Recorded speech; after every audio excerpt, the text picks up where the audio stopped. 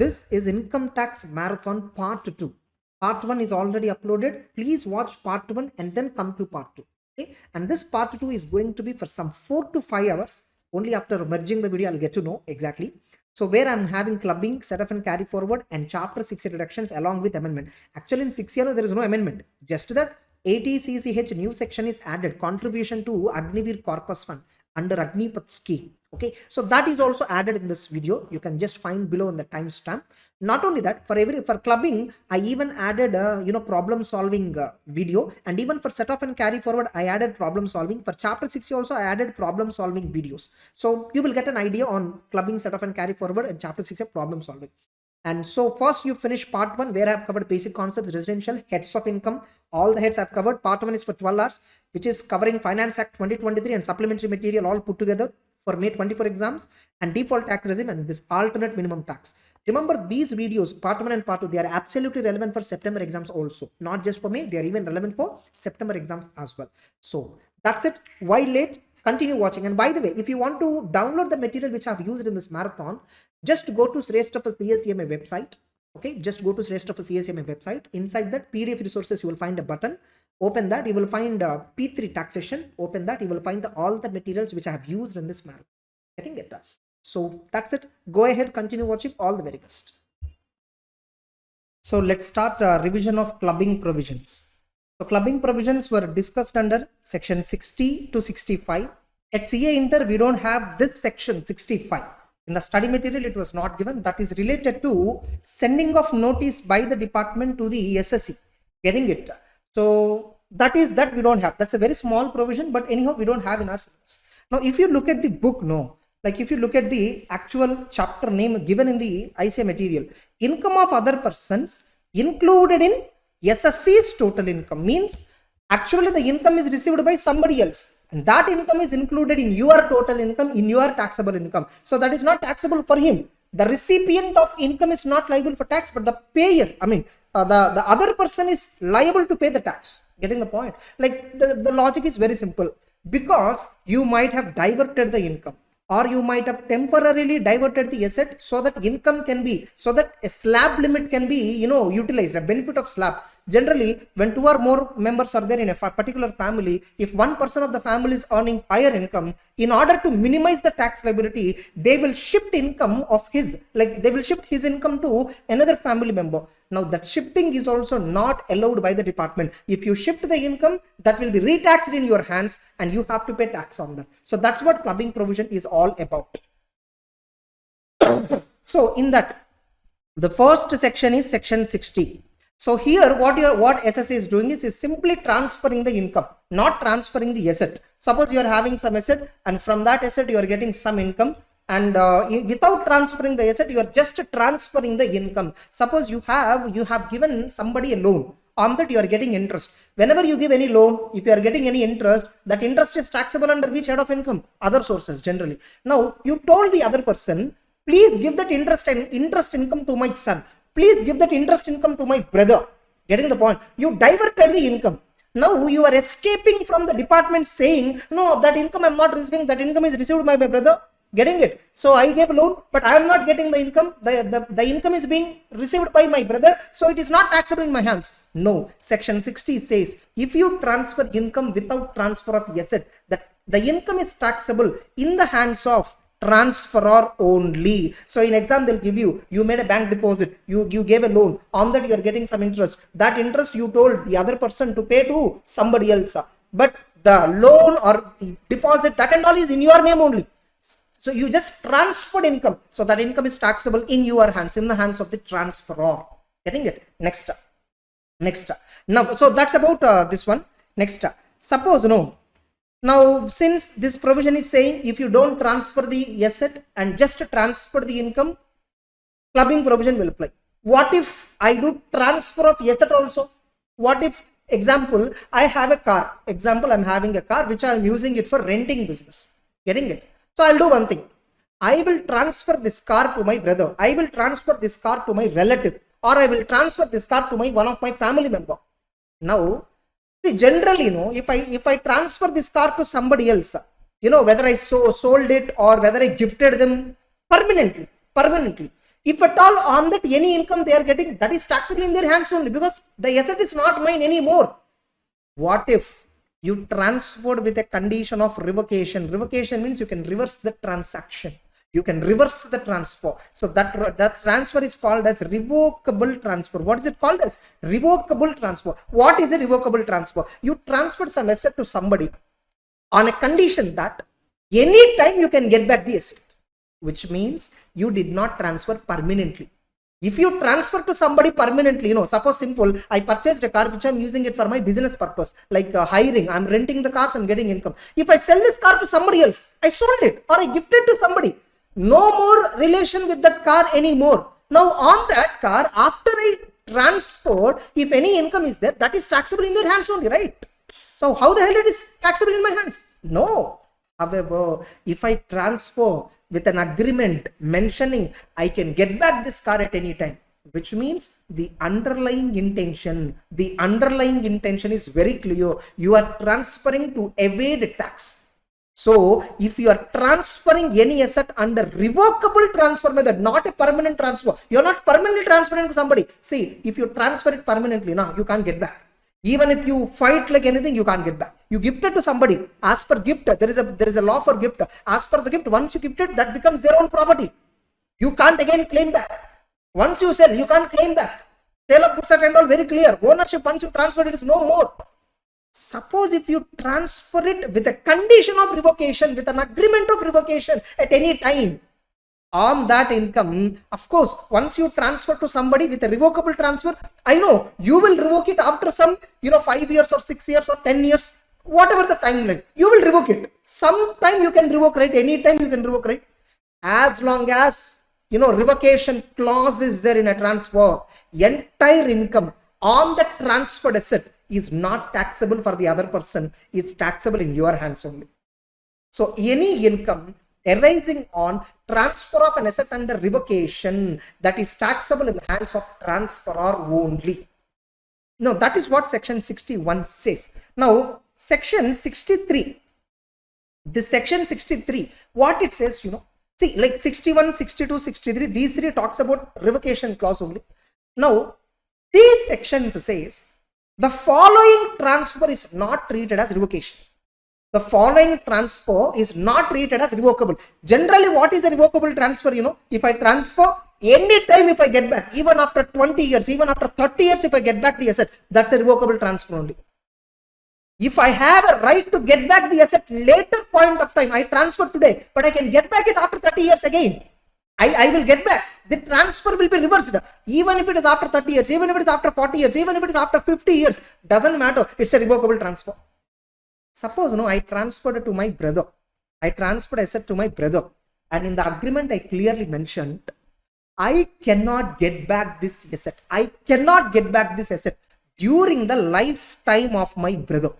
Like what I mentioned, I transferred this asset genuinely to support my brother for his income purpose. Getting it? Throughout his lifetime he can enjoy that asset. How long he survived, that I don't know. That only God decides. So I transferred the asset in such a way that my brothers throughout his lifetime, whatever income is there, he will only enjoy. I cannot get back, even if I try my best, even if I go to Supreme Court, even if I file a case anywhere, I can't get back the asset.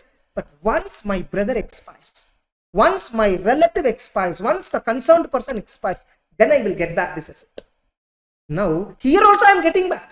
Technically speaking, it's a revocable transfer, because here some point of time you are getting back, right?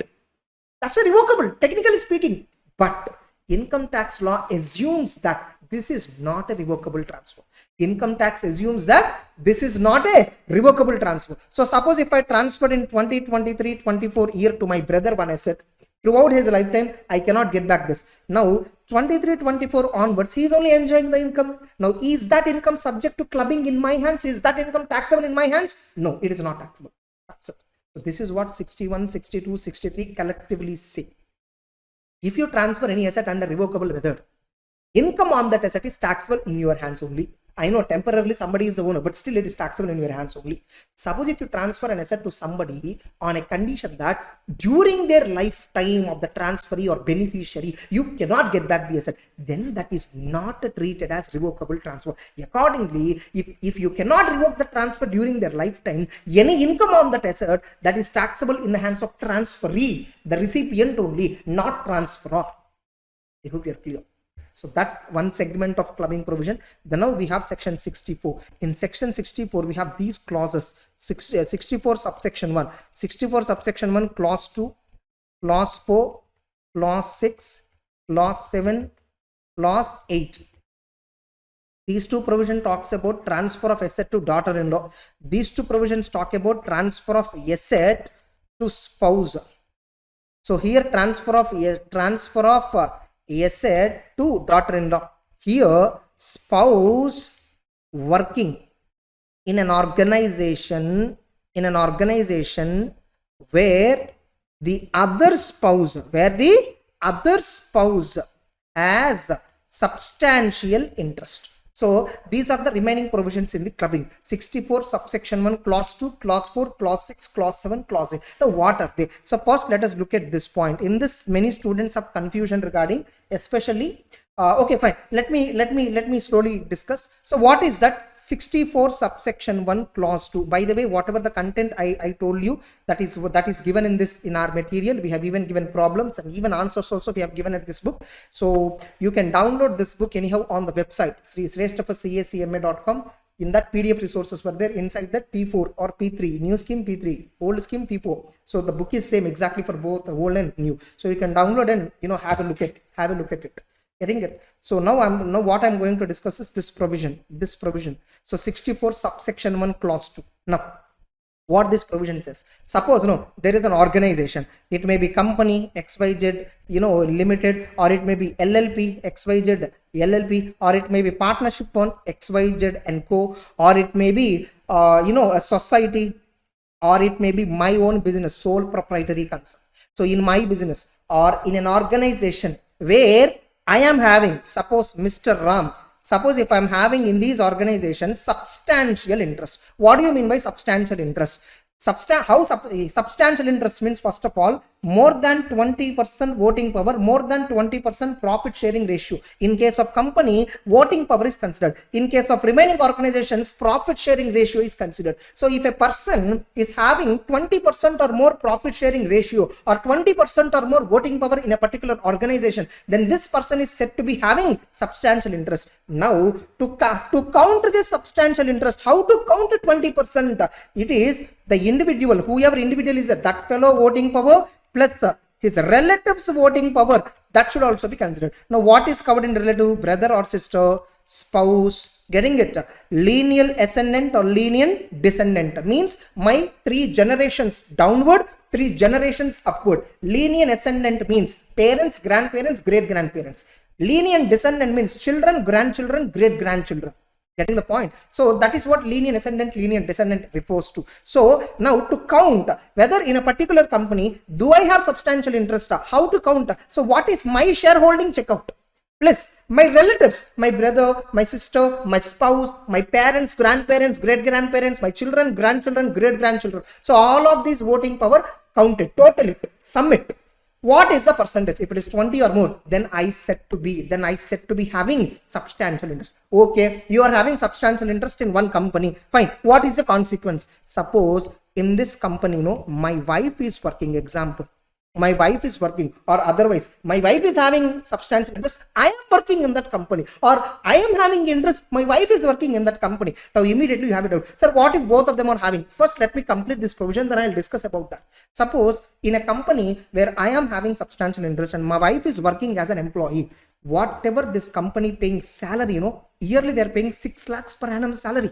This entire salary which my wife is getting from this company, in which me and my relatives put together are having substantial interest. Getting the point? So whatever salary she is getting, that is not taxable in her hands. That is taxable in my hands. That is taxable in my hands as income. Able to understand. Further, remember, XYZ Limited is a company which is paying salary to one of the employee. For XYZ company, it is a deduction under 37 in PGBP. And remember, for them, 40A subsection 2 will apply, 40A clause 2 will apply. As per that, this, my wife, she will come under specified person. Able to understand? Getting it? So, if at all, for XYZ Limited, if at all the salary paid to my wife is a specified person, for them also, 40A2 disallowance will apply. In addition to that, whatever salary they are paying to her, that is again taxable in my hands as income. So you need to be very careful. Getting it? So whenever this provision is given, what are the tax implications? You should talk about 40A2 and you should also talk about 64 subsection 1 clause 2. But anyhow, this much in-depth knowledge is not required at CA inter level. So this is enough. So in a company where I am having substantial interest, my wife is working, whatever salary that she is receiving, that entire salary is taxable in my hands. Very simple. However, this clubbing means what? Others' income is taxed in my hands. Clubbed means others' income is clubbed in your income. So that's what clubbing means.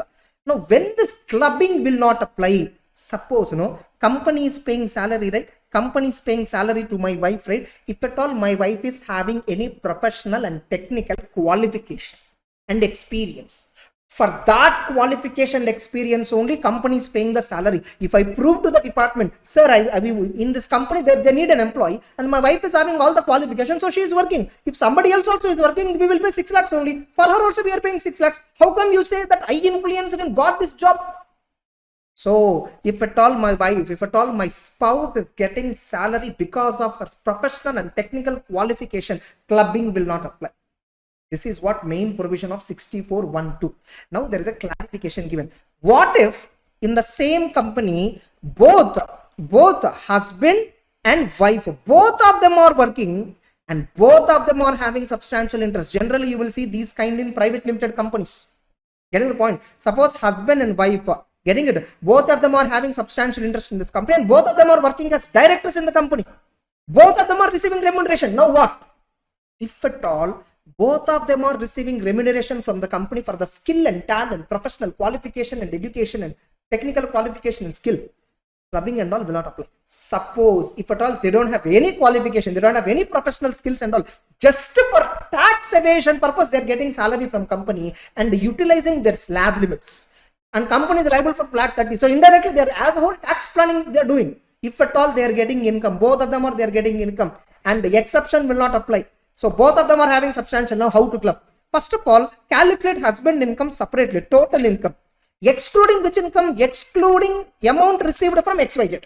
Excluding salary received from that organization, from that concern, from that entity, from that enterprise. Excluding the concern's income, calculate total income of the husband. Same way, calculate total income of the wife.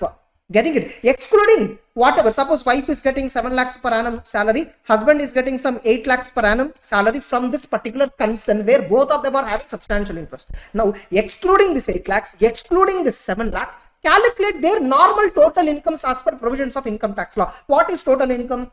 Getting it? Sum of all heads of incomes, set off and carry forward and clubbing, then you will get gross total income. So, minus deductions, then you will get total income. So, that total income you calculate. Whose total income is higher? Whose total income is higher? Excluding this income. Excluding only this income, whose total income is higher? Just check out.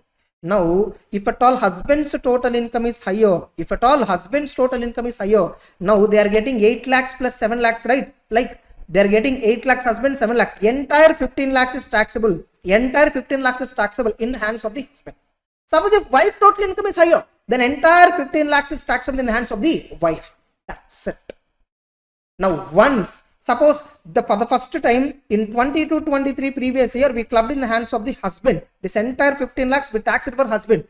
23-24, no, wife total income is higher. Now, in that next year, whatever both of them are receiving remuneration rate, where it is clubbed? Husband only. So the department clearly said, the income tax law clearly said, once clubbing applied in the hands of one person, the income will be clubbed in the hands of the same person for all the succeeding assessment years, unless the assessing officer changes it. Understood or not? So that's 64 subsection 1 clause 2. Then 64 subsection 1 clause 4 and clause 6, both are more or less similar. Getting it? Now what is this? Here what happened is, one particular spouse transferred an asset for inadequate, or actually the law uses the word very clear, without adequate consideration, transfer asset other than house property. What is it? One spouse is there, example husband or example wife, transferred an asset. Which asset? Any asset other than house property. If I transfer my car, or if I transfer my, some other land, vacant land, or if I transfer my business related building, whatever, getting it, but not house property. House property means what? That land or building, that building or land and building which is accessible under house property. Why? Because for house property section 27 deemed owner concept is applied. I hope you remember in house property we have a concept called deemed owner. If any transfer of house property without adequate consideration to the spouse, then the transferor is deemed to be the owner. However, if the transfer is in connection to live separately, then deemed owner concept will not apply. So that is house property. Remaining all other assets, if you transfer to spouse without adequate consideration, without adequate means what? Zero consideration, or consideration is less than market value. So if you transfer any asset for without adequate consideration to whom? To spouse. Now on this asset, she is getting yearly some 2 lakhs income, yearly some 2 lakhs or 3 lakhs or 4 lakhs, whatever the income. That entire income is taxable in the hands of the husband. Now you see here it is not a revocable transfer. I transferred permanently. I gifted my wife the car permanently. I can't take it back. But since she's your wife, since she's spouse, getting it, though it is not a revocable transfer, it is not covered under section 61 purview. You transferred permanently. If you transfer temporarily, 61 we will apply. But you transferred permanently, you can't take back the asset again from your spouse. But then you transfer to spouse, na? So we consider it as tax evasion. We consider it as you are trying to reduce your tax burden by slab utilization. Getting the point? So if you transfer any asset to spouse without adequate consideration, so even if you gift your wife any property which gets some income, that income is taxable in your hands. That income is taxable in the hands of the transferor. So that's what this provision. Now for this, one exception is there. When this provision, clubbing cannot be applied. Suppose if the transfer is made for adequate consideration. If I sell it, she bought it by paying me proper consideration. I sold it and I paid even capital gains tax on that also. Everything is clear. And if I transfer to her in an agreement to live apart, in a situation of divorce, getting it, if both husband and wife are not living together, they are living separately. So in connection to that, I transferred some asset so that she'll get income or so that he will get income. Clubbing will not apply. What is it? Clubbing will not apply. Are you clear? Suppose, no. Okay, fine. Suppose, husband is there. He transferred some, car to wife. Getting it? This car, no, she is renting. So she is getting monthly 50,000 rupees profit on that car. Now this entire 50,000 is taxable in the hands of husband. Fine, very clear. Suppose, no, husband gifted cash to wife. Husband gifted cash. I just gave cash gift to my wife. Now my wife is receiving cash gift more than 50,000 rupees. Let us assume I gifted 5 lakh rupees. Okay, she received a cash gift worth of more than 50,000. Is it taxable in her hands under other sources? No, because received from relative, na, spouse, na, so exempted. Now what she did, she's very clever. She did not buy any saree. She did not buy any other shopping, nothing. She went and started a business, or she already had a business. In that business, she invested as a capital contribution. She just, took that profit, took that cash gift and invested in the business. Now from this business, no, she is getting some profit. Now from this profit, whatever profit due to my gifted asset, due to my gifted cash, whatever profit attributable, that is clubbed in my hands. How to identify this profit? This is one topic where many students have confusion. Getting it? If spouse transferred any asset to wife and that asset is invested by her in a business, how to apply clubbing provision on that? So getting it? Proportionate profit is, to be clubbed. How to calculate proportionate profit? You and me cannot decide. Law has given a formula. Very simple. So what is the profit for that year? What is the profit for that year from that business? Identify, multiplied by what is the gifted asset value or cash value or gifted asset value as on 1st April of relevant previous year. As on 1st April of relevant previous year, what is the gifted asset value which is invested in business? Invested in business as on 1st April of that year, how much is invested? Divided by what is the total capital? Total capital means what? Opening capital plus opening capital, which includes what? Wife's own capital plus gifted capital. Whatever husband has given us, that gifted capital. Total capital as on 1st April of relevant previous year. As on 1st April of relevant previous year. Suppose for that year she has got a profit of 5 lakhs. As on opening date, as on 1st April of 2022, getting it? Because I gifted her on, let us assume, I gifted her on, 15th April 2022, I gifted her cash. She immediately invested on 16th April into the business. Now, as on 1st April, how much is my gifted asset? Remember, I gifted her on 15th April, not on the 1st April. So, as on 1st April, opening date of the financial year. So, how much is my capital? 0 divided by, what is total capital? Denominator, whatever the number, doesn't matter. The 5 lakhs multiplied by 0 is equal to 0. So, for this year, clubbing will be 0. I hope you are clear. Now, you know how much I gifted, by the way? 5 lakhs I gifted. But as on 1st April, I did not gift anybody. I did not gifted her. I gifted her on 15th April. As per income tax circular, when one spouse gifted some cash or asset to other spouse and she invested in the business, for that year she got any profit, clubbing will apply only if the gifted asset is there from the beginning of the previous year, not in between of the previous year. If at all in between I gifted and invested, clubbing for that year will not apply. Suppose now clubbing will be 0. Suppose opening capital as on 1/4/2022, my wife's own capital already there 10 lakhs. 15th April, how much I gifted? 5 lakhs. For that year, profit how much? 5 lakhs. Total closing capital how much?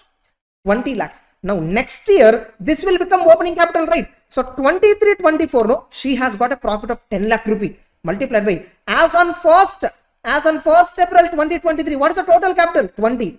Out of this, how much is my gifted asset? Very good. 5 lakhs is my gifted asset. Sir, last year, now you see gifted asset as on 1st April 2022, how much? As on 2023, as on 2020, because I'm doing for 2020, 23-24. So as on 1st April 2023, how much is my gifted asset out of 20 lakh? Mine is only 5 lakhs. Because she did not withdraw. So she invested it in 15th April 2022, as she brought. Next year also started. So next year opening date, how much my capital is there? 5 lakhs is there. Now clubbing will apply. So 1/4. So 10 lakhs multiplied by 1/4 is equal to 2.5 lakh. Okay. For the previous year 23-24, out of 10 lakhs, what is it? Out of 10 lakhs profit that she is earning, out of that 2.5 is subject to clubbing in my hands. I hope now you are clear with respect to this point. So very simple. When I gifted her, check out. If I gifted her between the previous year, between 1st April to 31st March, between I gifted, and that is invested in business, for that year she got profit, 0 clubbing, because opening date of that year, how much is there? My gifted is 0. I gifted around 15th April, not 1st April. Able to understand. But for the next year, in the next year opening date, my capital will be there now. So for that year, whatever profit she gets, proportionately will be clubbed. So that's it. Suppose I gifted her some money. She went and invested in a partnership firm. She's a partner in a partnership firm. On that, she's getting interest. Interest is as it is clubbed, because interest on that 5 lakhs which she invested, that is out of my gifted asset, that will be clubbed. Suppose she is getting profit from partnership firm, share of profit, exempted, because share of profit received from a partnership firm is what? Exempted. Suppose she invested in sole proprietary. This is how we should calculate. Able to understand. Suppose she invested that in a company and she's getting dividend. Dividend is clubbed. Dividend will be subject to clubbing. Able to understand. So that's it. So that is what 64 subsection 1 clause 2 is all about. So in this, I've clearly explained everything. Clause 4 is also over, where transfer asset is invested in the business. Getting it? Illustration 5. We have given you illustration 5 in our book, and even in test your knowledge question also we have given one question. So what I will be doing is, anyhow, in this marathon, I'm going to upload the main provision and test your knowledge questions also, which I solved and explained. So that also I'll be uploading for your easy reference. Getting it? Next. Now we understood clause number 4, right? Now what is clause number 6? Clause number 6 is very simple. Suppose you did not gifted her asset directly. You gifted the asset to some friend, your friend or your brother. Your brother gifted to your wife. That's an indirect transfer. Getting the point? Indirect transfer also, it is subjected to, now in here, no, to my wife, who transferred? My brother. But the law assumes I am the transferor. The clubbing will be in the hands of the deemed transferor. That is what clause 6 says about. So, you know, in clubbing, no, you have an example called cross transfer. What is it? Cross transfer. Suppose I gifted an asset to my brother's wife, not to my spouse, but to my brother's spouse. In return, my brother gifted to my wife's, my wife. Getting it? So indirectly, I gifted to my wife. Indirectly, he gifted to his wife. Getting it? That's a cross transfer. So they both are circuitous transaction. Getting the point? They both are interconnected transaction. So clubbing will apply in the hands of deemed transferor. That's it. Next. So then, suppose no, I did not transfer to my spouse. I transferred it to my daughter-in-law. 64 subsection 1 clause 7 will apply and clause 8 will apply. If I directly transfer to my daughter-in-law, clause 7. If I indirectly transfer to my daughter-in-law, clause 8. Now, how clubbing will apply? Exactly. Instead of spouse, in clause number 4, what we discussed? Spouse. Instead of spouse, you transfer to daughter-in-law. That's it. Provision is exactly same. Son's wife. If you transfer any asset to son's wife without adequate consideration, whatever income your son's wife, daughter-in-law, she is receiving, that is taxed in the hands of the transferor. Suppose if the daughter-in-law invested in a business, how to club? Same. We have seen now, as on opening date, how much is the capital from the gifted portion divided by total capital as on opening date. In that proportion only clubbing will apply. So the provision is exactly same. Just that clause number changes. Just that the transferee changes. In clause number 4 and 6, the transferee, the beneficiary is spouse. Whereas in clause number 7 and 8, the beneficiary is daughter-in-law. That's it. So the clubbing provision is over. Clubbing provisions are over. Hardly half an hour we spent. Now there is another provision, 64 subsection 2.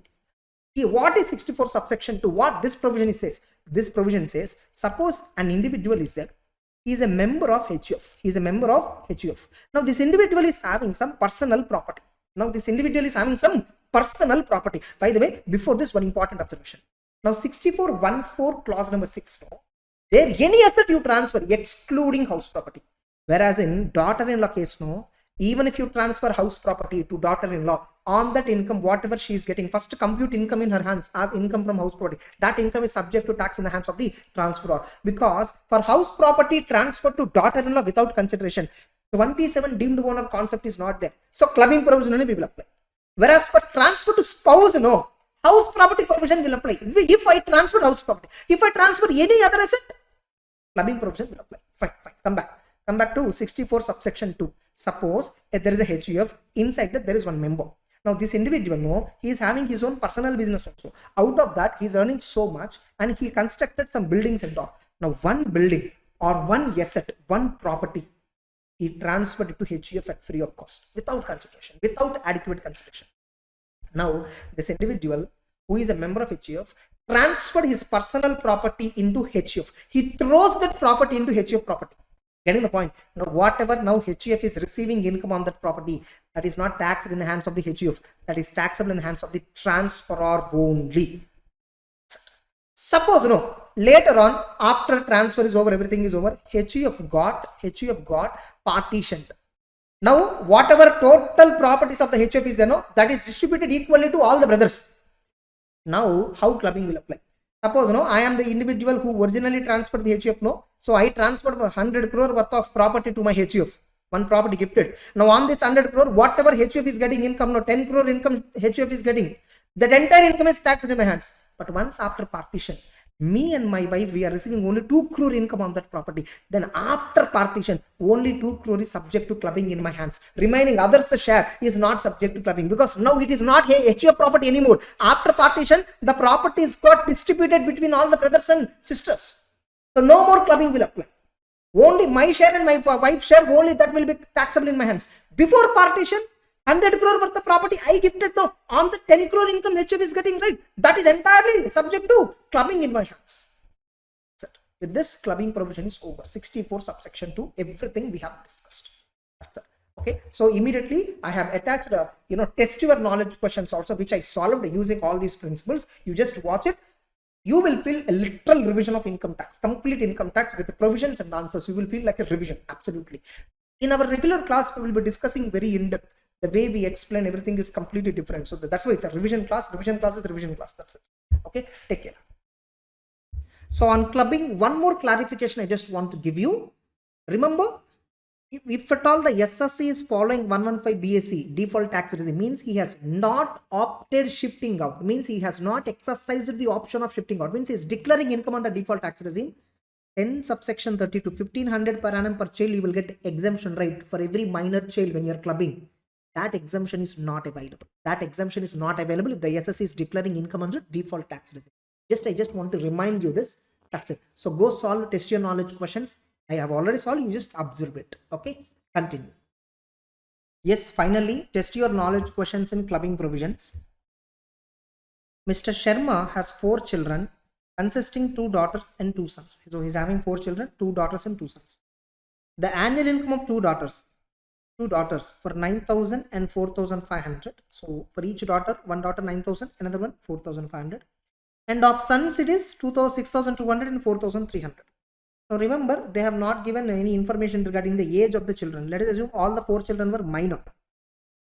The daughter who has an income of 4,500. So one daughter is there, no, who is having 4,500 income, no, he is suffering from disability. So if a minor child is suffering from disability, do we apply clubbing provision in respect of their income? No, that income is taxable in their hands only. Compute the amount of income earned by minor child to be clubbed. Very simple. So one daughter is getting 9,000 income, daughter 1. This is subject to clubbing. Daughter 2, 4,500 is not subject to clubbing. Son number 1, 6,200. Son number 2, 4,300. For all of them, 1,500 exemption is there, na? So balance is what? 7,500. So here it is 4,700. Here it is some, so 2,800. So how much is total to be clubbed? 7,500 plus 4,700 plus 2,800. 15,000 rupees is to be clubbed. Simple, answer is over. Yeah, the answer is 15,000 income to be clubbed. Getting it? See, you should present like this only in exam. That's why I always ask you, I always insist on you to read the answer once again after listening to my class. I am only here to explain this. Now question number 2. During the previous year 22-23, the following transactions occurred in respect of Mr. A. Okay, let us see. Mr. A has a fixed deposit of rupees 5 lakhs in Bank of India. So in a bank, he has a 5 lakh deposit.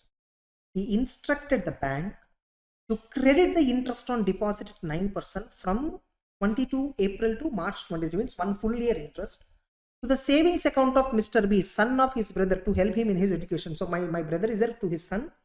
I instructed the bank. So 5 lakhs multiplied by 9%, approximately 45,000. I told bank to transfer this income to my brother. Transfer of income without transfer of asset.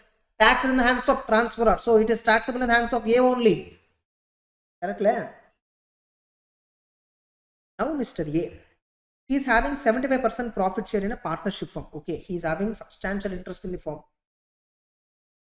Mrs. A received a commission of 25,000 from the firm for promoting sales of the firm. Okay, so for promoting sales of the firm, she got commission and she has no technical professional qualification. So this 25,000 is taxed in the hands of A. Okay, next. Mr. A gifted a flat to Mrs. A. Transfer of house property to spouse on April 1st, 2022. On April 1, 2022. Let us assume it is without consideration. See, they said gifted. No, gifted means without consideration. Any transfer of house property to spouse without consideration, the transferor is deemed to be the owner. So, income from house property computed is almost 52. For entire 52,000, it is taxable in the hands of A only. Because of section 27 deemed owner concept. Mr. A, he gifted 2 lakh rupee to his minor son. A gift to son, for son it is exempted. Who invested the same in a business and he derived income of 20,000 from the investment. So he invested in a business, he just got 20,000 income. Getting it? Let us assume there is no skill or talent in that business. So this 20,000 is taxed in the hands of either of the parent whose total income is higher. Now, till now we are only seeing Mr. A information, right? Yes or no, Mr. A information. So in whose hands this 20,000 rupees is clubbed, we don't know. Mother's income details also I think they have given it below. So let us see, let us wait for that. Mr. A's minor son derived an income of 20,000 through activity involving application of skill. So he did some another business where his skill is there and got 20,000. When skill is used and got profit for that minor child, this is not subject to clubbing at all. Whereas from B, this business income is subject to clubbing. This business income, they specifically told skill and talent, so not subject to clubbing. Fine. During the year, Mr. A got a monthly pension of 10,000 rupees. He had no other income. Mrs. A received a salary of 20,000 per month from a part-time job. So she is getting salary. Examine tax implications in each of the transaction. Compute the total income of A and Mrs. A and their minor child, assuming he is not opting for 115 BAC. Now fine. Mr. A, Mrs. A, and minor son who is having business. Getting it? Minor son, business income with the skill and talent. Business income with the skill and talent. It is taxed in the hands of minor only, remember. Mr. A is getting pension income, correct? Mr. A is getting what? Monthly pension of 10,000 rupees. So which means how much it is? 1,20,000 rupees. Mrs. A is getting salary income. How much is the salary? He is getting 20,000 from a part-time job. So which means 2,40,000 is his gross salary minus deduction. Standard deduction under section 16 is there, which is 50,000. So which means my wife's income is 2,40,000 minus 50, which is 1,90,000 only. Now next 4. Now we will see. Now first case, Mr. A had a fixed deposit. This 45,000 is clubbed in the hands of A only, no? So clubbing under section 60. Transfer of income without transfer of asset. How much is that? 45,000 is taxed in the hands of the Mr. A. Fifth one. Now 64 subsection 1 clause 2 clubbing. Clubbing under section 64 subsection 1 clause 2. How much? 25,000. Remuneration to spouse in a concern in which husband is having substantial interest, taxed in the hands of the husband. Sixth one. C point you see. Mr. A gifted a flat to spouse. 52,000 was the income. So section 27 deemed owner concept. Accordingly, house property income was how much? House property income is how much? 52,000. Then they are having minor incomes. This is not subject to clubbing. Whereas D point is subject to clubbing. Now in whose hands it should be clubbed? Mother or father? We should see that. Now before minor income is clubbed with parents, whose income is higher we should check. Now let us total it. Now let us total the incomes. So minor income is 20,000. So this is closed with that. Now here mother income is 1,90,000 before minor's income is clubbed. Father income 1,20,000 plus 45 plus 25 52,000. How much? 2,42,000. 2,42,000. By the way, he is getting pension. Mr. A is getting pension. This pension is, let us assume, from employment. This pension is from employment. This is taxable under income from salary. Pension received by Mr. A, no, it is taxable under income from salary. So Mr. A will also get 50,000 exemption. Sorry, I forgot to mention. So what is it? 70,000 only salary income. Now let us check. So 70 pension. See, pension is received from employer generally. If any pension is received by employee from the employer after retirement, still it is taxable under salaries only. 70 plus 45. Once it is taxable under salaries, there is a standard deduction up to 50,000 is available under salary side of income. We have not yet covered salary side of income. We'll discuss. So now 70,000 is only pension income which is taxable. So 70,000. Remember, this is not family pension. Family pension means it is a pension received by family members of the deceased employee. Employee died, family members receive. That is taxable for them under other sources. If the person is directly receiving pension, which is not a family pension, taxable under salary side only. 70,000 plus 45,000 plus 25,000 plus 52,000. So it is 1,92,000 ma. It is 1,92,000. So close, no? So close. Now tell me, mother income or father income? Whose is higher? Father income is higher. Now, one point is there here. What point?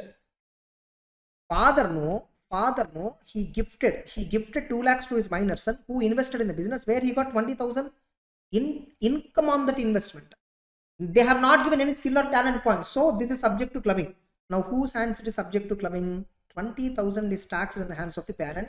Now remember, 1,500, 1032 exemption.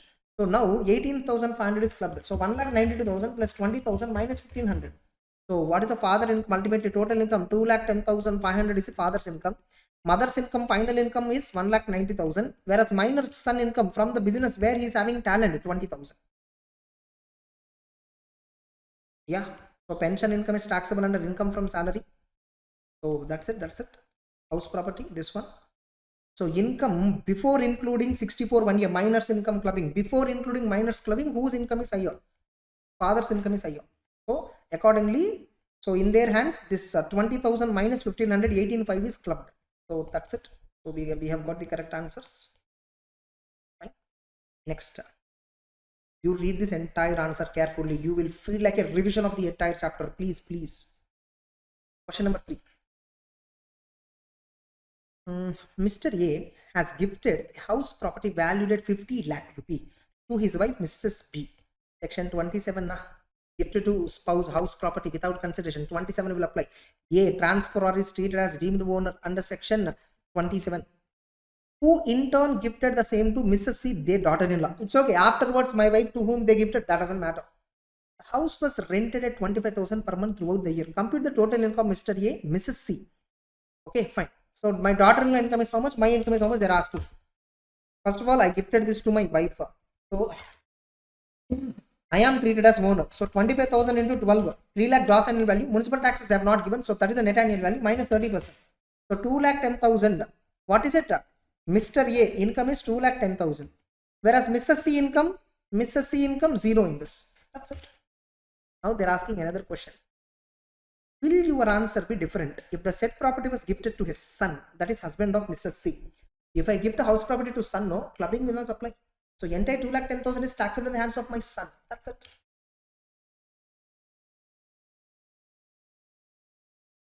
In case property was gifted to son, the income of 2,10,000 will be taxed in the hands of the son, not in the hands of the father. Whereas if it is gifted to my wife, no, entire 2,10,000 from the property being A's son's wife would be including the income of A, applying the provisions of 27 and 64(1) clause 6. So therefore, it is not taxable in the hands of Mrs. C. So income from let out property is 2,10,000. That is taxable in the hands of Mr. A because he is treated as deemed owner under section 27 clause 1. Next, fourth one. A proprietary business was started by Srimati Rani in the year 2020. So 2020, okay, she started a proprietary business. As on 1st April 21, which means 2021-22 information they are giving. As on 1st April, her capital in the business was 3 lakh. Okay. You see, her husband, no, he gifted another 2 lakh rupee on 10th April. Remember, as on 1st April, husband gift is not there. As on the beginning date of the financial year when the business is there. Business is started in 2020. So for 2020, whatever the income she got, nothing is clubbed. 2021 also, 21-22, as on beginning date, husband gift money is not there. Husband gifted on 10th April after the financial year is started. If the asset is gifted to spouse and she invested in the business, not as on the first date of that relevant previous year, but I gifted later on. For that year, clubbing will not apply for that year. You see now. So on 10th April I gifted. Therefore, for 21-22, if I have any profit, nothing is clubbed. Nothing is clubbed. Fine. To her, and such sum is invested by Rani in her business on the same date. Okay. 10th April I gifted 2 lakh rupee extra, and that is also invested. Now, Srimati Rani earned a profit from her business for the financial year 21-22, 1 lakh 50. Oh, for that year she got 1 lakh 50 profit. And you see, for the financial year 22-23, she earned 3 lakh 90 profit. Oh, so they have given next year information also. Now compute the income to be clubbed in the hands of Rani's husband for the assessment year 23-24. So they are asking for 22-23 previous year. Fine. Now I will check 21-22. For previous year 21-22, what is the profit of the Rani's business? 1 lakh 50. 1 lakh 50. What is the opening capital of the Rani as on the date? 3 lakhs is the opening capital. Yes or no? So 3 lakh. You see here 3 lakh. Now on 10th April, husband gifted how much? 2 lakh. For this entire year, what is the profit? 1 lakh 50. So totally, what is the closing capital? What is the closing capital? Let us assume she did not withdraw single rupee of profit also. So 1 lakh 50,000 plus 3 lakh plus 2 lakhs. So total closing capital is 6 lakh 50. Which will be the opening capital for previous year 22-23.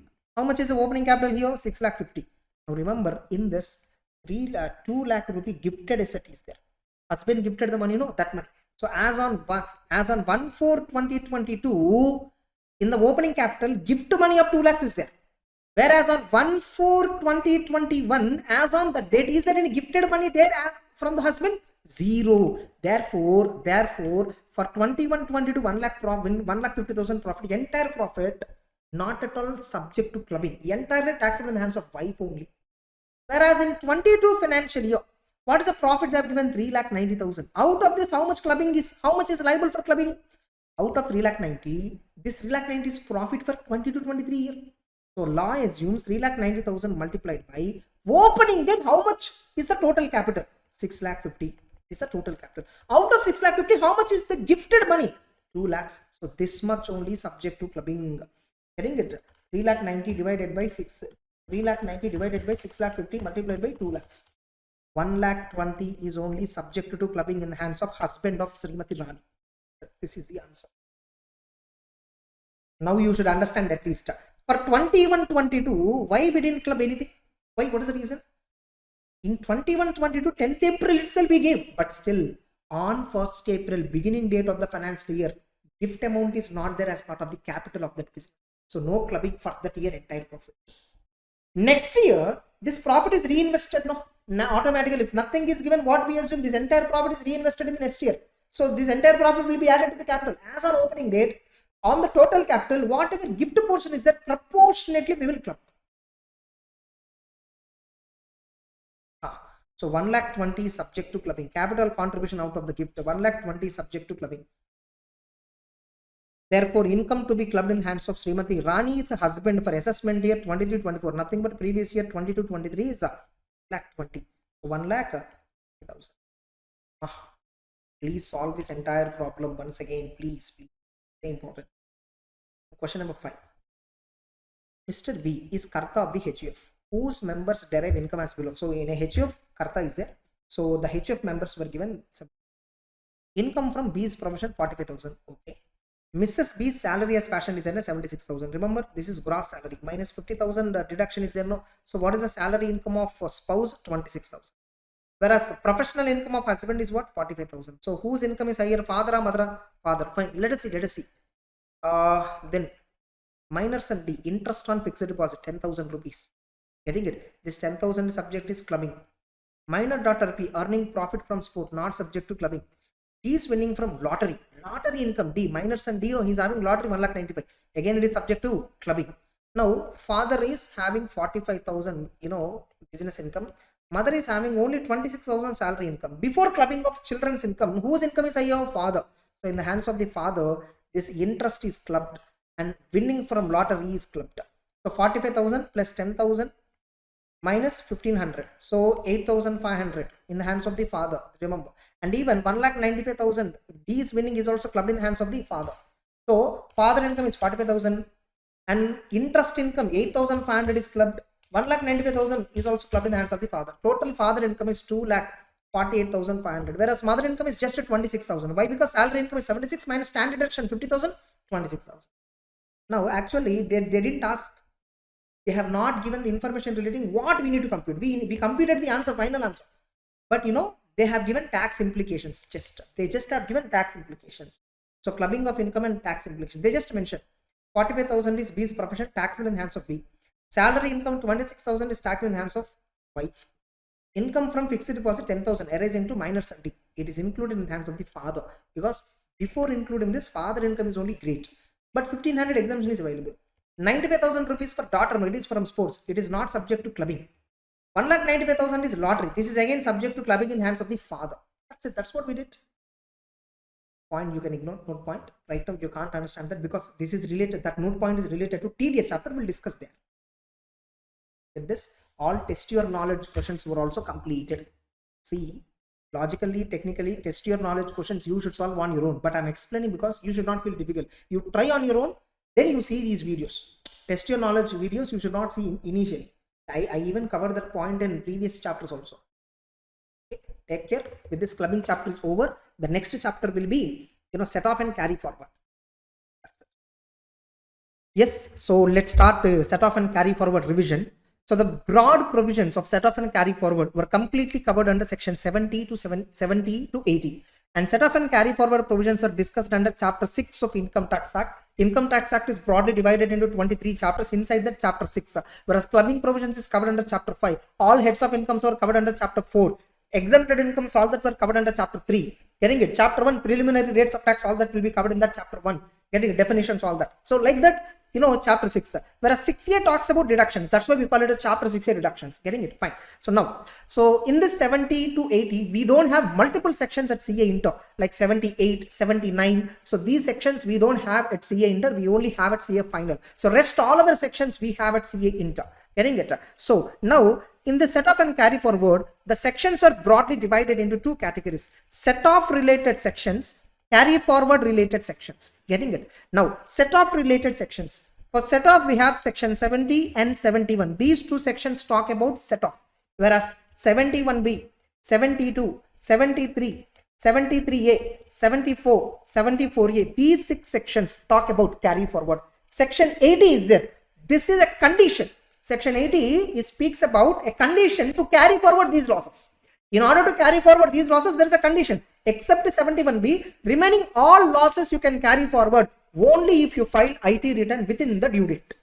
If you file the IT return, income tax return within the due date mentioned under 139 subsection 1, read with 139 subsection 3. If you file the return within this due date, then only you can carry forward all the losses except 71B. 71B talks about carry forward of house property loss. 72 talks about normal business carry forward of losses. 73 talks about speculation business loss to be carry forward. 73A, specified business losses to be carry forward. 74, carry forward of long-term capital losses. 74A, carry forward of losses from owning and maintaining resources. And 80, which talks about condition. What is the condition? You have to file IT return within the due date for filing 139(1) in order to carry forward all these losses except house property loss. So house property loss you can carry forward even if you file the IT return belatedly. Not only that, there is another loss called unabsorbed depreciation loss and unabsorbed capital expenditure on scientific research and family planning. These losses also can be carried forwarded even if you file the IT return belatedly. Now, what is unabsorbed depreciation loss? What is set off and carry forward? All that now we will be discussing. Now, there is a section called 73 which talks about intra-head set off. Intra-head set off. In some cases, it is also referred as inter-source set off within the same head of income. Within the same head of income. We all know that all the incomes under income tax law are broadly classified into 5 heads of incomes. Now, under a particular head of income, we may have multiple sources of income. Suppose I may have some 5 to 6 house properties, whereas all these house properties incomes, now they are taxable under house property only within the house property head. Getting the point? So now intra-head set off means what? Now suppose I may be having multiple businesses. So I have some business 1, I have some business 2, I have some business education, I have some business for some rice trading, I have some business for some wholesale, something. Now if I have a loss in one business, if I have a profit in another business, both are coming under same head of income, can I set off and pay lower tax on the lower income? Because after set off, the overall profit will come down. So can I set off? Yes, section 70 says loss from one source of income can be set off against profit from another source of income, provided both the sources of incomes are taxable under same head of income. Now, to this rule, there is an exception. By the way, please listen to these classes at standard speed only. Don't hurry up. Now, so that is regarding the standard rule. Now there are exceptions. 4 exceptions we have: exception 1, exception 2, exception 3, exception 4. No, like headwise we will come. So with respect to salaries, intra-head set off, no restriction, because in salary there is no question of loss. House property, intra-head set off within the head of income, set off of loss from one house with another house, there is no restriction. PGBP, there is a restriction. Loss from speculation business, can be set off only with the speculation business profit. So what is the condition 1? So it says if you are having a speculation business and from that activity, if you make a loss, That loss you can set off only with the speculation business. You cannot set off with non-speculation activity. You cannot set off with other than speculation. Simple. I have multiple businesses. I have Sept coaching institute and I have income in this. And along with this, I'm also trading in shares and securities in the stock market. So where I'm getting intraday profits and all intraday losses. Now this is called speculation activity. From this business, I end up with a huge amount of loss. Now can I set off my Sept business profits with this particular loss? No, because this is speculation activity. Loss from speculation activity can be set off only with the speculation profits. What is a speculation business? What is a speculation transaction? Where you are transacting in shares and securities or commodities, where you end up closing the transaction without delivery. You don't take any delivery. You are settling it without delivery itself. That is called a speculation. The following are not a speculation transaction. Hedging transaction is not a speculation. Derivatives transaction is not a speculation. Forward contract is not a speculation. Further, if a company whose main business itself is trading in shares and securities, for them it is not a speculation. For a bank, trading in shares and securities and commodities, not a speculation. For a loans and advances, NBFC company, trading in shares and securities is not a speculation activity. For all other organizations, if at all you are having normal business and also you are doing trading in shares and securities, the extent, the portion of trading in shares and securities, this is treated as speculation activity. This entire definition is given under section 43 of PGBP. I hope you are clear. Now, section 70 says what? Loss from speculation business can be set off only with the speculation. You cannot set off this loss with any source, any head of income. Next, another exception. Loss from specified business under 35 AD. If you are doing any specified business, getting the point, which comes under 35 AD section, out of 14 businesses which you are doing those activities, you have a loss. It can be set off only with 35 AD businesses. So if you are having any loss from specified business, it can be set off only with profit against specified business. Getting the point? Now, whether these specified businesses, are you claiming deduction under 35? Are they eligible for 35 AD or not? Doesn't matter. You are having loss from specified business. One hotel is there. You started long ago, 20 years ago. You have a loss. Getting it? Actually, that hotel is not eligible for 35 AD, but that comes under 3-star, 2-star, 3-star, 4-star, 5-star, 7-star. That category only. You have a loss. You have another hotel where you have a profit which already claim a deduction of 35 AD, which is eligible for 35 AD. But at the end of the day, both of them are 35 AD businesses. Whether they are eligible for deduction or not doesn't matter. You can set off. Then another exception. Long-term capital loss. Now, PGBP related exceptions over. Now, capital gains within the head of income exceptions. Long-term capital loss can only be set off against long-term capital gain. In other words, long-term capital loss cannot be set off against long-term capital gain. Sorry, short-term capital gain. Getting it? You see, the restriction is only for long-term capital loss, not for short-term capital loss. Suppose if I have a short-term capital loss, I can set off against long-term capital gain. I can set off against short-term capital gain. Able to understand. Now, whether this long-term capital loss is 112 loss, 112 loss, whatever it is, you can set off only with the long-term capital gain. Suppose if I have a loss after set off, I don't have any other, still I have a loss, you can carry forward. Anyhow, carry forward portion, I'll come to that later.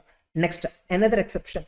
Loss from owning and maintaining race horses, like you are running a stud farm. Stud farm means where you are breeding the horses. You are breeding for feeding horses and all for horse race purpose. So if you have a loss from that activity, race horses maintenance activity. Remember, if you participate in a horse race and you lost money out of that betting, that is not a loss under set off and carry forward. That is ignored. That is to be ignored. 115 BB section. 115 BB section says income from winning, income from lottery, income from so and so, whatever it is. Flat taxable at 30%. If any loss is there on that, ignore. I am talking about which loss. You are doing some activity called owning and maintaining race horses. From that activity, you are having a loss. That loss you cannot set off with any other income. You can only set off with profit from owning and maintaining race horses. Suppose if I have a stud farm in Chennai, I have stud farm in Bangalore. Bangalore is getting profits. Chennai stud farm, I'm making losses. I can set off these two. So these are the restrictions within the head of income. Now suppose I have a normal business. From that I have a loss and I have a speculation profit. Can I set off? Yes. Sir, you just said it is not possible. No, I said speculation loss cannot be set off with others.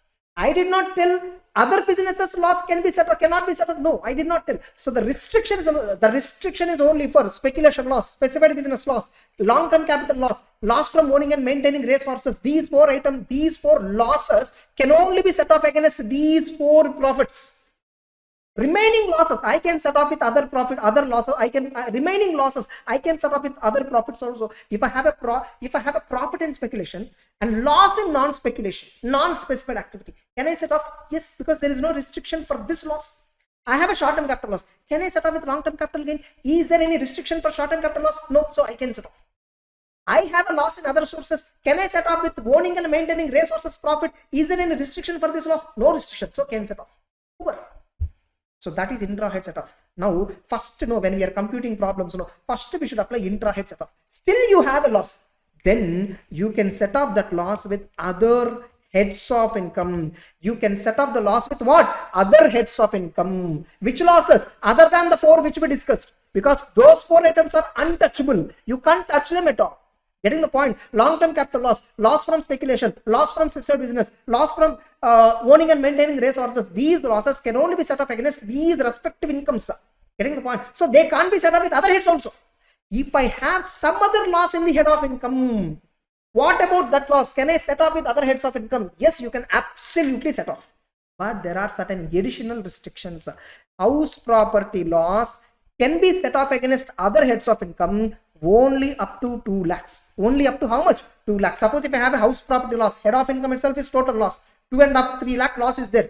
I can set off with other heads. But maximum how much? Up to 2 lakhs only. Now when you are setting off inter-head, first set off against long-term capital gain, set off against short-term capital gain 111A, then set off against long-term capital gain 112A. So 112, which is taxable at 20%, which is taxable at 15%, which is taxable at 10%. So when you are having a loss, you are having these gains. First set off against these gains. Getting the point? Suppose you are a company, your normal rates of tax, normal income, PGBP income, normal rates of tax is 30%. In that case, set off with normal rates of tax. Why? Suppose if you have a loss, a company is there, it has a loss in one head. So it has a profit in BGBP, it has a profit in long-term capital gain. Long-term capital gain for the company is taxable at 20%, whereas normal profit business is taxable at 30%. So if I set off this loss against business or against capital gain, which is beneficial, I will set off with business because my tax liability will come down. Able to understand. So whichever income is taxed at higher rate, against that set up this loss. So that's the logic. Getting it? Fine. So a house property loss cannot be set off against other heads of income beyond 2 lakhs. You can set off up to 2 lakhs against any head of income. You can set off against salary, you can set off against PGBP, you can set off against capital gains, you can set off against other sources. But remember, if other sources income consists of winnings and lotteries and card games like that, against that you can't set off. Getting it? As per 115BB, winnings, lotteries, card games, puzzles, whatever it is straight away taxable at gross 30% rate. No set off is permitted. No deduction from that is permitted. No expenditure can be claimed. No loss on that source can be considered. That is 115BB section clearly says that. Are you clear? Next. Now there is another one. Loss under the head PGBP, loss under the head of income. Which head of income? PGBP. Loss under the head PGBP means what? It may be normal business loss, it may be depreciation loss, it may be loss related to capital expenditure on scientific research, it may be loss related to capital expenditure on family planning. These all come under losses under the head PGBP. Loss under the head PGBP can be set off with any head of income except salaries. So with the salaries head of income, PGBP loss cannot be set off. PGBP's head of income related loss. It may be depreciation loss, it may be water, it may be normal business loss, whatever. You cannot set off with salaries head of income. But the loss under the head capital gains, loss under the head itself capital gains cannot be set off with any head of income, cannot be set off with any head, which means if I have a losses within the head capital gain, I have to set up only with capital gains. Further, long-term capital loss can be set up only with long-term capital gain. Short-term capital loss, I can set off with long-term capital gain, I can set off with short-term capital gain. Still I have a short-term capital loss. Can I set off with other heads of income? No, you cannot. And further, remember, whether it is intra-head or inter-head, suppose if I have income, getting it from an exempted source, suppose I'm doing agriculture activity, from that I made a loss. Can I set off with other heads of income? No. Agriculture income, if you get positive, it's exempted, right? Same way, if you have a loss in agriculture, that loss has to be ignored. So loss from an exempted source has to be ignored. Getting the point? Fine, sir. Understood section 70, understood section 71. So summary, what is the story? Loss from speculation business can be set off only with speculation income. Loss from specified business can be set off only with specified business. Loss from capital, long-term capital loss can be set off only with long-term capital gain. Loss from activity of owning and maintaining race horses can be set off only with income from owning and maintaining race horses. Loss under the head house property can be set off with other heads of income up to maximum of 2 lakh. Loss under the head PGBP cannot be set off with salaries. Loss under the head capital gains cannot be set off with other heads of incomes. That's it. And loss from an exempted source has to be ignored. Listen to this day before exam. Believe me, you will definitely, everything will go into your mind. You will never do a mistake. Fine. Next. Now, sir, I applied within the head set off. Then I have still loss. I applied set off with other heads also. Still I have a loss. What should I do? Carry forward. What you should do? Carry forward. Now, section 71B, house property loss after set off up to 2 lakhs with other heads. Still you have a loss. Carry forward for 8 assessment years after the assessment year for which you got the loss.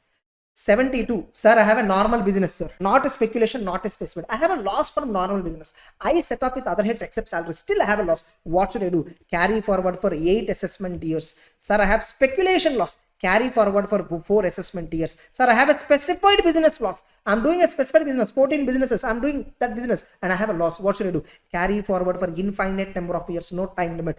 Sir, I have capital losses. Sir, I have a long-term capital loss, sir. I can set up only with gain, right? But I don't have gain. What should I do? Carry forward for 8 years. Sir, I have a short-term capital loss, sir. I set it off with long-term capital gain, short-term capital gain, all that. Still I have a loss. What should I do? Carry forward for 8 years. 74 years. Sir, I'm having a business called owning and maintaining racehorses. From that activity, I got a loss. What should I do? Carry forward for 4 assessment years. Carry forward. Very simple. Now, in order to carry forward these losses, except 71B, in order to carry forward these losses, section 80 says you must file IT return. Very simple.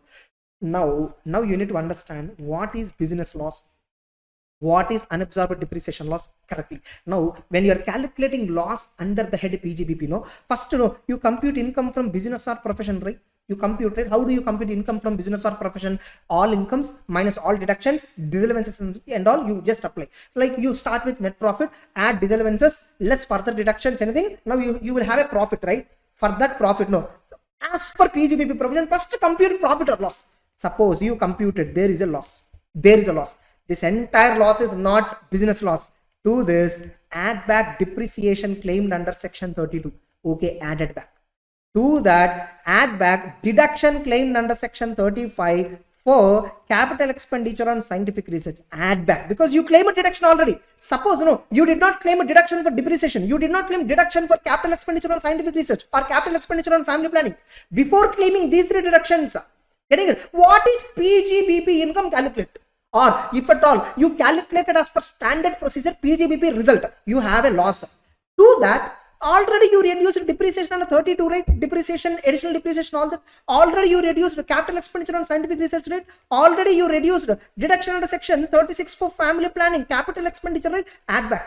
Now, after adding back 3 also, if still there is a loss, this loss is only called as business loss within the meaning of section 72. Only this loss is called as business loss. Now in 72, I told, right, business loss can be carried forwarded for 8 years. That 8 years point will apply only for this loss. Suppose now, which means before claiming deduction, before claiming deduction for depreciation, before claiming deduction for scientific research and family planning capital expenditures, you still have a loss. This is business loss, carry for 8 years. And these items, remember, what is it? The depreciation, the capital expenditure, scientific research and family planning, these expenditure, the business profits are not sufficient to absorb these expenditure. Therefore, unabsorbed depreciation, unabsorbed capital expenditure on scientific research, unabsorbed capital expenditure on family planning, you can carry forward how many? Infinite, no time limit. Are you clear? And once you carry forward, what you should do? For all carry forward losses, there is a restriction. What? Once you carry forward a loss under one head of income, next year, what is it? It's a brought forward loss. Suppose I have a brought forward house property loss. Generally, current year will have a house property loss. What can I do? I can set off with other heads.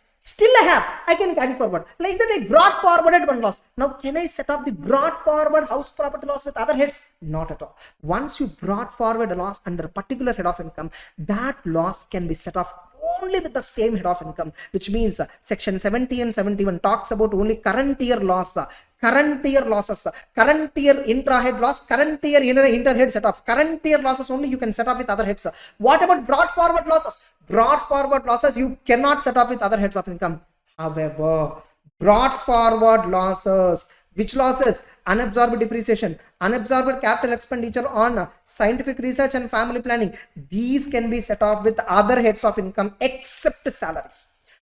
Unabsorbed depreciation, unabsorbed capital expenditure on scientific research, unabsorbed capital expenditure on family planning. These losses can be set off with other heads except salaries. I hope I have covered all the points. That's it. Set off and carry forward chapter revision is over. Entire this theory you can find here. So in the book, very clearly, very structurally we have arranged all the provisions, everything. Neatly we have made it. Getting it for better understand. That's it. So with this set off and carry forward provision is completed. Revision is completed. I hope you are confident. So I hope you understood complete set off and carry forward related discussion. Just one clarification I want to give regarding default tax regime 115 BSc. We already saw in part 1 marathon, I hope you already saw, under default tax regime, house property loss set off with other heads is not permitted. First of all, house property loss, if at all the SSA is having self-occupied, unoccupied, no deduction at all for interest. 24B talks about what? Interest. So no deduction at all for self-occupied, unoccupied property for interest. So for a self-occupied, unoccupied property, the question of loss will not come. For which house property loss possibility is there under default tax regime? Only for let out property or deemed let out property. Because for let out property, deemed let out property, you can still claim deduction under house property. After claiming deduction, if you still have a loss, that loss you cannot set off. You cannot set off with other heads of income. That is not permitted. So this just one clarification I want to add. Continue watching the problem solving, test your knowledge question solving. That's it. Okay, go ahead. So let's continue. Test your knowledge questions. Approximately 10 were there here. So if I solve these 10 also, in set off and carry forward alone, we have solved 15 questions. Fine, anyhow, straight away let's solve. So compute gross total income of Mr. F for assessment year 23-24 from the information given below. Okay. So let's as usual same method. So first they have given income from house property which is already computed. So no more further adjustments. Sorry, getting it? That one. Yeah, sorry. Alexa got played suddenly. Yeah. So income from house property computed which is 1,25,000. So first income from house property, how much it is? 1,25,000. Okay. Then income from business, and see before providing for depreciation, that is 1,35,000. And definitely if at all this is a profit, and see the depreciation, current year depreciation, how much it is? 26. So we can provide, no. So 1,25,000 over, and PGBP income before depreciation is how much it is? 1,35,000 profit. 1,35,000 minus current year depreciation, how much it is? 26,000. So these two also we have considered. So whatever I am considering here, I am just striking it off, just that, so that we will not repeatedly take it. Fine. Next. So what is the net PGBP income after current year depreciation minus 26,000 is equal to 1,09,000. Then short-term capital gains on sale of unlisted shares. Okay. Short-term capital gain on sale of unlisted shares, how much it is? 56,000. Fine. So 56,000. Okay.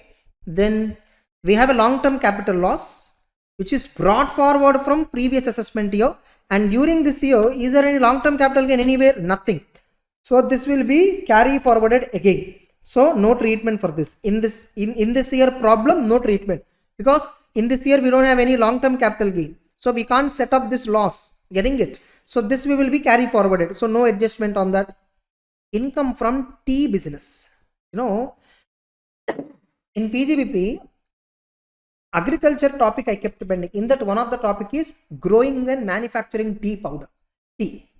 In that no, we have not discussed, but I'm just telling you. In this, only 40% is treated as taxable business income. Remaining 60% is treated as agricultural income.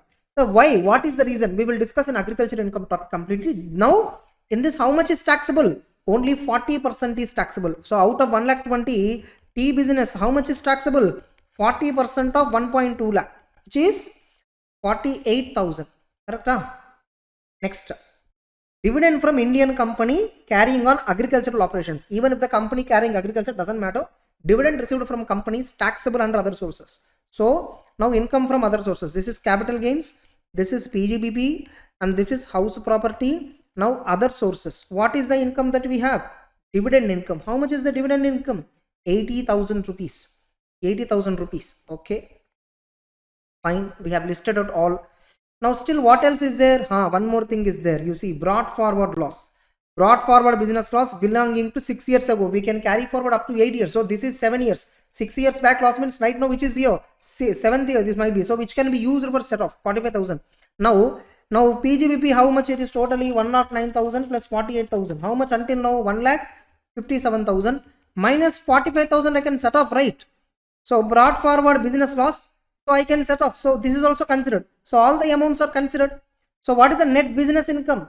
Minus this one. So 1,12,000 is net business income. Net house property income. By the way, income from house property, yeah, positive. Income from business, okay, positive. That we considered. Everything is considered by us. Getting it? Now, so let us total it now. So what are all the items that we have to total? 125, 112, 56, 80. I hope my answer is correct. Total 3,73,000. The total income is gross total income is 3,73,000. Gross total income means before reducing chapter 6A deductions, total of all heads of income plus clubbing provisions you apply plus set off and carry forward you do. After that, whatever the figure is there, that's called gross total income. From that we claim chapter 6A deductions and then we get total income. On that only we compute tax. So 373. Let's see the answer.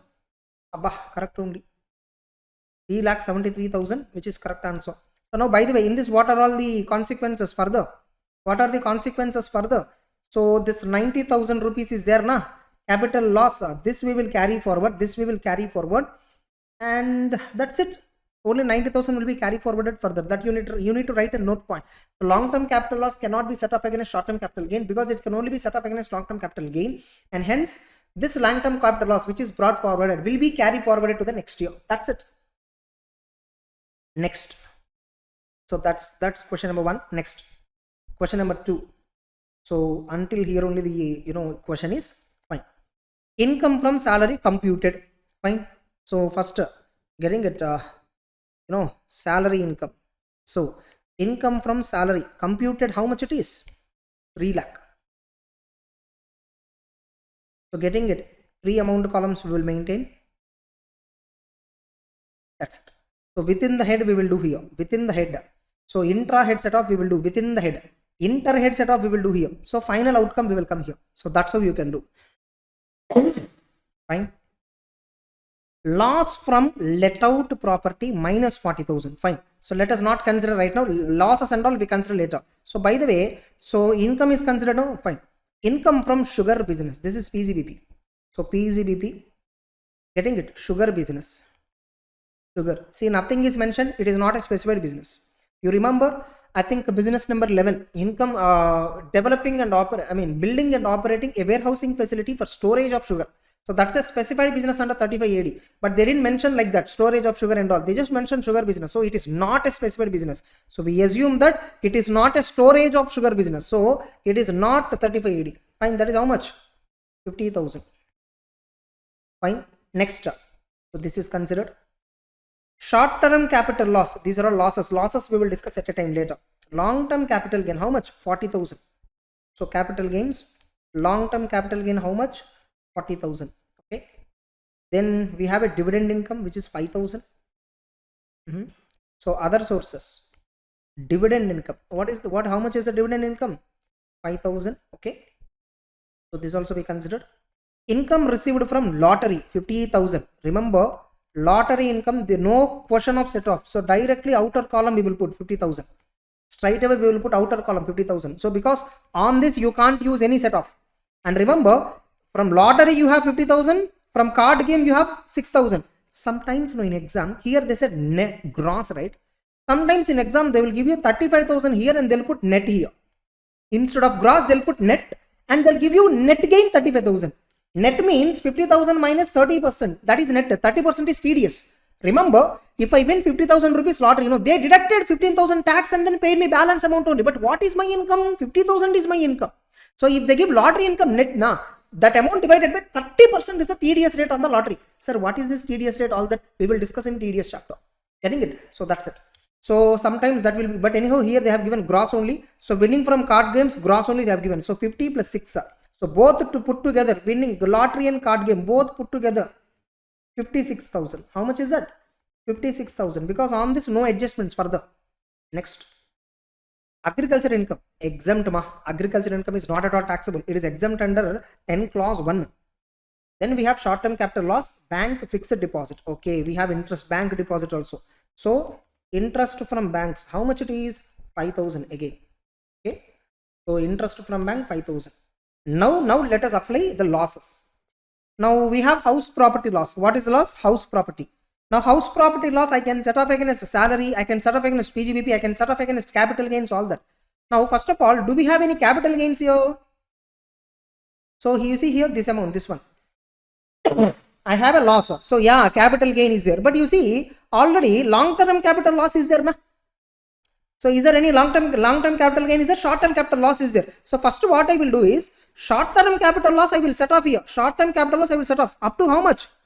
40,000 I will set off. Actually 60,000 is there. But only 40,000 I can set off. Remaining 20 I will carry forward. So set off both. So capital gains net result is what? 0. So this we considered. Short-term capital loss we considered. How much we set off with long-term capital gain? 40,000 we set off with long-term capital gain. Balance 20 we will carry forward. We will carry forward. So now capital gains head of income will become 0. Final result over. Next. Then we have, okay, first let us see BCBP. Loss from iron ore business. How much it is? 1,20,000. Iron ore business. Okay. Now how much we have business income? Sugar business we have 50,000. Then we have any other business income? No. Fine. So minus iron ore business. Iron ore. How much is the loss? 1,20,000. So up to 50,000 I can set off, right? So what is my net PGBP income? 0. So still loss is how much totally? 1,20,000. So 70,000 what I will carry forward. Okay. So this also considered.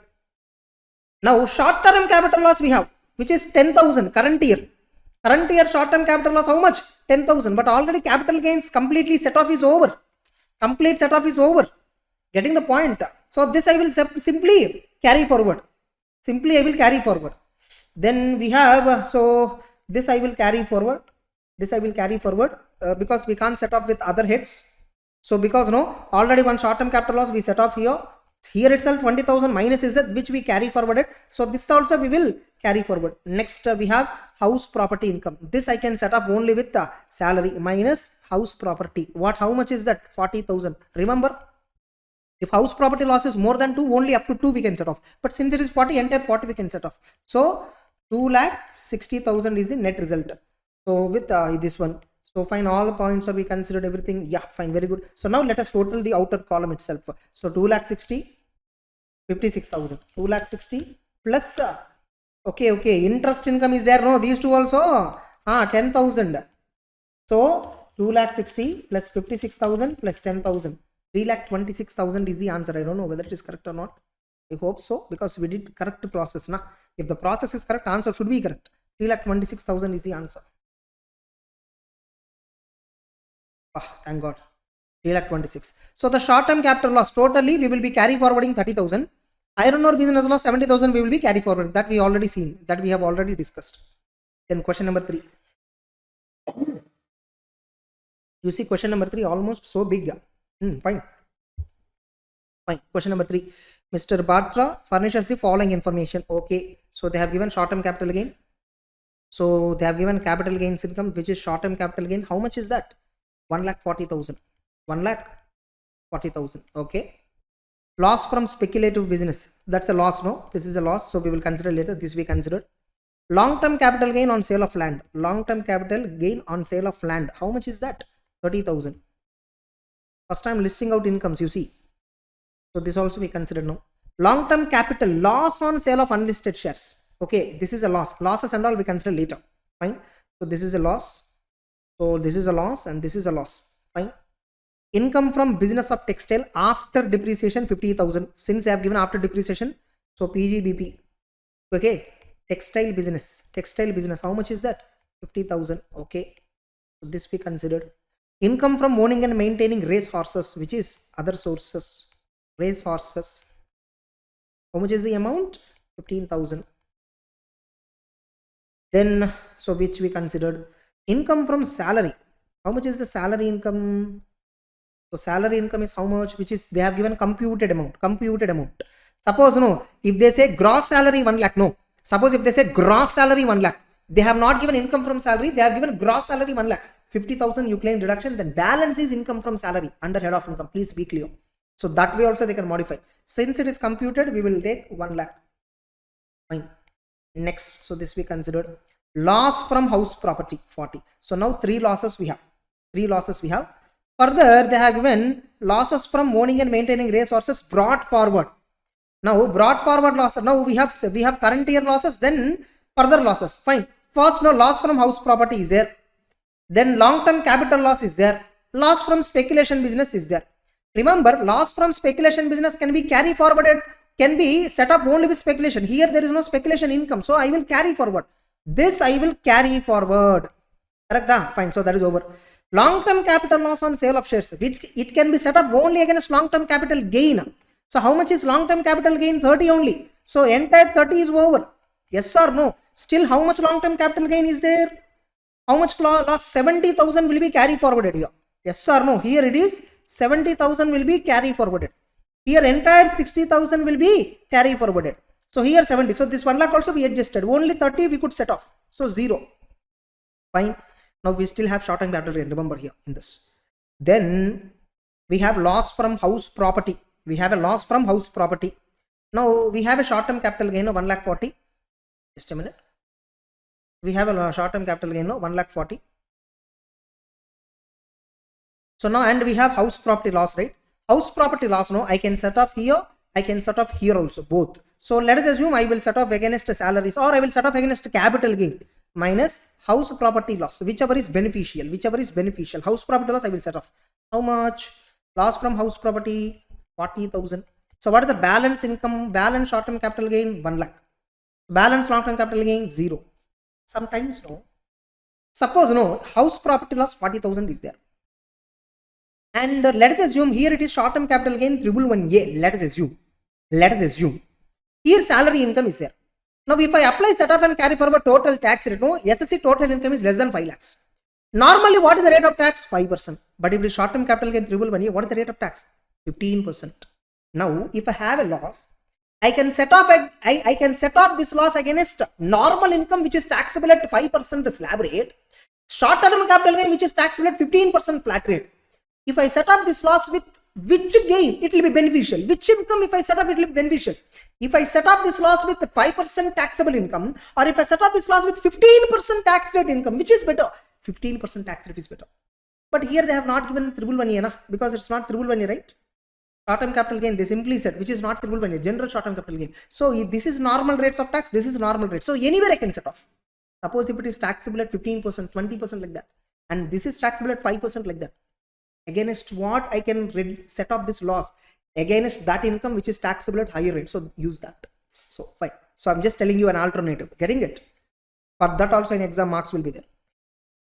Fine. That is also over. So loss from house property, we set off against capital gain. Then loss from owning and maintaining race horses 25,000. So race horses brought forward loss. Which year it belongs to? 2021. So now it can be carried forward 21, 22. 22, 23, 23, 24. Oh my god, this is third year already. So which means only one more year is there. Fine, 25,000 is there. Whereas here income is 15,000. So up to 15 I can set off. So which means 10,000 will be carry forwarded to assessment year 24, 25, which is the last year for that loss. Fine. So net result is 0. Now brought forward loss from business of textile 60,000. Loss pertains to 15-16 assessment year.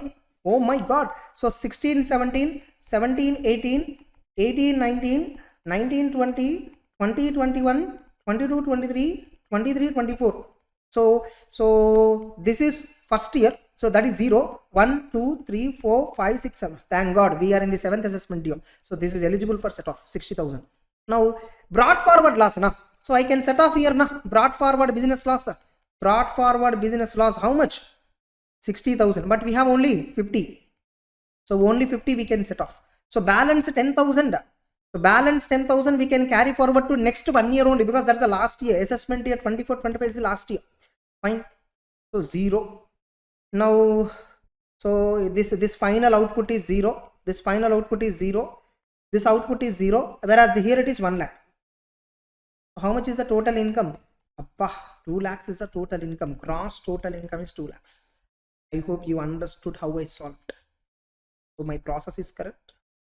Yes, absolutely. If you follow the process rightly in the way which I tell, hearing it, which no, exactly you will get correct answer. 100% damn sure correct answer. So what are the losses? Speculation loss 60,000 to be carry forwarded. Long-term capital loss to be carry forwarded. Income from owning and maintaining horses 10,000 to be carry forwarded. That's it.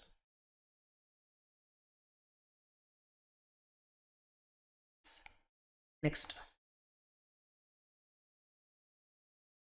Next. Illustration number 4. I hope you are making a notes of it, or if not, anyhow solution is given. My notes is not required. Fine. Next. Mr. A furnishes you the following information for the year 31st March 2023. Okay. Income from plying of vehicles computed as per the books. So as per the books, 3,20,000 is the income. He owned 5 goods carriage vehicles throughout the year. But fine, let us compute. So income from plying.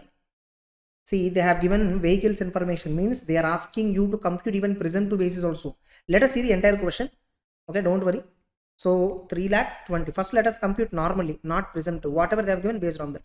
Income from retail trade garment computed as per books. So sales data they have given. And Mr. A, no, he declared income on presumptive basis under 44 AD for the first time in assessment year 22-23. So last assessment year he declared. Continuously 5 assessment years he should follow presumptive basis, right? Assume that assume 10% of the turnover was received in cash. Okay, 90% is received in other than cash. On the 90% of the turnover, what is presumptive income? 66%. Income itself is 6%. On the 10% turnover, what is the presumptive income? 8%. So because he received through, I can go check all that. Fine, that is 7,50,000. Normal rates I'll compute it. Let me compute normally. So income from trading of garments. 7,50,000. Okay. And he has a brought forward depreciation. Okay, unabsorbed depreciation. I can set off, no, because unabsorbed depreciation is discussed under 32 subsection 2. I can set off it against current year business income. How much it is? 1 lakh. So how much it is? 1 lakh. So net result is what? 7,50,000 plus 3,20,000 minus 1 lakh. So 9,70,000 net result. But remember, this SSC is following presumptive basis, which means we have to compute set off and carry forward gross total income on presumptive basis. Let us compute under presumptive basis. So presumptive basis of calculation. So plying of vehicles. And remember, plying of vehicles means, once again I'll restart this. Income from plying of vehicles. He owns 5 light good vehicles throughout the year. So entire 12 months, 5 light good vehicles were there. For light good vehicle, what's the presumptive income? 7,500 per month or part of a month. How much is that? So 12 multiplied by 5 into 7,500. How much? 4,50,000 is presumptive income. Okay. Then his turnover from retail business is how much? Retail business. Non-cash turnover. Cash turnover. Cash turnover is 10%. Ma. So this is total turnover. 1,35,70,000 multiplied by 10%. So 13,57,000. 13,57,000. So this is cash turnover. Divided by 10 into 90%. 1,22,13,000. This is non-cash. On this 6% is presumptive income. On this 8% is presumptive income. 122,13,000 into 6%. How much it is? 7,32,780. Now 1,35,000 into, sorry, 13,57,000 into 8%. 1,08,560. So total PGBP business income is how much? 4,50,000 plus 732. 4,50,000 plus 7,32,780 plus 108,560 is equal to 12,91,340. This is presumptive income. Now remember, now presumptive income we computed. Now brought forward depreciation loss is how much? 1 lakh. You know what? If you remember presumptive taxation 44 AD, 44 AU, all the sections, all the deductions under 30 to 38, we assume that we are deemed to have been allowed. Depreciation, everything, we assume that it is allowed already. Tell me, when we assume that all the deductions, including depreciation, is deemed to have been already claimed while calculating presumptive income, do we once again consider brought forward depreciation loss? But if brought forward business loss is there, not depreciation loss, that we can set off. But brought forward depreciation loss, this comes under section 32. When we calculate income under presumptive taxation, all the deductions under 30 to 38 are deemed to have been allowed. This is the final result under PGBP. That's it. So 12,91,340. So this is the income. Now compute taxable income of A and tax liability. Okay, we will see tax liability only for this. So what is Mr. A? What is his A? Nothing is given. So tax liability. Getting it? So how do we compute? 12,91,340 minus 10 lakhs. So this entire excess amount 2,91,000 is taxable at 30%. Up to 10 lakh, 1,12,500. So 291,340 multiplied by 3%, 1,12,500 plus 4%, 2,07,898. This is the tax liability. So presumptive income, right? 2,07,900. That's what we computed, no? 898. Nearest 10 rupees they will round off. So 900. That's it. So our answer is absolutely correct. Suppose if at all he does not follow presumptive taxation, 9,70,000 is his income. So that's what we also computed. Without presumptive taxation, what is his income? 9,70,000. That's it. Next. Question number 5. Okay, fine. Question number 5. Loss from speculation. Since it's a loss, we will discuss losses later. Income from speculation business. How much it is? 5,000. So PGBP. Speculation income. How much it is? 5,000. Okay. Loss from specified. This is loss again. Income from salary computed. 3 lakhs. How much it is? 3 lakhs. Okay. Loss from let out. So let us not consider. Remember the loss from let out property. House property loss is 2.5. When I set off with other head of income, how much I can set off? 2 lakhs only I can set off. 50,000 I will carry forward. Remember that point. Income from trading business. Okay. Trading income. How much is that income? 45,000. So I will strike this because I considered long-term capital gain on sale of urban land. Capital gains. Long-term capital gain, that too is a land. Getting it? How much it is? 2 lakhs. So I will strike off. Then long-term capital loss. This is loss. So this I will keep pending. Getting it? So loss. Because losses and all we consider. Again, long-term capital loss on sale of listed securities, STT paid at the time of acquisition. This is 112A loss. Remember, not gain, loss. We can consider, no. How much is that? 1 lakh, 1 or 2,000. We'll consider later. Loss from owning and maintaining resources pertaining to last year, last before assessment year. But this year, do we have any such income? No. So this we will simply again carry forward. Brought forward loss from trading business 5,000 related to assessment year 18-19. So since right now we are in 8th year, this brought forward trading loss I can set off. So I can set off brought forward trading loss. Okay. So this I can set off. So this is also over. This we will carry forward simply. So treatment is over. We consider. Now let us look at the losses. Now we have loss from speculative business. We have loss from specified business. We know very well. Loss from specified business we can carry forward. I mean, we can only set off with the specified business income, but here specified business income is not given. Therefore, this will be carry forwarded. And here 2,000 will be carry forwarded. That's it. Now Loss from house property, 50,000 is carry forwarded, but 2 lakhs we can set off. Fine. Let's come to that. Let's come to that later. Fine.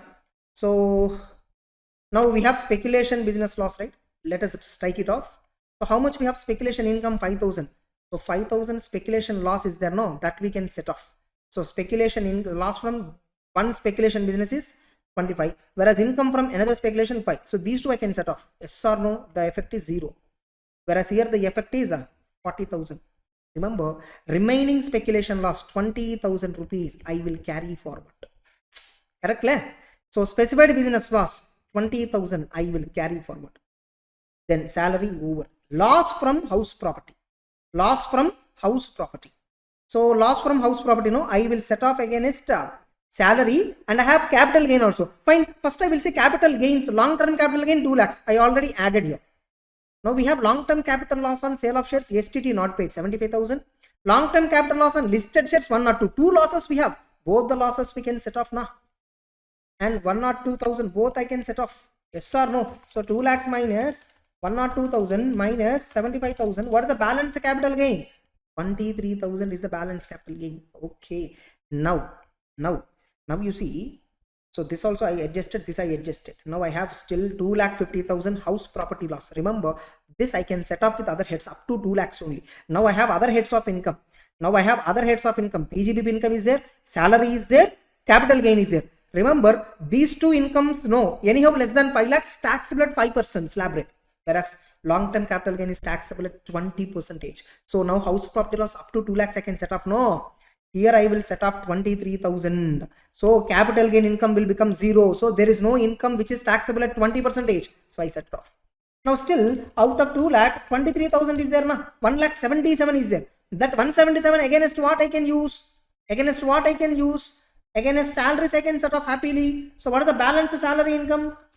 1,23,000 is the balance salary income. Balance PGBP income is 40,000. I think all other adjustments we have done, right? So 2.5 also we considered. Remember, in this 50,000 will be carry forwarded. So speculation loss 20 carry forwarded, specified business loss 20 carry forwarded, and house property loss 50 to be carry forwarded.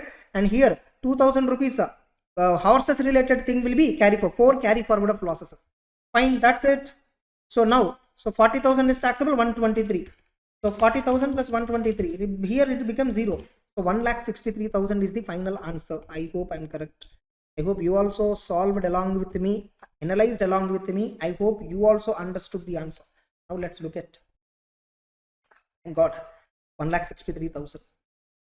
So there are 4 losses to be carry forwarded. Yes, house property to be carry forwarded. Items eligible for carry forward. Speculation loss. Specified income. Yes, our carry forward provision is also correct. Fine. Here we have information. 6th question. Mr. Garg, a resident individual, furnishes the following particulars of his income and other details. So salary income is there, which is already computed. Salary income. Shall I do one thing? I'll explain directly there itself. Okay. Salary income. Okay. Tick. Income from business. Positive. Tick. Long-term capital gain. Positive. Tick. Loss. Let us consider losses later. Then they have unabsorbed depreciation brought forward. So previous year depreciation 11,000. Loss from speculation. Now is there any speculation income here? Nothing. So this will be carry forwarded again. Short-term capital loss 9,800. Is there any gains here? Capital gain? Yes. So here in the current year we have a capital gain long-term. Getting it? Whereas short-term capital loss is there. So strike off. Getting it? This 9,800 I can set off here. So what is the net long-term capital gain? 1,000 rupees only still we have. Fine. Then unabsorbed depreciation 11. By the way, loss on maintenance of racehorses only can be set off against income from racehorses. So 15,000 to be carry forwarded. This is balance gain. This is not carry forward. Balance gain. Loss from gambling. Winning from gambling is taxable straight by 30%. Any loss on that gambling, ignore. Because in respect of winning, gambling and all, loss and all, question is not permitted. The question of loss itself is not existing in income tax law. So loss from race horses maintenance is permitted. Loss from horse races, that is to be ignored. If I participate in horse race and get a loss, ignore, because that's a gambling related loss. Winnings related loss. For winnings, no horse races, no, if I spend any money, nothing is considered. And if I get any winning, entire amount is taxable at flat 30%, no deduction. Can I set off any loss? Can I set off any loss against the winning? Nothing. Can I claim chapter 6A deductions from the winnings? Nothing. If you get any winning, fully taxable at 30. If you have a loss, ignore. That's the treatment of income tax department on winning related things. Fine. So salary we considered, income from business we considered, this we adjusted in 1000 rupees balance amount, this we have decided to carry forward, this we will ignore. Now unabsorbed depreciation, speculation business we simply had to carry forward. Short-term capital loss already we adjusted set off. Now unabsorbed depreciation is there. Unabsorbed depreciation, what we will do? It will be set off against business. So income from business is how much? 66 is there. Here unabsorbed depreciation 11,000 you reduce. So what is the balance amount? 66,000 minus 11,000. 55,000 is the balance amount. So balance amount taxable is 55,000.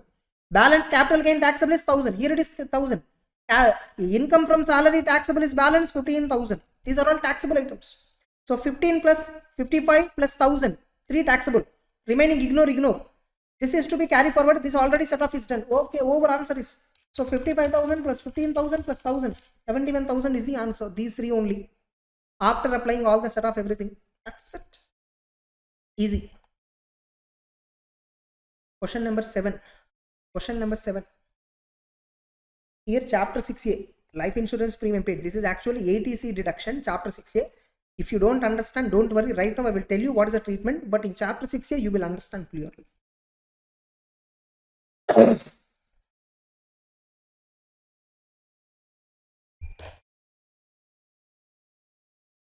The following are details relating to Srivatsan, a resident Indian, aged 57, relating to the following year. Okay.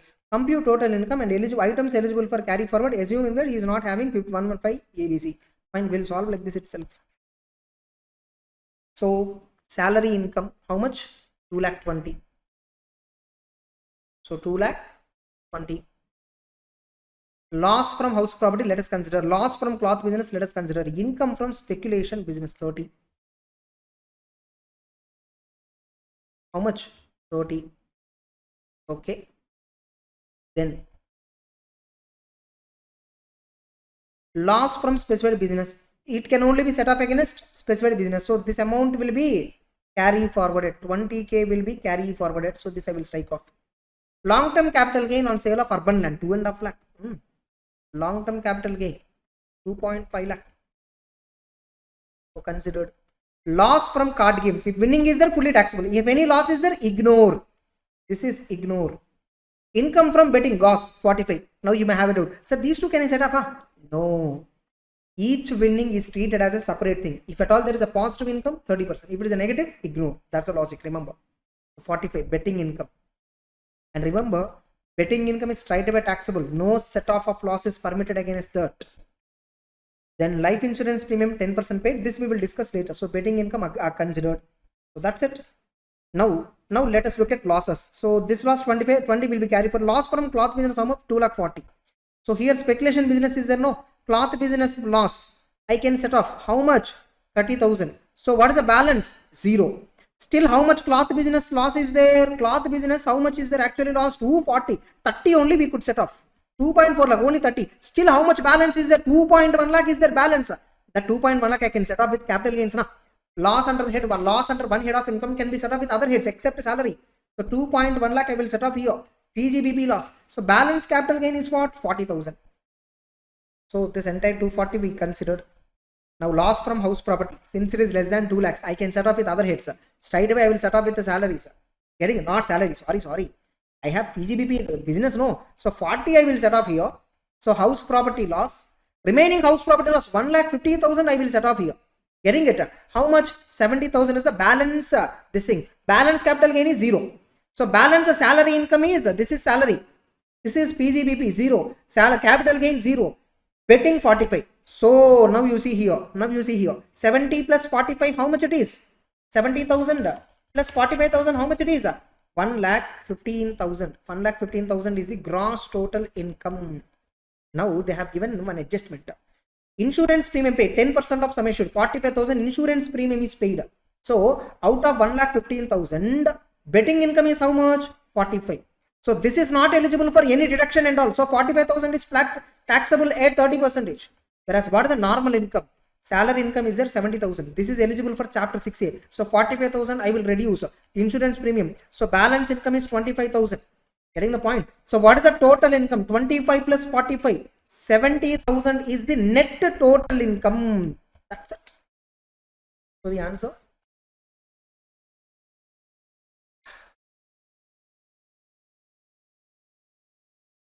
Hey, what happened? We got a different answer.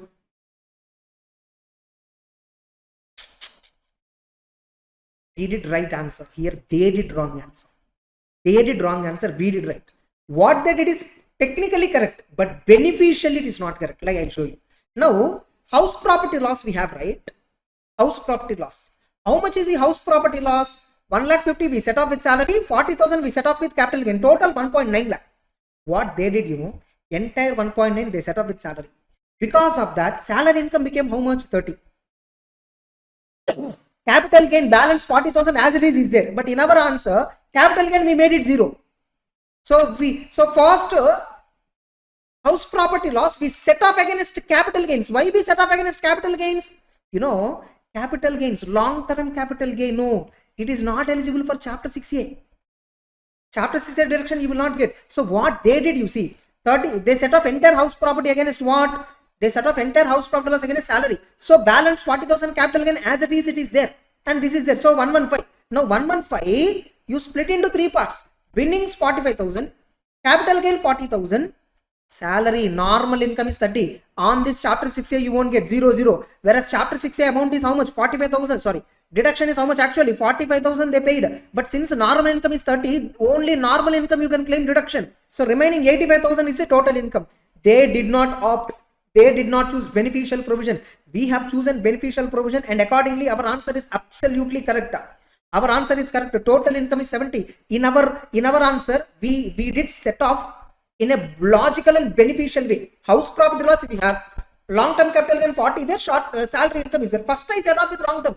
40 over. Entire long-term became 0. Then I will set off with salary. So balance salary became 70,000. Since the salary is 70, chapter 6A I can claim up to 70, but 45 only is there chapter 6A. So 45 we claimed. But in the answer which they did know, normal income is only 30 in the total income, gross total. So chapter 6A cannot be claimed more than 30. So they did right loan. See, that answer also right, our answer also right. But which is more beneficial for the SSC? Our approach is more beneficial for the SSC. So whenever there is a loss and you have a special rate of income, capital gains, and you have a normal rate of income, set off with normal income first. Special income first. Because generally long-term capital gain, short-term capital gain, 111A, long-term capital gain, 112A, they are all not eligible for chapter 6A deduction. If chapter 6A deduction is higher amount, no. If you set off these losses, normal income will be higher. Just this itself is best example. Watch the past 10 minutes or 5 minutes once again, this problem alone.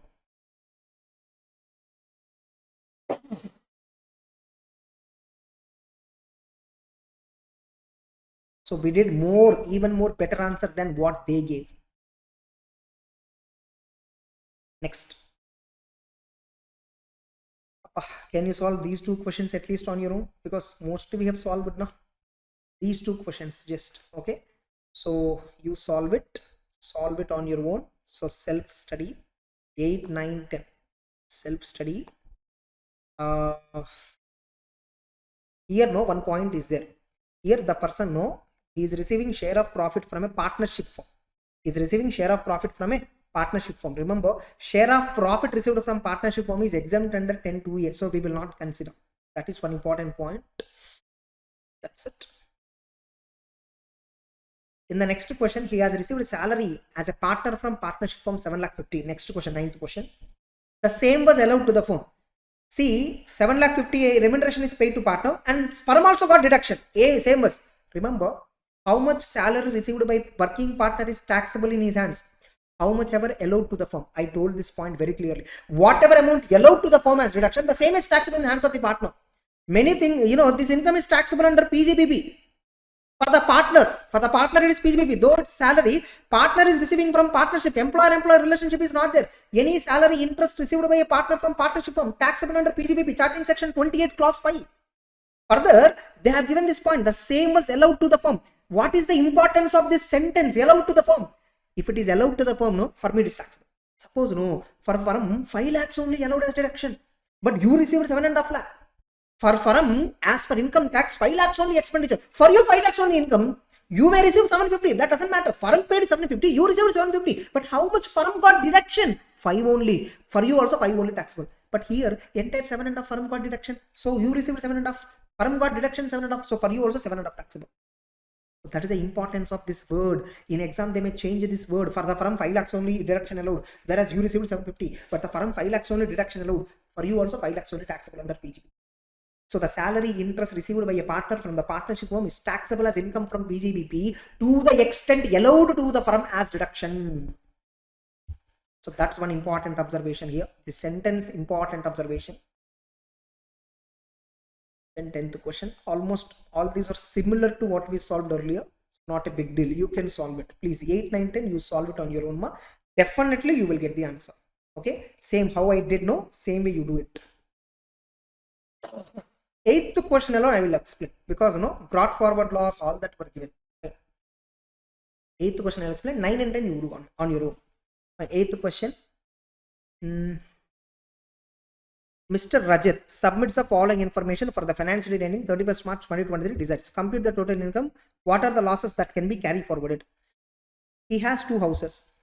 Income from house 1 after all deductions. Oh, 72,000 income is there. So house number 1, income how much? 72,000. Okay. House number 2, there is a loss. So loss we will consider later. So 72,000 income is over.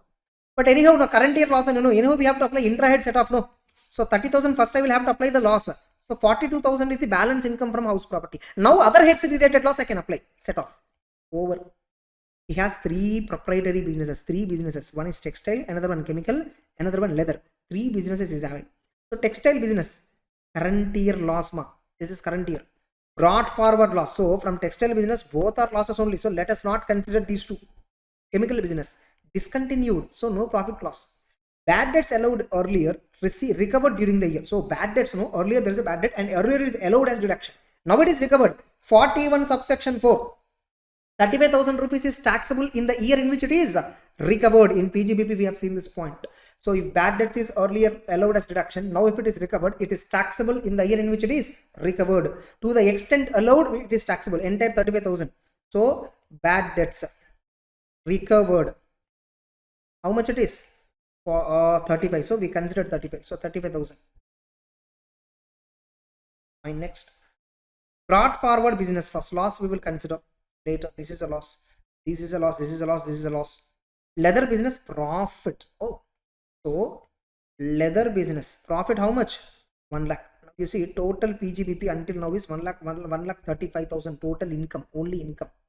So leather business we consider. Share of profit in a firm which he is a partner.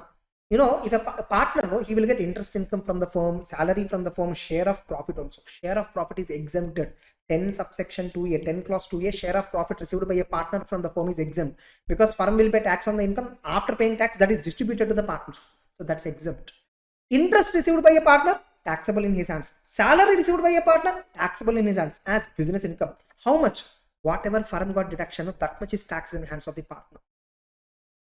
So this is considered. Short-term capital gain. Short-term capital gain, how much it is? 60,000. Fine. Next, long-term capital loss. It can be set up only against long-term capital gain. So obviously carry forward, because there is no long-term capital gain during there. So we will carry forward.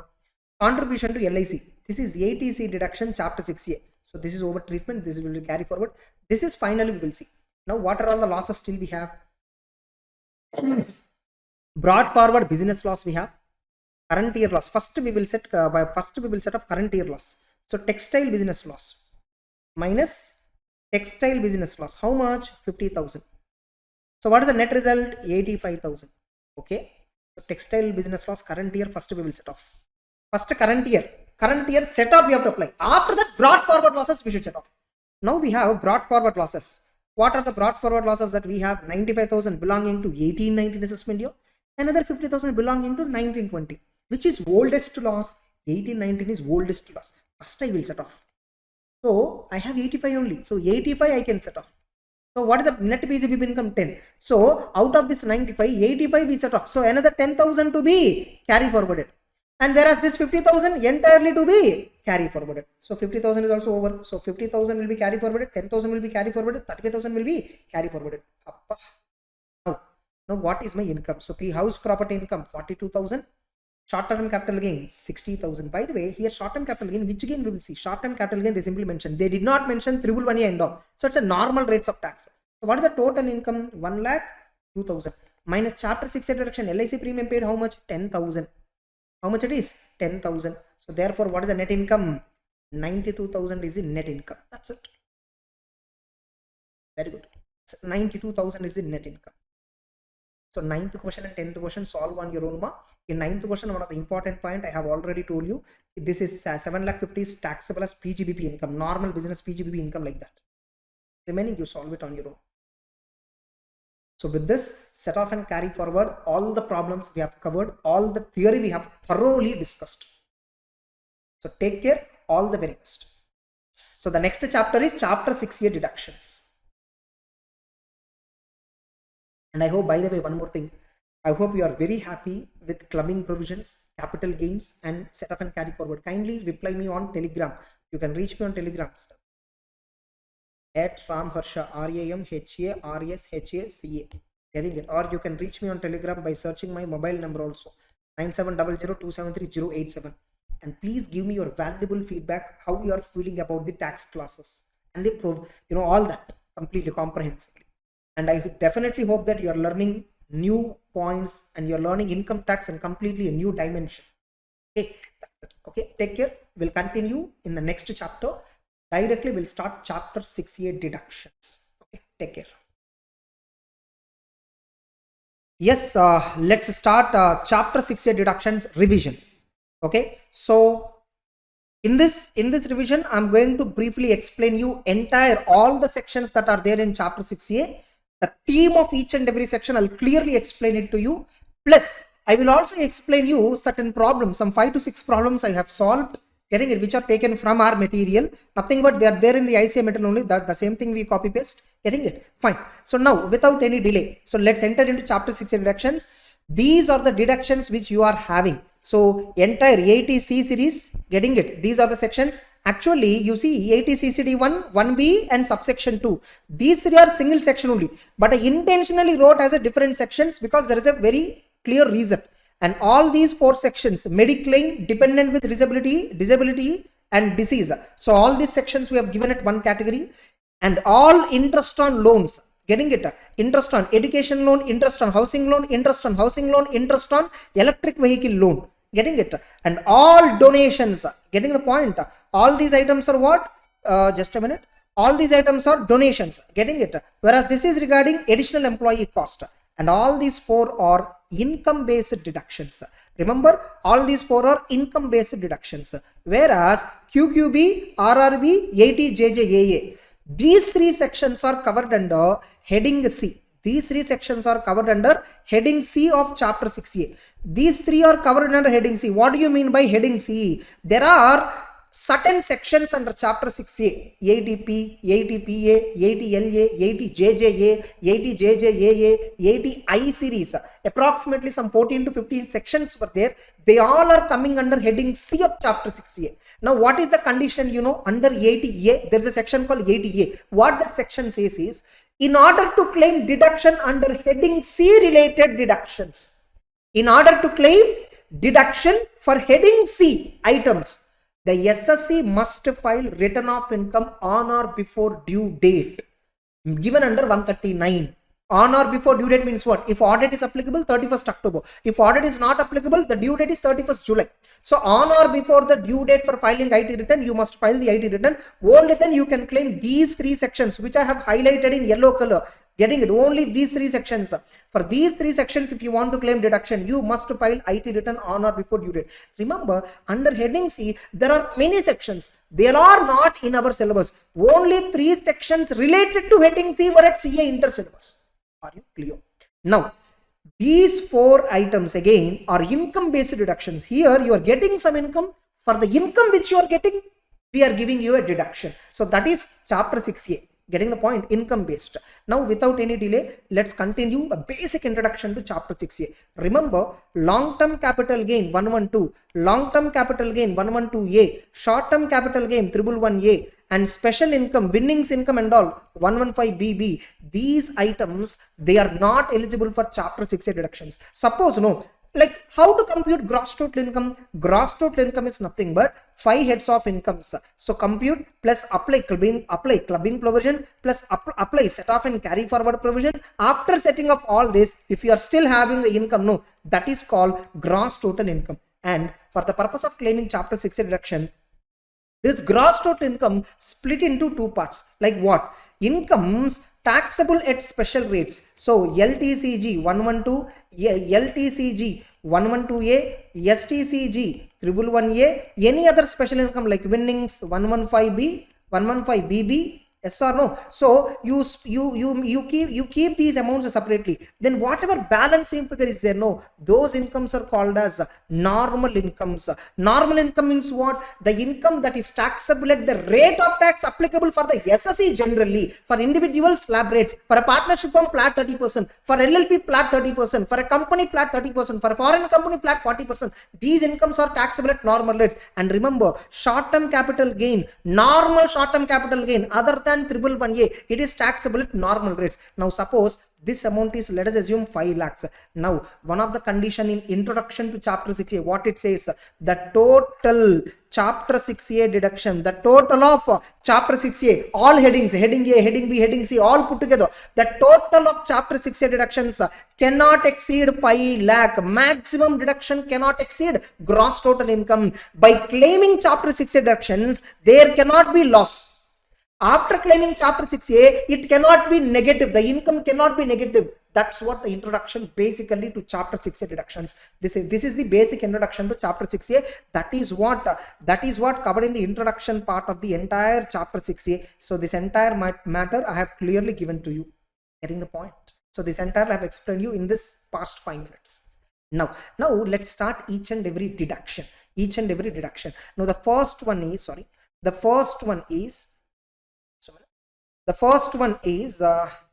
ATC. What is the first one? ATC. Getting it? Now.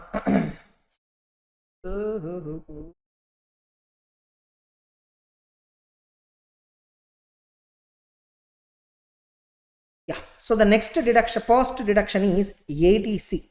ATC, SSE is making certain investments. SSE is making certain savings for retirement purpose, all that. So there are approximately 23 deductions that are covered in CA Inter for ATC. But remember, we are not discussing all the 23 items. We will be discussing some 5 to 6 important items. Among that important items, one of the important item is payment of life insurance premium. What is it? Life insurance premium paid. So deduction for life insurance premium. What are they saying? Suppose if at all paying any premium for life insurance premium, of whom? Of self, SSE, spouse, any children.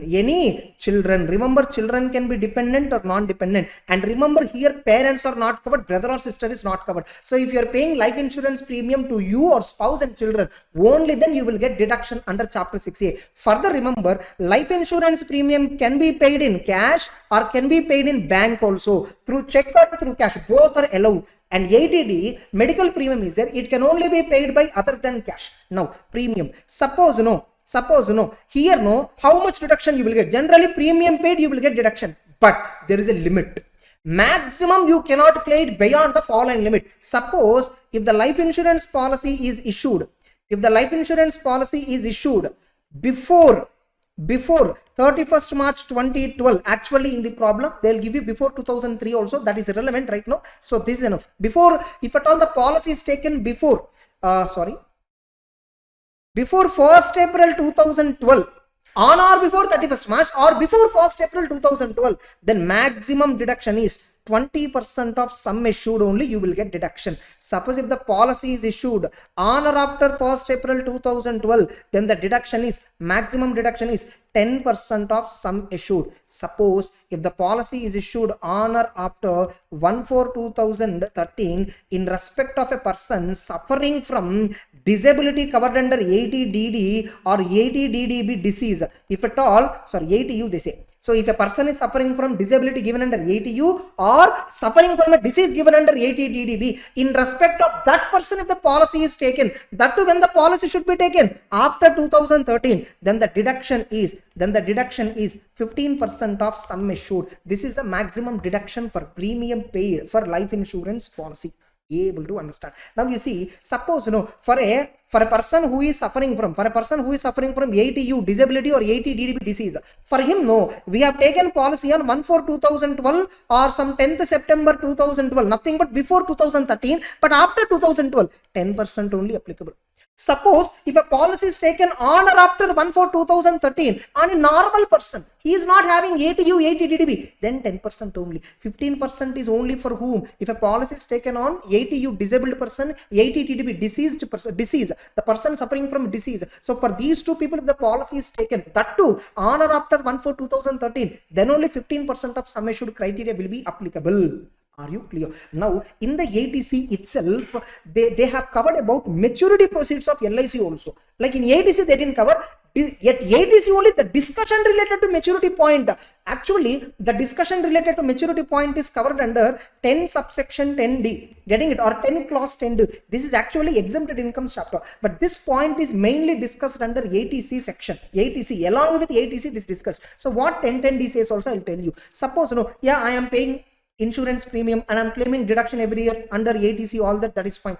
Now suddenly after 10 years or 15 years or 5 years, I received maturity amount. Now what is the tax treatment? Suppose if the insurance premium maturity amount is received because of the death of the person, on account of death of the person, if the nominee or legal heir is receiving the maturity amount, it is fully exempt. Suppose the SSC only receiving the maturity amount, SSC is alive, but policy became mature. Now this fellow is receiving maturity amount, bonus, sum assured, all that he is getting. Getting the point? So much is getting. Now, what is the tax treatment? The tax treatment is generally the premium received, the bonus amount, maturity amount received is taxable under income from other sources. However, under 10 clause 10D, in these three cases, the insurance maturity amount is exempted. If suppose if the policy is taken before 1/4/2003, any amount you receive later on, fully exempt. Suppose if the insurance policy is purchased, issued on or after 2003, 1st April, but before 1st April 2012, and if I receive maturity amount today, what is the consequence? Now you have taken policy after 2003, before 2012, right? Now what is the premium that you are paying every year? Is it exceeding 20% every year? No, it is less than 20%. Then it's a non-commercial policy. The maturity amount that you are receiving is fully exempt. It is fully exempt. Okay, so if the premium paid on the policy yearly do not exceed 20, then only I can claim exemption here. Suppose the premium paid by you crosses 20% of the sum assured, it is fully taxable. Suppose if the policy is issued on or after 1st April 2012, then annually how much you are paying? I am paying less than 20%, less than 10%. I am paying annually less than 10%. Then the maturity is exempt. If the policy is taken on or after 1st April 2013 for a disabled person, getting the point, and disabled person, and that policy premium every year what we are paying is not exceeding 15, it is less than or equal to 15%, then maturity amount is exempted. Very simple. Within these limits only. What is it? Within these limits only, if you are annually paying the premium, within these limits only the annual premium that you are paying. See, for ATC, you may be paying premium more than this also, but you will get deduction up to this. But for getting maturity amount exemption, the premium amount that you pay every year shall not cross. It shall not cross these percentages. If at all, even in 1 year premium crosses these percentages, maturity amount is fully taxable for you. But remember, whether premium paid is more than 20%, more than 10%, more than 15%, even though maturity amount received is exempt, only in one situation, on the death of the person, if you receive maturity, it is exempted. This is what 1010D talks about. Actually, in 1010D, it also talks about ULIP related exemption and all. We have a capital gains chapter inside that, 112A, 111A, 214. In all these three cases, capital asset definition, they have added one more point, ULIP, where the annual premium paid exceeding 2.5 lakh. That entire ULIP related taxation we don't have in CA Inter, it is there only at CA final. That's why in ICS trimetal also, ULIP related discussion is completely eliminated. So this is regarding ATC, one of the important point, that is life insurance premium. So that entire theory, whatever I have explained you right now, is completely discussed here. That is completely discussed here. And remember, whenever you are receiving maturity amount on Keyman insurance policy, it is always taxable. 1010D, not 10 clause 10D does not exempt Keyman insurance policy. So accordingly, the maturity amount is taxable under other sources or salaries or PGBB, as the case may be for Keyman. Normally, if I am receiving maturity amount from life insurance policy, if at all it is not exempt under 10 clause 10D, it is taxable under income from other sources. That's it. So related to that, one illustration is also given in our book. If you want to solve the illustration, you can open and solve it. Next, another one. Contribution to statutory provident fund, public provident fund, recognized provident fund. So contribution to provident fund is eligible for deduction. Suppose if you are working in a company as an employee, you are contributing, your contribution to provident fund is, you can claim it as a deduction. So for that, illustration 3 is given, and maximum deduction for provident fund is 1,50,000. That to which provident fund? Public provident fund, relevant for MCQ.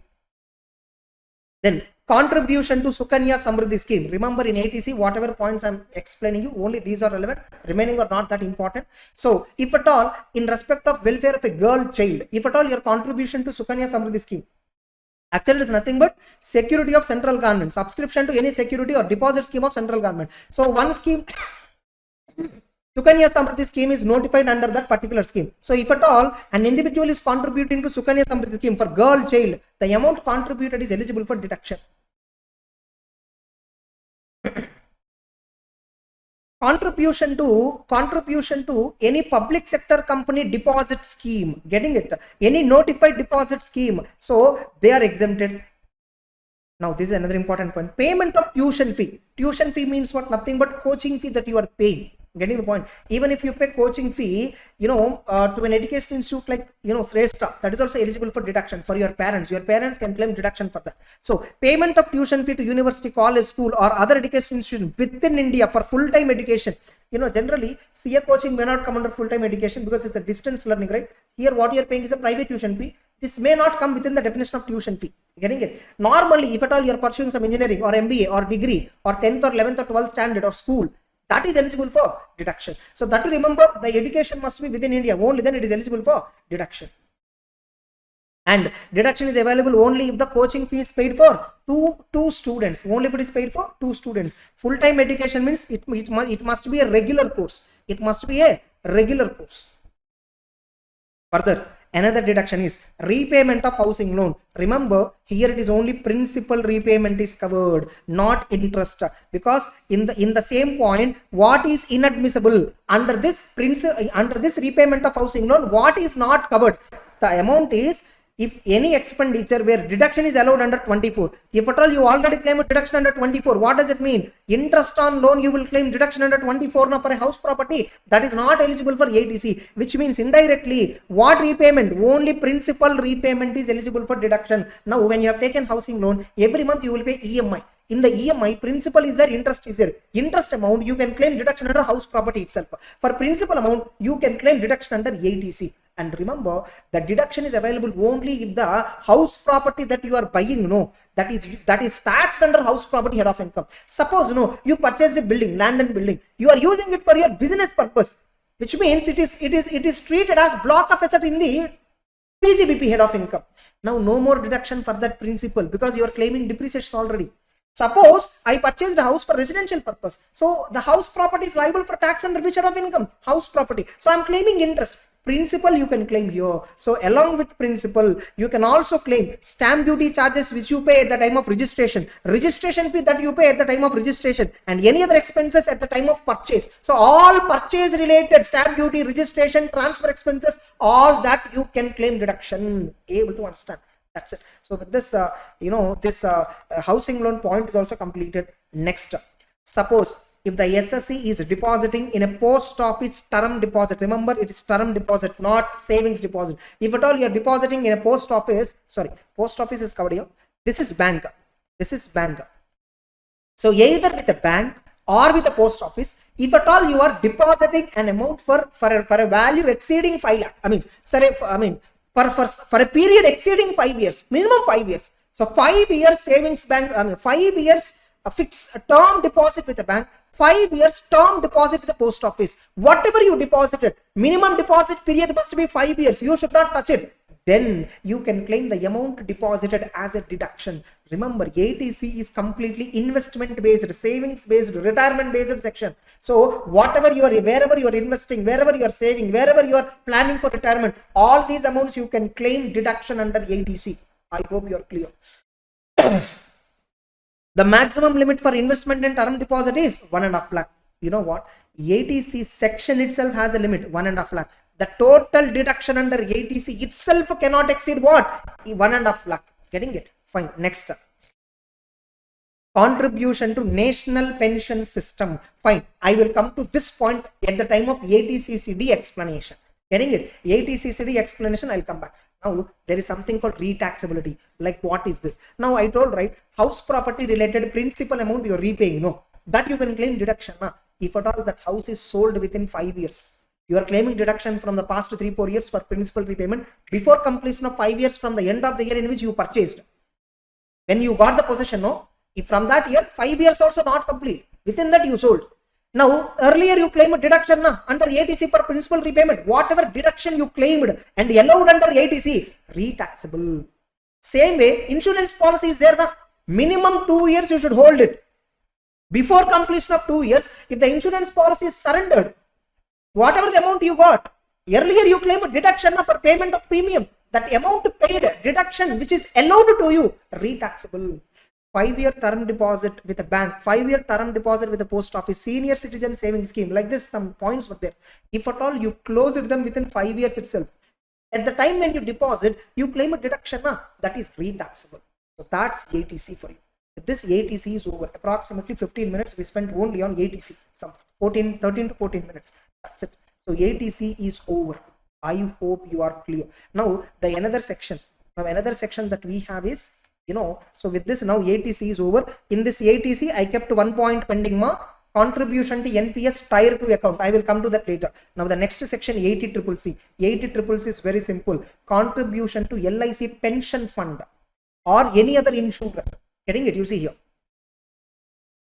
So where an assessee being an individual, getting it, paid or deposited for any annuity plan of LIC of India or any other insurer for receiving pension from the fund set up by LIC. Nothing but you are contributing to LIC pension fund for receiving annuity at a future date. Suppose if you are contributing to pension fund of some mutual fund, pension fund of Unit Trust of India, that is covered in ATC. Pension fund of LIC you are contributed, or pension fund of some other insurance company you contributed, then that is coming under 80CCC. And in 80CCC there is one condition which can be tested in MCQ. The contribution must be out of the income that is chargeable to tax. Only from your taxable income you got, right, in gross total income, from that only that amount should be contributed. Suppose now you have agricultural income which is exempt, from that some amount you took and contributed to 80CCC, you will not get deduction. Only from taxable source of income you should contribute to 80CCC, only then you will get deduction. This item they will be testing. Now what is the impact of this item cannot be explained in revision class like this.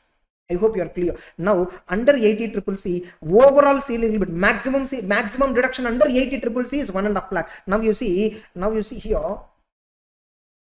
Now you observe under ATC what is the limit? 1.5 lakh is the total limit. Under 80CCC also what is the limit? 1,50,000 is the limit.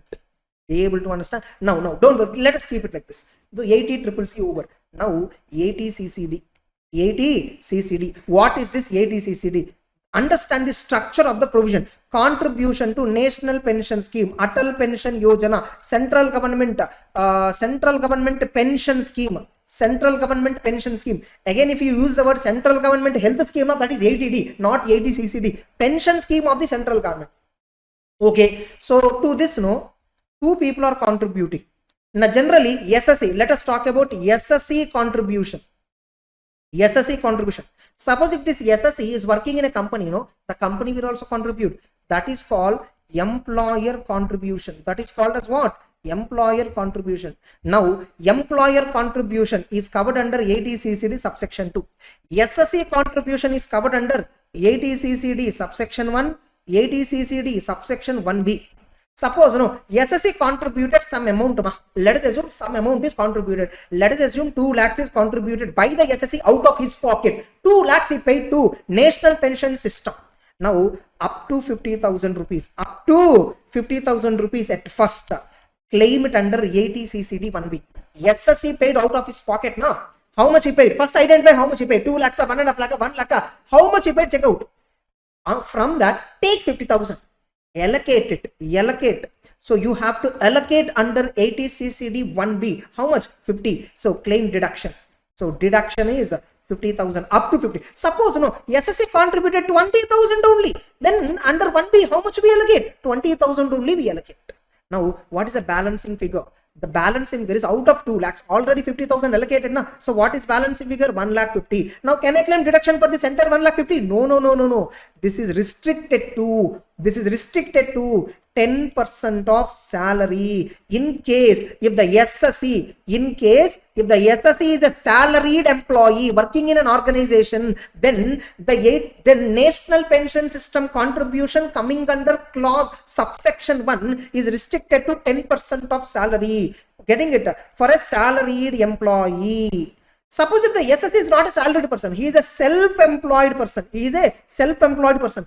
Then the subsection 1 contribution is restricted to 20% of gross total income. Able to understand? Either 10% of salary or 20% of gross total income. As the case may be. It's not whichever is higher, whichever is lower. No, not that. As the case may be. For self-employed, we check 20% of GTA. For salaried employee, we check 10% of salary. Remember, when you contribute out of your own pocket, first 1B is saying up to 50,000, take deduction happily.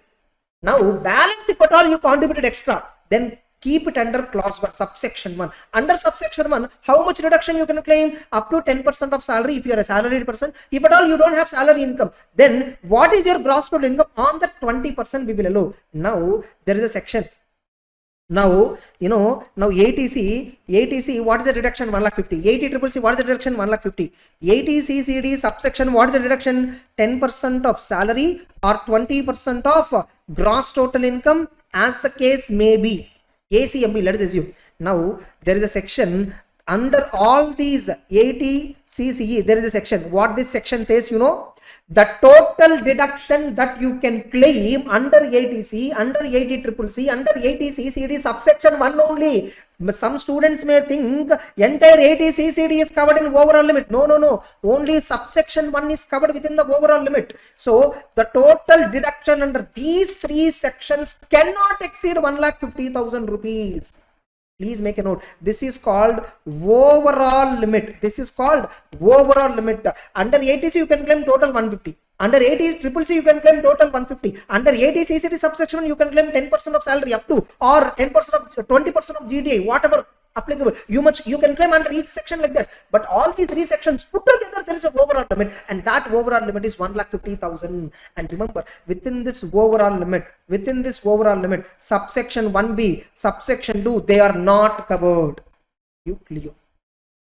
Next, okay, under 80CCD, employer also paid, you are working in a company, he paid, whatever he paid, that amount also you can claim deduction. Now you might get it out. Sir, why will I get deduction if at all my boss paid? Very simple. You see 17 subsection 1, salary set off income, salary definition. Salary definition includes contribution to national pension scheme by the employer. Getting it? That is treated as salary income in the hands of employee. So when he paid to the fund, national pension fund, that entire amount is taxed in your hands as salary. So whatever he paid, it is taxed for you. Now it is ultimately paid. You didn't receive, it is paid, contributed, So you are claiming deduction. So when he paid, it is treated as your income, which means your income only you paid.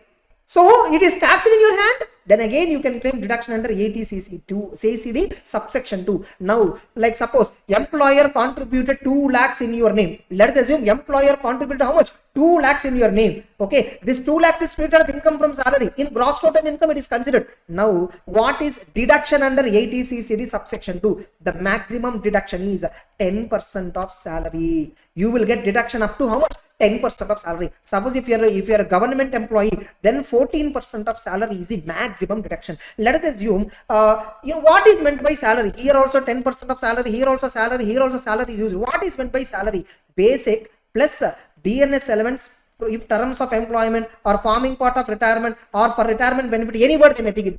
DNS elements, terms of employment, forming part of employment, for retirement benefit, some word they will give. So that DNS elements only you should consider. So basic plus DA. So what is the total basic plus DNS elements terms of employment for retirement? Total it throughout the year. On that apply 10% or 14% for government employee. That much only you can claim deduction maximum. Employer contributed 2 lakhs. 2 lakhs is taxed for you. That doesn't mean entire 2 lakhs you will get deduction. Deduction is restricted to 10% of salary or 14% of salary as the case may be.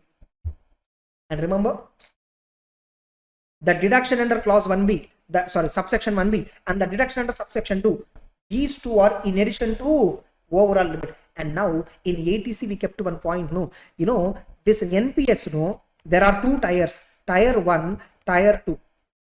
Tier 2 NPS, tier 2. Tier 1 is what? Entire ATCCD, whether it is subsection 1, subsection 1B, subsection 2. So whether you or employer, whoever is contributing, generally you are contributing to tier 1.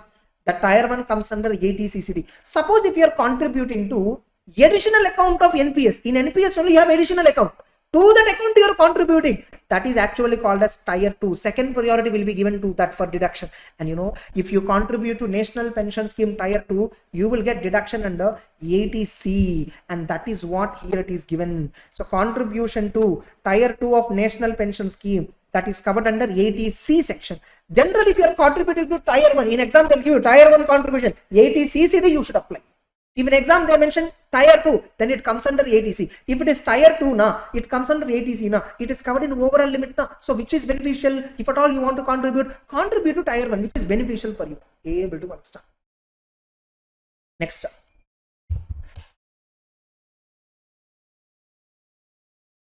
So that's ATCCD. Whatever matter I have given you entirely explained here. Now here in ATCCD, one more important point is there. Suppose you are closing this pension account. Whenever you are contributing, whenever your company is contributing, your boss, you are claiming deduction under 1, 1B, 2. And like that you are claiming deduction. After a certain number of years, you closed this account or you opted out of this scheme. Whatever amount you receive, it is fully taxable. Remember, it is fully taxable. Suppose if your nominee or legal heirs have received because of the death of the person, it is exempt. If the person closed the account and received the money, fully taxable. If this fellow died, nominee or legal heirs received, fully exempt. Now, okay, this fellow is only there. This fellow is closing the scheme completely, opting out of the scheme, closing the pension scheme, and entire money he withdraw. So NPS, NPS trust, the scheme, whatever is there, they are paying to an SSE on closure. So whatever NPS trust is paying to SSE on closure of the scheme, that is taxable for the SSE. However, up to 60% of the total amount that you are receiving, whatever the trust NPS paying to the person, out of the total amount, 60% is exempt, 40% only taxable. Which means if a person closing the NPS account and receiving lump sum money, getting it on closure, permanently or closing, 40% only taxable, 60% exempt. Suppose, sir, I am not closing fully, sir. I am only withdrawing partially for some emergency purpose. What is the tax treatment? How much you partially withdrawn? Check out. 10 lakhs I withdrawn, sir. Now, till the date when you made a withdrawal, how much you contributed, sir? 5 lakhs only contributed. Out of the contribution, 25% is how much? So 5 lakhs into 25%, 1 lakh 25.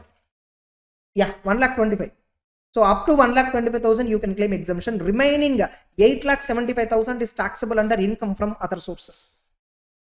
So if you partially withdraw from NPS account and the NPS trust is paying you the withdrawal amount, so in that 25% of the amount contributed by you, that is exempted. That's it. So this ATCC is also completed. Now let's come to ATD. Now I hope you are able to understand. If at all you felt somewhere like little speed, see, for sure revision class can never be a substitute for a regular class. You don't expect regular class kind of clarity in a revision class. Here, even though it is a revision, I am giving you entire information clearly. I am not skipping any part of the information. Getting it? Now ATD. Now ATD also you should understand structure. very clearly. In 80D, no, you can claim deduction for premium paid on medical policy. You can claim deduction on preventive health checkup expenses. You can claim deduction on medical expenditure on senior citizen who do not have medical policy. Suppose if a senior citizen is there, or for him medical policy is not there, then you are incurring some medical expenditure treatment, that you can claim deduction. Or you are paying premium for medical policy, you can claim deduction. Or you are paying health checkup expenses, you can claim deduction. Now the section says for first item and the third item, you can claim deduction only if it is other than cash.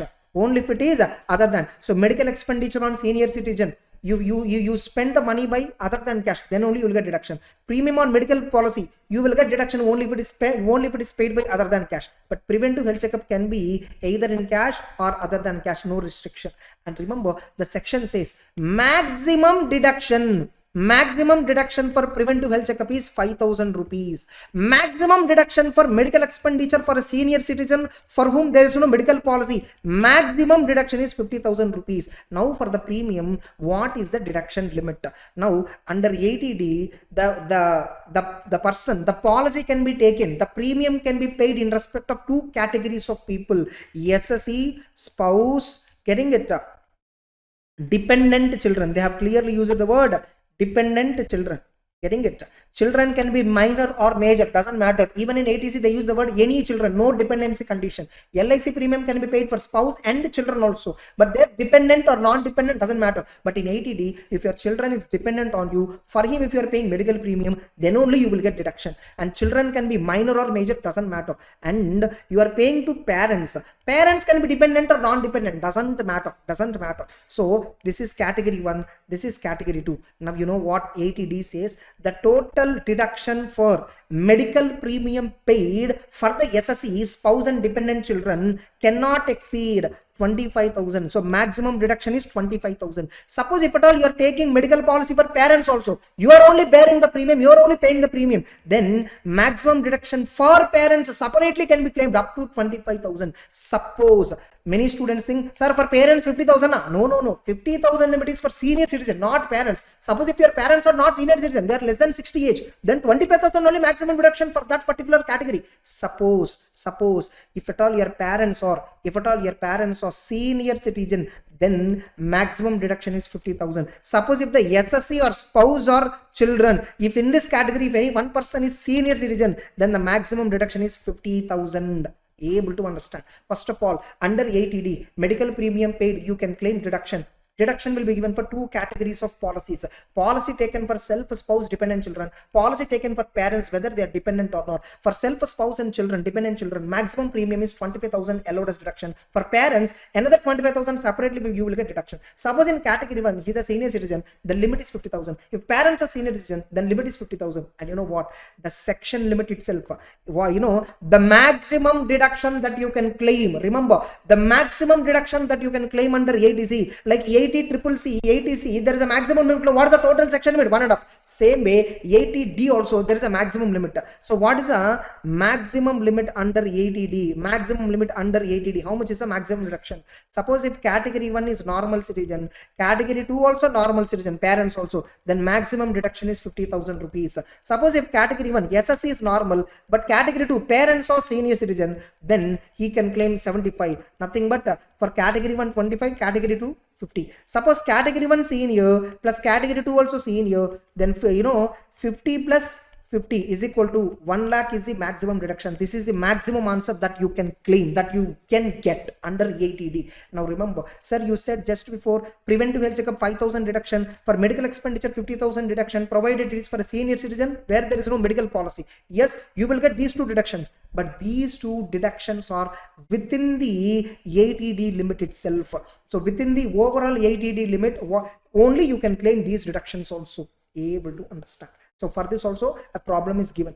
in the illustration. So there, here in this book, we have given enough illustrations. If you open and solve, you can understand very easily these two illustrations. You can download this PDF from our websites, restofcsema.com. You can go there, old scheme, new scheme, you will find. So open old scheme or new scheme, anything, open P4, open P3, whatever it is, income tax, you can download this book. There you can find all this.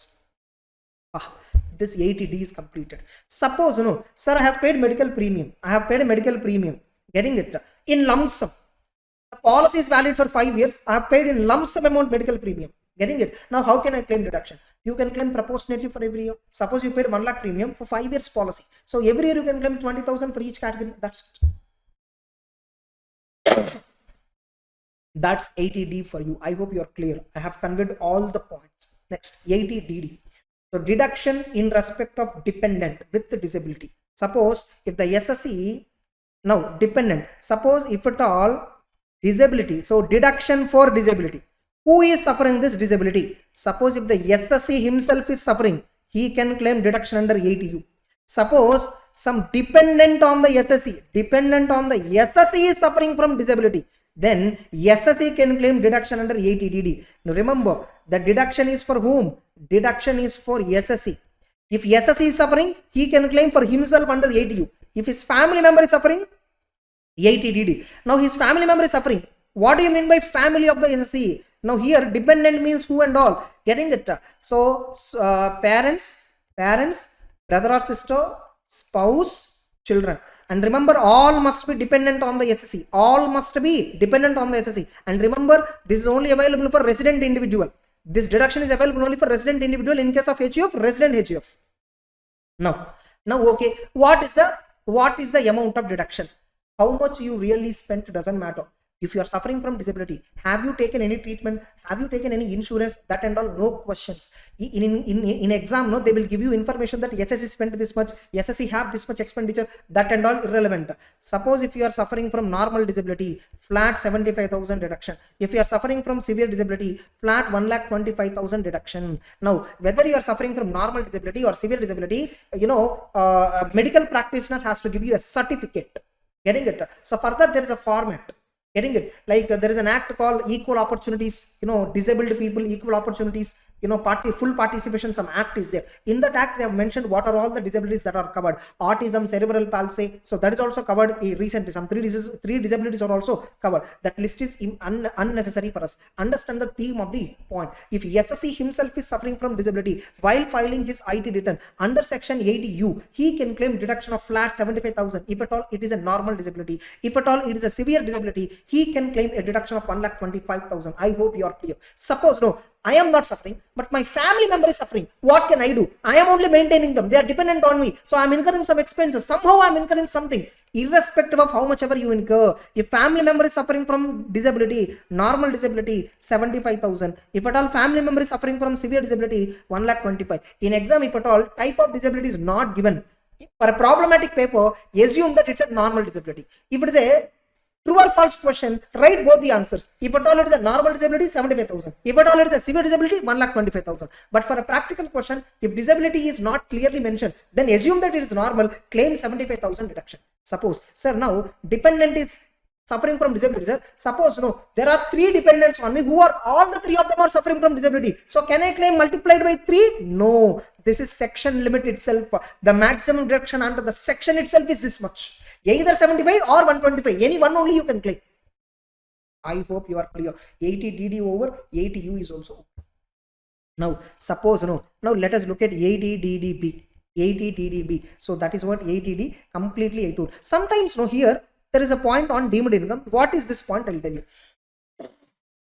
What is this point? In fact, this point is there in 80C also. Suppose, there is a dependent on me for whom I have taken an insurance policy with an insurance company. If something happened to me suddenly, he is dependent on me, how he will survive later on. So I have taken an insurance. If something happened to me, he will get a maturity amount. So if something happened to the SSE, the SSE's dependent got the maturity amount fully exempt. Suppose if dependent deceased, if a dependent died on for whose safety and security purpose I have taken the policy, that dependent, he died. Now I am receiving the maturity amount ultimately at the end of the policy, fully taxable. No exemption under 10 clause 10D. It is fully taxable. So if the dependent predeceases the individual who has taken the policy for the security and safety of the dependent, receives the amount from the insurance company on maturity, it is taxable in the hands of the individual. I think it fine. Now 80TDB. Here the SSE or family members, all of them or any of them suffering from disability, suffering from a specified disease, either the SSE or family member. So family member means nothing but dependent family member. Dependent means what? Same parents, brother or sister, spouse, children. All these are dependent on the SSE. Either the SSE is having disease or any of them is having disease or all of them are having disease. Doesn't matter. Suppose under 80DDB, they have given some list of diseases. If at all the SSE or family member is suffering from those diseases, up to 40,000 rupees or actual expenditure incurred, whichever is lower, you will get deduction.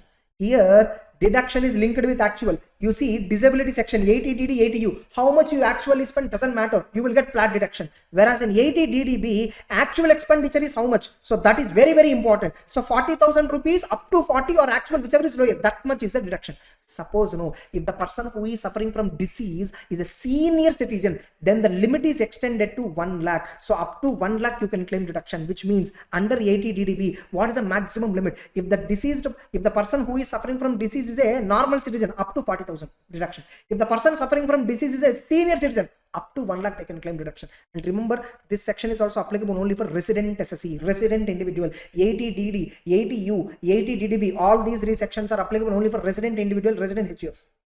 I hope you are clear. 80DDB is also over. So that's what 80DDB, that is completely whatever the points covered here. We have clearly explained you all these points. Getting it? Next, 80E. Now what is this 80E? Now let's once again come back to our list. You see how easy chapter 6A. See, in chapter 6A, why many students confuse. Some students know they literally don't understand chapter 6A correctly. The main reason is they don't understand the structure of the entire section. Each and every section, the structure they don't understand.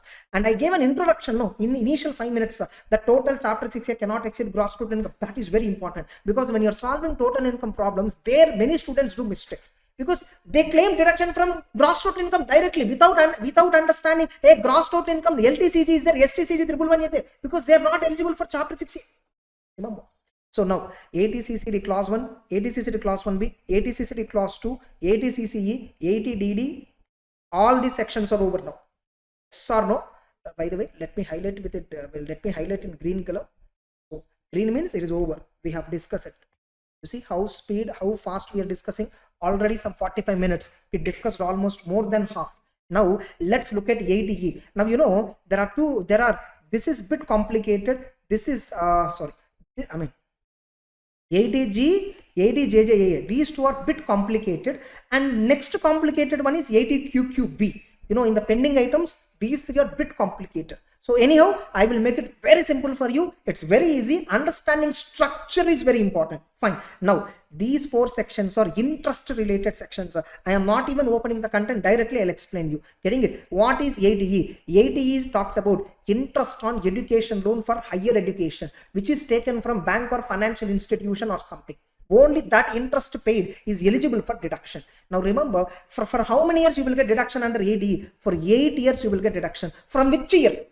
First year you start paying interest on education loan. No, first time. From that year, 8 years. Many think that under 80E, interest on education loan, you will get deduction from the year of taking the loan. No. See, banker gave me education loan. I am the one who wants to go abroad and study some education. They gave me loan. I took loan because I don't have money to pursue education, and after that get a job. Then after that I will earn. Then I will repay the banker.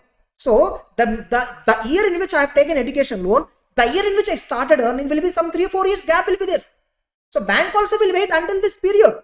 Only after I started earning, banker will collect the interest from me. So from the first year in which banker is collecting interest, total 8 years interest amount, whatever I am paying, I can claim deduction.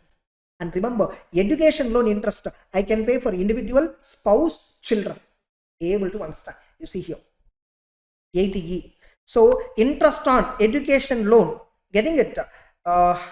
So spouse, spouse and children, and remember there is no dependency condition, dependency point is not there. And even if I have taken education loan for purpose of for the purpose of somebody for whom I am the legal guardian, that is also eligible. Remember, only for higher education. Now remember here one more point, education can be within India or outside India.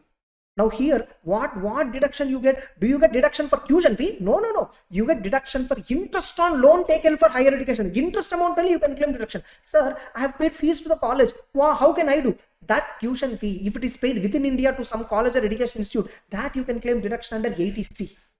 That's it. That's 80E. Next. That's 80E. I hope you are clear with 80E. Now, let's look at 80EE, 80EEA. So what these sections are? These sections 80EE, 80EE and 80EEA. So these sections are brought with a view to give deduction for first time home buyers. So 80EE, 80EEA. So first time home buyers. So if at all a person is buying for the first time house, getting the point, first time home buyers mean, see in these two sections, so what is the point? These two sections says you have taken a housing loan. You are paying interest on that. That house is subject to house property head of income. You are claiming deduction already for interest amount on house property. But you know very well, for a self-occupied property, unoccupied property where NAV is equal to 0, maximum interest on loan you can claim is how much? 2 lakhs. Suppose you are paying to a bank 3 lakhs. Now extra 1 lakh you are not claiming under house property. That you can claim under these two sections. Any one only. Either one. If at all you already covered under 80E, no more 80EA. Any one only, mutually exclusive. Suppose you have not taken 80EE benefit, then you can take 80EEA benefit. Getting the point? Like, so you are paying interest on loan, housing loan. That interest is eligible for deduction here, provided on that interest you did not claim any deduction under house property. Getting the point? Suppose suppose there is a let out property. I have paid 3 lakhs interest under house property. Now I can claim for let out total deduction, but don't claim 2 lakhs only. Why? Even if you claim total deduction for a let out property interest deduction, even the net result is lost, you cannot set off with other head of income beyond 2 lakhs. So if at all the total interest after reducing, if at all loss is beyond 2 lakhs, the extra amount of interest is there no, where loss is crossing 2 lakhs, because you can't set off with other head. That interest you can claim under 80EEA or 80EE as the case may be. Under 80E, maximum deduction for interest is 50,000 rupees. For how many years? From the year in which you took the loan till the year 20 years or 30 years or 15 years till you repay the loan, 50,000 interest portion you can claim. Under 80EEA, it is 1,50,000. Under 80EEA, it is 1,50,000. Now, what are the conditions? Date of sanction of the loan should be between 16 and 17 previous year. So 1/4/2016 to 31st March 2017. Within this previous year, within this financial year only, you should get sanction of the loan. And the loan sanction amount shall be less than or equal to 35 lakh under this section. And value of the house should not exceed 50 lakh. So if these conditions are satisfied, then interest on loan paid up to 50,000 rupees, you can claim deduction under 80EE. Now in 80E, only in this year, if at all you have got a loan for housing purpose, then only you will get deduction. What about subsequently? No more deduction under 80E. That's why, in 2019, they have introduced another section for first time home buyers. Suppose you have taken a loan, between 1/4/2019, you have taken a loan between 1/4/2019 to 31st March 2022. Between these 2 years, if at all you have taken a loan. Getting the point? And the stamp duty value of the house is not exceeding 45 lakh. You remember, under 80EEA, stamp duty value is what referred, whereas here value of the house is what referred. Getting it? So stamp duty value is not exceeding 45 lakhs and the loan is sanctioned between this date. Then interest on that loan, you can claim deduction up to how much? 1,50,000. Remember, if at all the total interest is 1.5 lakh, you already claimed under 25, that 1.5 lakh under house property, you cannot claim further here. Further, 80EEA, this section is not open for whom? Those who already claimed 80EE. In both the sections, the date on which loan got sanctioned, on this date, you should not have any house property at all. Which means, by taking this loan only, you are buying the house for the first time. First time home buyers only this provision. Understood or not? Next we have 80EEB. Next we have what? 80EEB. What is this 80EEB? If at all you have taken any loan during 1/4/2019 to 31st March 2023 for purchase of electric vehicle, EV revolution started in 2018-19 onwards. Getting the point? When the Modi government have started the second tenure, they have brought a very big EV policy, e-vehicle policy framework has been brought. So that's why to incentivize those who are using electric vehicles, this section has been brought. So what this section says, if at all you have taken any, if you have purchased any electric vehicle, for that purpose you have taken any loan during 2019 to 2023, remember here 1/4/2019 to 31st March 2022, here 1/4/2016 to 31st March 2017, here 1/4/2019 to 31st March 2023, means here if you have taken loan in any 3 years, here you have taken loan in any 2 years, here you have taken loan in 1 year. So every time they have increased the time limit. Observe this. So to purchase an electric vehicle, you have taken a loan, and the loan is sanctioned between 1st April 2019 to 31st March 2023. Whatever interest that you are paying on that loan, no, that interest component only you can claim deduction under 80EEB. If at all the entire interest paid is already claimed as a deduction under some other head of income, you can't claim here. Suppose I purchased an electric vehicle for my business. That asset I have added in my block of asset. Interest paid on that vehicle I am claiming under 36 section, deduction in PGBP. I cannot claim 80EEB. So with this over. Now let's look at 80G, 80GGA, GGB, GGC, GG. Now 80G, one of the confusing section. Many students have some confusion on 80G. Why? Because the computation of 80G, many students will confuse. Okay, fine. So 80G, in 80G, they have given approximately 30 plus deductions. 30 plus 80G is what? You are getting deduction for donations. You are paying some donations. For that reason, you are getting deduction. Now, the donations that you are paying, no, these donations under 80G are classified into 4 categories. They are classified into 4 categories. Category 1, Category 2, Category 3, Category 4. Look at the structure of this 80G. If you understood this structure, it's very simple. Okay, so 4 categories were there. Okay, now how to solve the problem? Directly they'll give you list of donations.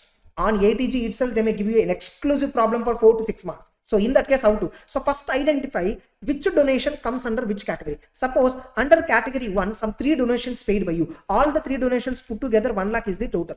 Okay. Under category 2, you paid some 4 donations. 4 donations you paid. All the donations comes under 75,000.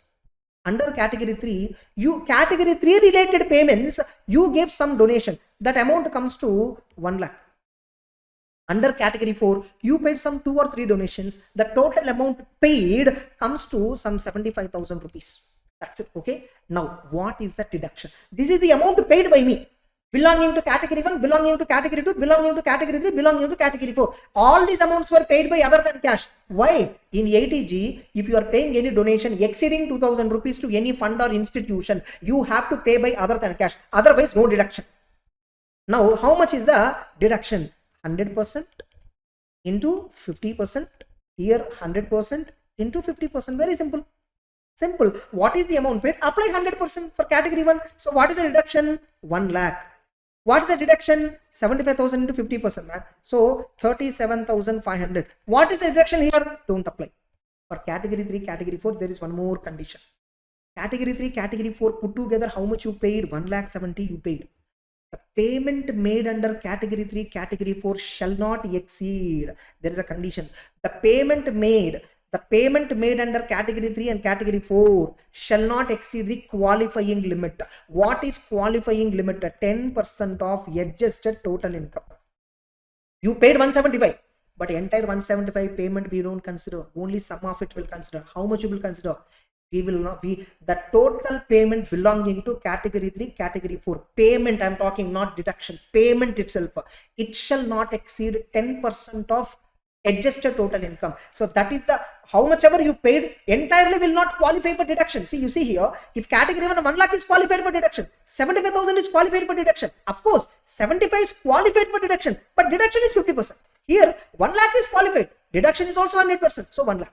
Now, whereas here you paid 1 lakh and 75. 175 you paid. Entire 175 will not qualify. How much will be qualified? the both category 3 plus category 4 put together total amount paid cannot exceed qualifying limit, that is 10% of ATI. Now what is adjusted total income? Adjusted total income means gross total income minus LTCG minus STCG 111A minus exempted incomes if any were there. But remember, minus 115 BP winnings should I reduce? No need.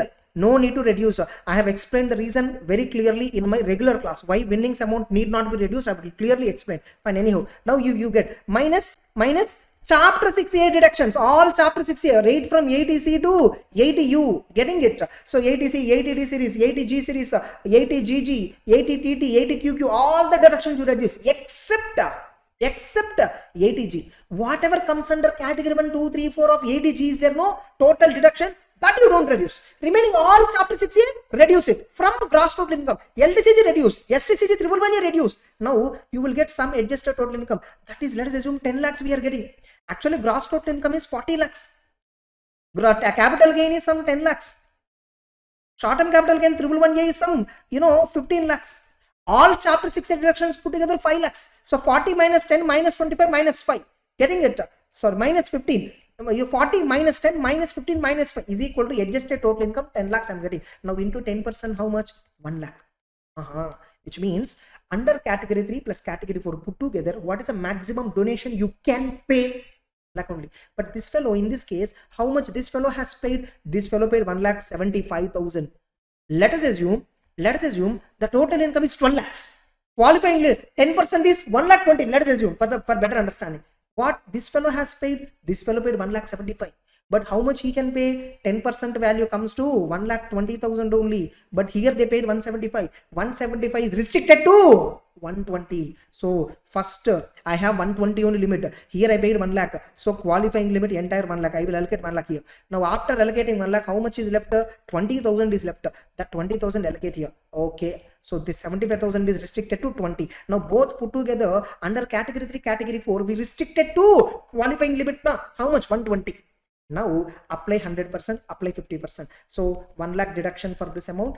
20,000 into 50%, 10,000 only deduction. So that's it. What is the total deduction under ATG? So 1 lakh plus 37,500 plus 1 lakh plus 10,000, 2 lakh 47,500 is the deduction.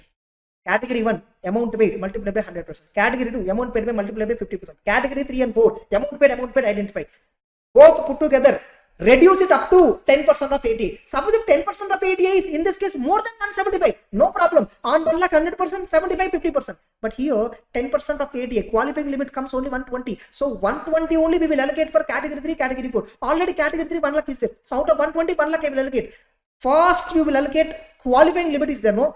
That limit first allocate it for category 3. Still limit is there. Allocate it for category 4. Now category 3, category 4 amounts paid, reduce it to qualifying limits. Apply 100%, apply 50%. This is the answer. Very easy. Now, sir, what is category 1? What is category 2? What is category 3? What is category 4? That is what we have given in ATG. So category 4. So what are all comes under category 4? You are donating to charitable trust. All registered charitable trust, category 4. You are donating to government for charitable purpose. You are donating to government for charitable purpose other than family planning. Suppose if at all you are donating to family planning for government, then that comes under category 3. Category 3 donation means what? Within the qualifying limit, whatever amount you paid, 100% you will get deduction. Category 4 means what? Within the qualifying limit, whatever you paid, 50% only you will get deduction. Suppose you are donating to Housing Development Authority for town planning, city planning, housing development projects, or you are donating to some corporation which is established exclusively for promotion of minorities' interest, you will get deduction under category 4. You are donating for renovation of religious premises, renovation purpose, getting the point. So for that purpose you are donating, category 4. Suppose you are donating for family planning, then category 3. Suppose if a company is donating for Olympic Association or any other sports associations, then it is coming under category 3. Remember. So if at all we are donating to Olympic Association or any association or institution which is established for development of infrastructure for sports, so Olympic Association or any association which is exclusively engaged in development of infrastructure for sports, for them category 3. Now remember, this Olympic Association only a company can claim.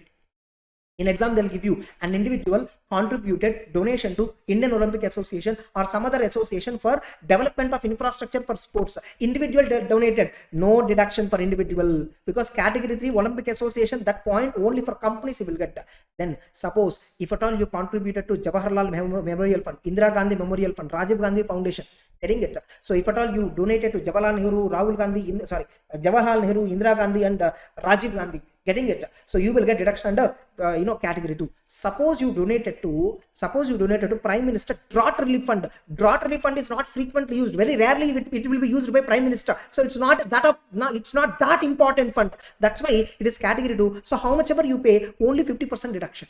Able to understand. Remaining all other, like what are they? Prime Minister National Relief Fund, Prime Minister National Relief Fund, all state governments CM Fund, all state governments Governors Relief Fund. Getting the point? You will get deduction under National Sports Fund. Remember, if at all you are donating to any association for development of infrastructure for sports, that category 3. You are donating to National Sports Fund, that is category 1. Getting the point? In this, or you are donating for Swachh Bharat Kosh, you are donating for Clean Ganga Fund, or you are donating to Prime Minister Cares Fund. You might have seen this Cares Fund very frequently in COVID time. So you are donating to, very simple, if at all you are donating to somebody who do not come under category 2, category 3, category 4, it's a category 1 donation. How much ever you pay, flat 100% deduction. So this is what entirely we have given. All these points we have covered. And remember, if at all you are donating in kind, suppose you donated jewelry to a charitable institute, no deduction at all.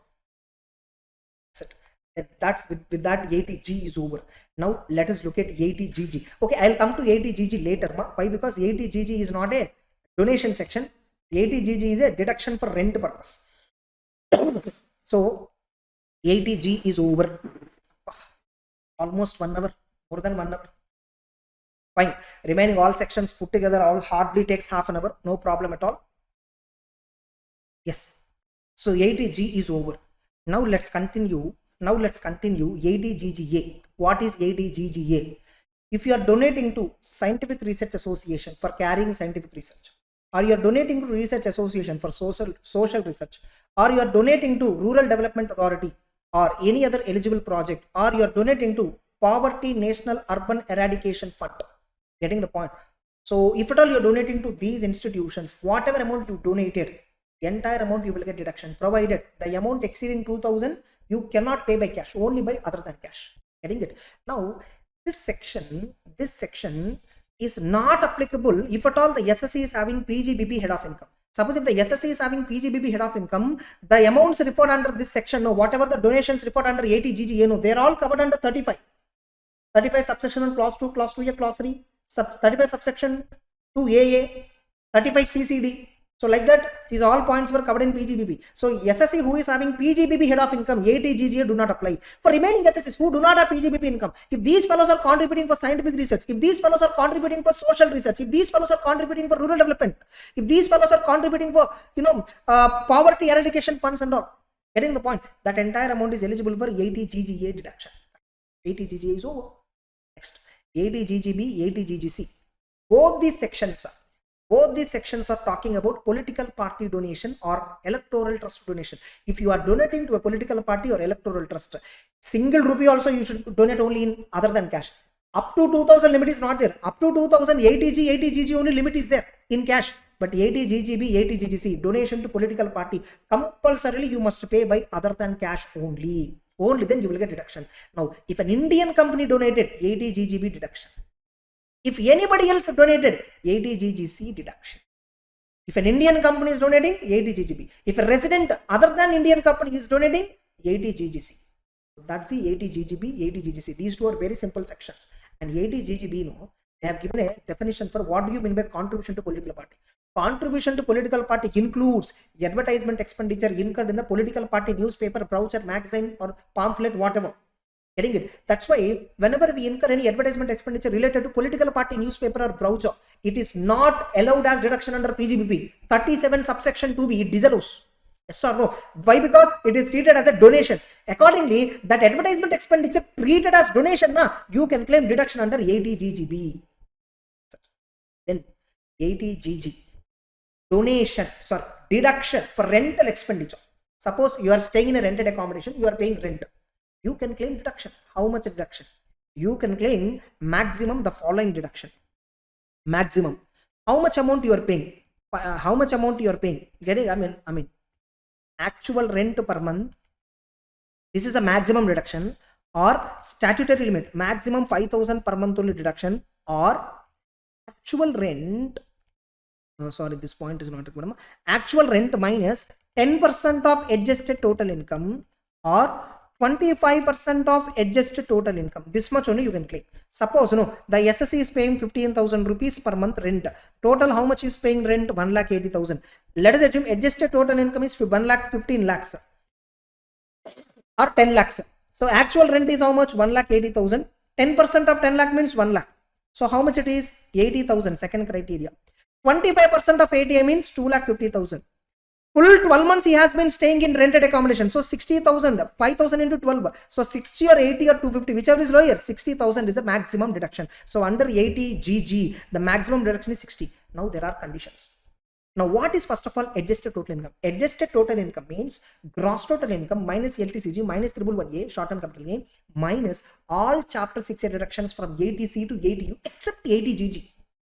Now in 80G also adjusted total income is there except 80G all deductions. 80GG except 80GG all deductions. Now if SSE is having 80G, 80GG both the sections is having. Now how to calculate adjusted total income in both the sections? Linear equations we should apply. So that and all in-depth knowledge is not required. From exam point of view, that much they don't test at all. Getting it? Fine. Now what is the condition? Now first of all, who can claim 80GG? This is the one important condition. Suppose if the SSE is claiming self-occupied, unoccupied, NAV is equal to 0 benefit under house property, that fellow cannot claim. If the SSE is having deemed let out property, taxation under house property, he cannot claim. If the SSE is receiving house rent allowance and claiming 10 clause 13A deduction under salaries chapter, he cannot claim. Only an SSE who is staying in rented accommodation, not having SOP, not having DLOP, not having HRA, he can claim deduction. Further, one more condition. Suppose, okay, you are not claiming SOP, DLOP, you are not having HRA, but you are staying in rented premises in the same city where you have a own house. You also cannot claim. Which means, in the same city where you have own house, you should not be staying for rent. You should be staying in some other city. Because of job, because of business, because of profession, whatever, you are staying in some other city. In that city, you don't have own premises. That's why you have taken on rent. The rent paid is eligible for deduction under 80GG. That's it. Over. 80GG section is over. I hope you are clear. Please, since this is a YouTube video, you can listen once again. If at all any of you feel that I'm little speed, understand it's a revision class. Getting it? I'm not simply reading, opening the book. I'm not simply reading. I'm giving you proper explanations. That's it. So with this 80GG is also over. Now let's finish 80TTA, 80TTB, and then I'll come back to these yellow items. 80TTA, 80TTB. First of all, 80TTA, this section you can apply for normal citizen. 80TTB, this section is eligible for senior citizen. First of all, 80TTB is only applicable for residents. Whereas 80TTA, whether you are a non-resident or resident, doesn't matter. These are the basic important items. Non-resident means he may be more than 60, more than 80, doesn't matter, because senior citizen, super senior citizen, the words can be used only for resident people. Yeah. Now what is 80TTA? Suppose you are having savings account. On this savings account, you may be having with a bank or you may be having with the post office. You are getting interest. Let's assume you are getting interest of 20,000 rupees savings interest. Now this is taxable under income from other sources. So accordingly, gross total income it is covered. Now under 80TTA, you can claim deduction up to 10,000 rupees. That's it. 80TTA is over. Suppose here one important observation. Suppose if you are getting savings interest from post office. Suppose if this 20,000 is from bank, this is the tax treatment. Suppose if you get interest from post office, out of 20, 3,500 is exempt under 10 clause 15. So 16,500 is only taxable under other income from other sources. This itself is gross total income. So minus 80TTA, how much deduction? 10,000. So this is in case of post office. So for post office savings interest, 3,500 is exempt side away. So taxable income from other sources itself is 16,500 in this case. So minus 80TTA, 10,000 over. This is for normal citizens, whether resident or non-resident, where they are getting interest on savings deposit, they will get deduction. I hope you are able to understand. Yes. Next, Suppose no, you are a senior citizen. Senior citizens, generally their source of income is pension interest. So the senior citizen is having some fixed deposit with the bank or post office, also have some savings deposit with the bank or post office. Now he is getting from both of them put together 1 lakh income, taxable under other sources. Now since he is a senior citizen, we have given increased deduction, 50,000 rupees. Up to how much you can claim? 50. So now here 80 TTB, whether it is a fixed deposit or savings deposit, both are eligible. Interest on both these deposits are eligible for deduction under Chapter 6A 80 TTB. That too, this deduction is only for senior citizen aged 60 years or more and a resident in India. That's it. Over 80 TTB.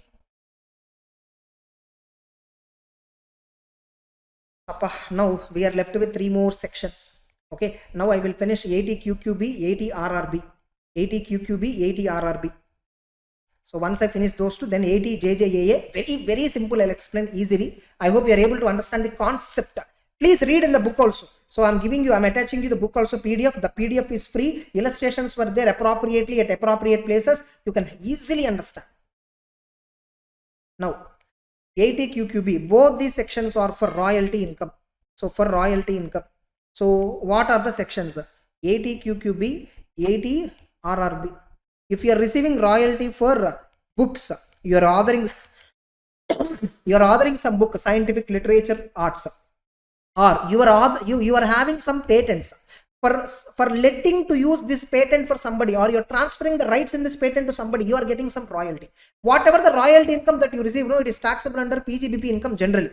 Getting it? So it is included in gross total income. So now whatever the royalty income means what? Gross royalty minus any incidental expenditure is equal to royalty income. Now this royalty income in respect of the net royalty income which you receive, which is taxed in PGBP, getting it? For that net royalty income, you can claim deduction under 80 QQB. How much deduction? Suppose I received royalty in lump sum. So royalty income. Royalty income or 3 lakhs, whichever is lower, that much deduction I will get. Suppose if I am receiving royalty not in lump sum, I am receiving royalty as a percentage of books value sold, then up to 15% of the books sale value only royalty received, gross royalty received is calculated for exemption. Able to understand. On this, there is a clear-cut problem which is given. Now, whatever it is, whether it is lump sum, whether it is percentage of book value, the maximum deduction under 80 QQB cannot exceed 3 lakhs. The section limit itself is 3 lakhs. Even 80 RRB also, the section limit is 3 lakhs.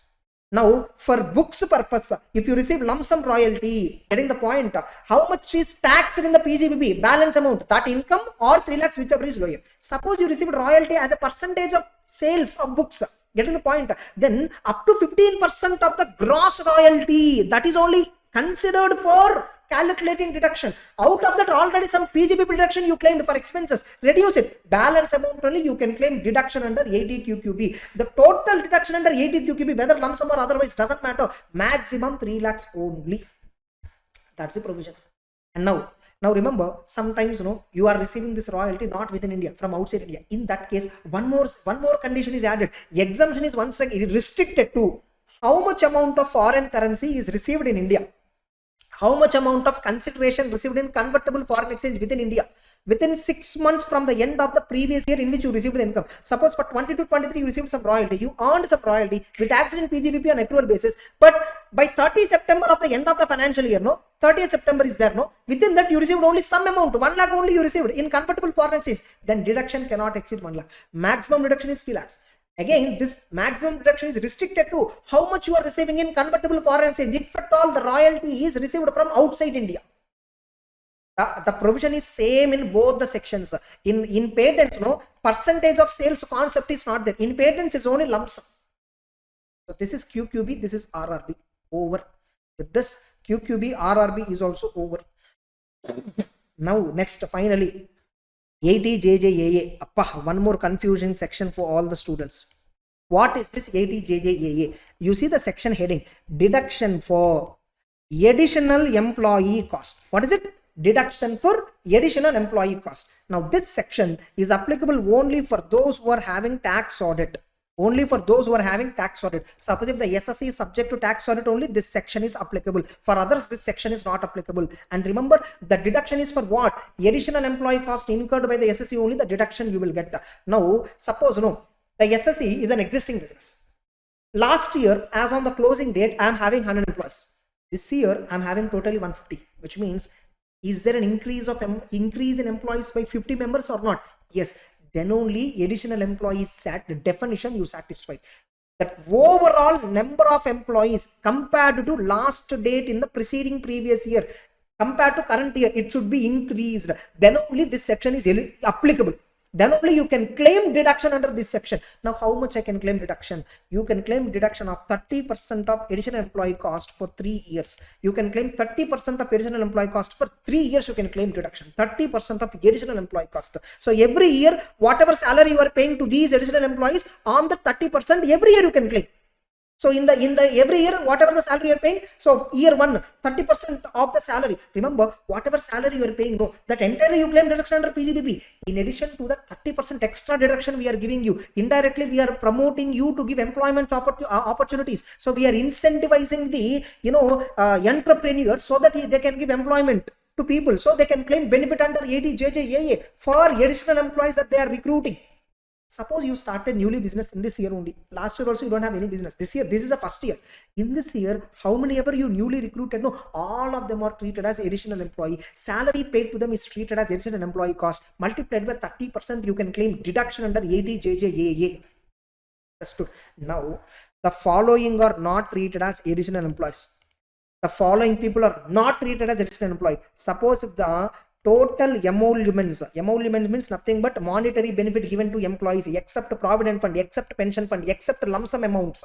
Any amount paid, allowance, basic, DA, bonus, commission, whatever, monetary emoluments paid, if it is exceeding 25,000, this fellow, the people who are earning more than 25,000 rupees monetary, they cannot be considered. They will not be considered under additional employee definition. They are not considered.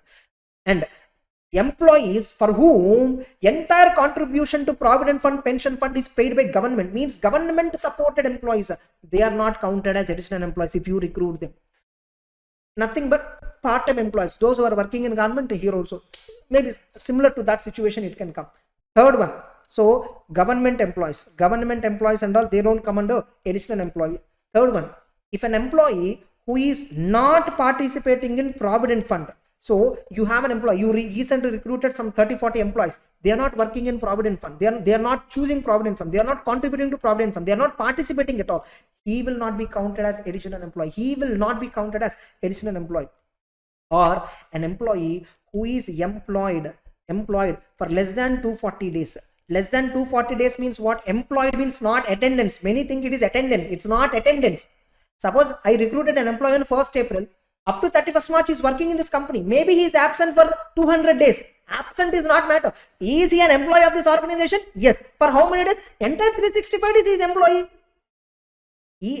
Less employed for 240 days. Less than 240 means for how many number of days he is an employee in your organization.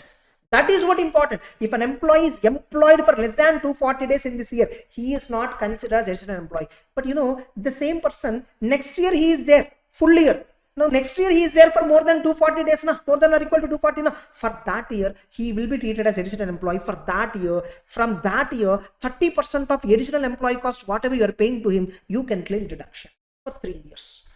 Able to understand. Now we will solve a question on this. So we will solve an illustration directly, which we solved in our class. So you will understand better. Now you see here. Now further no. Now who are all not coming under additional employee? If an employee whose total salary amount is exceeding 25, he is not additional employee. Who is not participating in RPF, he is not additional employee. For whom entire contribution to pension or provident fund is paid by government, he is not additional employee. Who is employed for less than 240 days in that organization, he is not additional employee. Suppose if it is a footwear, apparel, leather business, no. Then instead of 240, 150 days is the criteria. Fine. Now, so you see here, only this is the one problem which I am doing here. Now, anyhow, we have, after this, you have test your knowledge questions also. Some 5 questions on chapter 6 I solved. That also you see. Mr. A commenced the business of manufacture of computers on 1st April. So, Newly started business. So newly started business means one condition we need not check. Last year how many were there? This year how many were there? Overall increase there or not? That and all you need not check, because it's a newly started. So how many ever he recruited during this year? All of them comes under additional employee. He employed 350 new people during this year. Oh, very good. The details are, on 1st April, 75 staff were recruited, and we are paying 24,000 rupees salary, monthly emoluments, and they are regular employee. And they are here, somebody is casual. Now let us see. Regular employees participate in RPF, very good. Whereas casual do not. Okay, so casual employees, no, they are not participating in RPF. So will they come under additional employee definition? No. Now here, second category, 125 employees we recruited on 1st May 2022. Let us assume all these people were continued up to 31st March 2023. They are all continued. They didn't resign in between. Now that means employees who were recruited on 1st April, they continued up to 31st March, 365, more than 240 days. Therefore, this is additional employee. Next, second, 125 employees we recruited on 1st May, 335 days they are there in the organization, but their emoluments is more than 25. So they are not additional employee. Now, 50 employees, 1st August, exactly 244 days it will come. 1st August to 31st March, 244 days it will come. But they are not participating in RPF. RPF, they are not participating. Therefore, they are not additional employees. Then finally, 100 employees. 1st September I recruited, up to 31st March were there. Amount paid to them is less than 25. They are technically speaking additional. But you know, I recruited them on 1st September to 31st March, less than 240 days. Since they were employed for less than 240 days, for 22-23 previous year, they are not treated as additional employee. Suppose if these 100 people continue in the next year also, they are treated as additional employee for the next year. For the next year, they are treated as additional employee. So, since they are employed for less than 240 days, they are not additional employee. Understood or not? Check out 4th August or after. On or after 4th August, if at all anybody is recruited by the organization, they are working for less than 240 days. Check out calculator. 4th August to 31st March. Check the date. Since here 1st August, more than 240. They are additional employee. But since they don't participate in RPF, we do not consider them as additional. Now tell me, how much reduction? Whatever salary paid to additional employee, here additional employee only this first category comes. How much salary we are paying? We are paying monthly 24,000 rupees. For how many months? They are recruited on April 1st. So 12 months we are paying. How many employees? 75 employees. So 24,000 into 12 months into 75. So we are paying 2 crore 16 lakhs. Very good. Now, this entire 2 crore 16 lakhs PGBP deduction they will claim. For all these 350 employees, whatever salary paid, PGBP they will claim deduction under 37. That and all is fine. In addition to that, 30%. How much is 30%? Into 30%. 64 lakh, 80,000 is deduction under 80 JJAA. Now, to these 75 people, next year also they pay salary. Na? On that salary again 30%.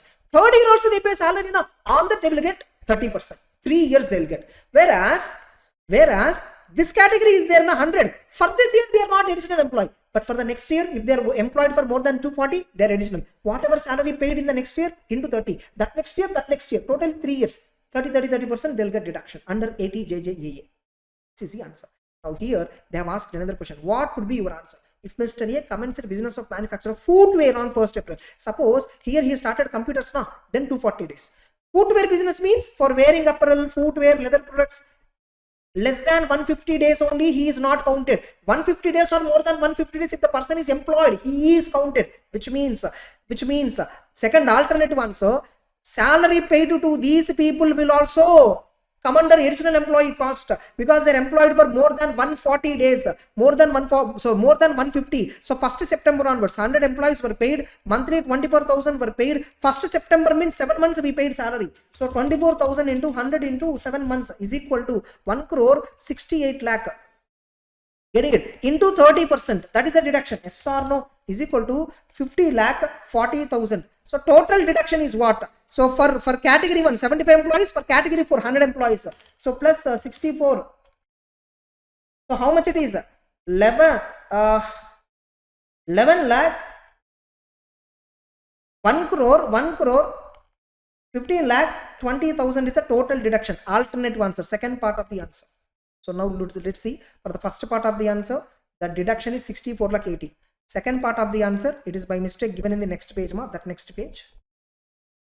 Yeah, that next page. You see here. So how much is the answer? 1 crore 15 lakh 20,000. That's it. This is the answer for 80 JJA. This is how you have to compute. There is a possibility in the exam for November 2023. This question, even if it is May 24 also, they may ask. Who knows? That's it. With this, we have completed the entire chapter 6 deductions within 1.5 hours.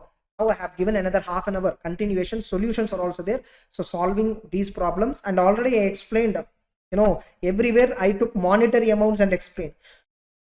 Indirectly we solved many problems already while we are discussing all the provisions. So 2 hours we took entire chapter 6A. Entire each and every section, entire theme, entire points are covered. Only thing which I did not do is reading each and every line and explaining you in depth.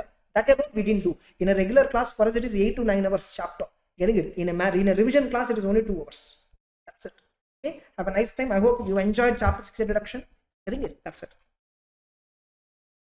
Let's begin amendments on chapter 6 deductions. Technically speaking, there are no amendments to any provisions of chapter 6A, just that one new section has been added, 80CCH. A new section is added, that's it. So of course, even if a new section is added, that's an amendment, right? So this is added in the Finance Act 2023. In the salaries chapter amendment, I have already covered this. Agnipath scheme, contribution by central government to Agniveer Corpus Fund, that is treated as salary under 17 subsection 1. Equal contribution, of course, is made by Agniveer. So first of all, what is this Agnipath scheme? Who is an Agniveer? All that let us discuss now. And one more insertion in the new scheme study material is, what are the differences between deductions and exemptions? What are the differences? 99% they don't test like this theory question. If at all they tested 3 marks question, they may test. So generally deductions are in the nature of investments and contributions in some instruments like fixed deposit, shares and securities like that. Whereas exemption, income is exempted, will not be included. This exemption is talking about actually incomes, whereas deduction is generally talking about investments and contributions and all. And 80C, EU, 80U, these are the sections that talks about deduction, and there is another section which talks about deduction is 10AA. So 10AA, once upon a time, it is there as part of exempted incomes chapter, but in the new scheme material, it is kept as part of deductions chapter. But whoever is my student, I kept it as it is under exemptions chapter itself, because it's at the end of the day exemption only. It's not actually a deduction, it's exemption only. But chapter 6 deductions point of view, it is classified as deduction. So from exam point of view, consider this meaning. And section 10 of the act is dealing with various exempted incomes. For example, 10 clause 1 dealing with agriculture income, 10 clause 2 dealing with share of profit of a partner, 10 clause 12C, which I'm going to write right now. So any amount received by Agniveer from Corpus Fund after 4 years of service, so that is exempted. So all that we are going to discuss. 10 clause 13A HRA exemption, 10 clause 10A leave encashment exemption. Now maximum leave encashment exemption is 25 lakhs maximum. Now, what is the treatment? First included in gross total income. Actually, if I paid any premium for LIC, will I include it in gross total income? No. Somebody, whoever drafted this, did not understand exactly.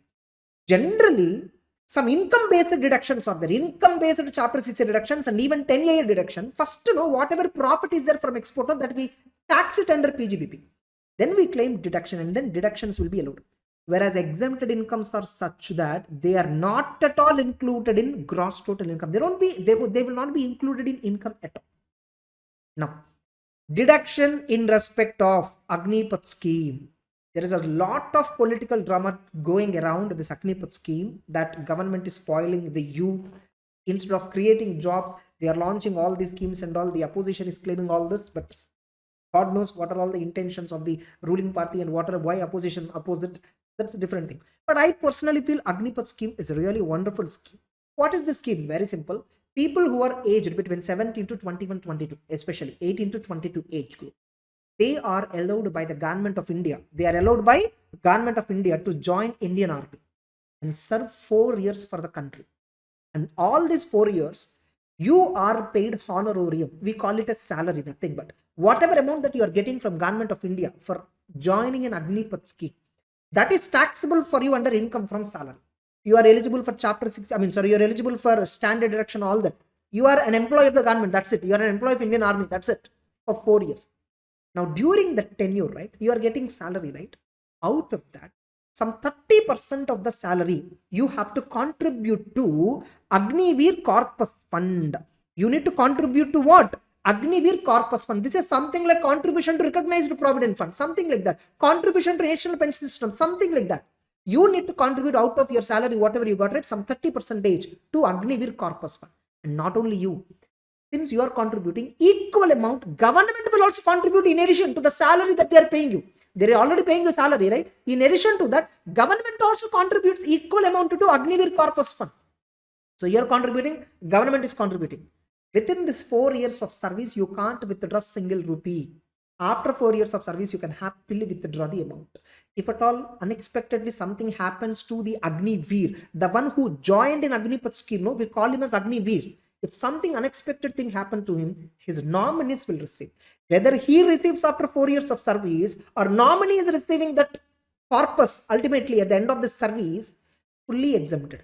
Whatever amount that you are receiving is fully exempt. Any payment from Agnipath Corpus Fund or Agniveer Corpus Fund to a person who actually enrolled under the scheme or to his nominee is exempt from tax.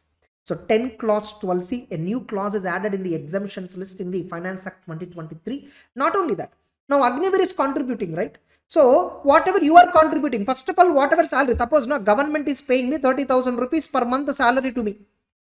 Okay, this is treated as income from salary. 3,60,000 is my gross salary. Out of this, some 30%, which is equal to 36,000, I am contributing to Agniveer Corpus Fund. I am contributing. Whatever I contributed, no? So whatever I have contributed, like look at this, how it will be like. Suppose Agniveer, I'm calculating salary income from Agniveer. Gross salary is equal to, let's assume 4,20,000, 35,000 per month salary. Let's assume 4,20,000 minus standard deduction, how much? 50,000 flat. So now what is the net salary income from salary? 3,70,000. This is net salary. And not only that, like once again, now your actual salary that you are getting from government is 4,20,000 plus central government is contributing on your name. Central government is contributing on your behalf to, Agniveer Corpus Fund, which is in the nature of 80 CCH subsection 2, that contribution. Now central government is contributing, right? Approximately some 30% they are contributing. 4,20,000 into 30%. Government is contributing 1,26,000 man on your name. So total salary is how much? 4,20,000 plus 1,26,000.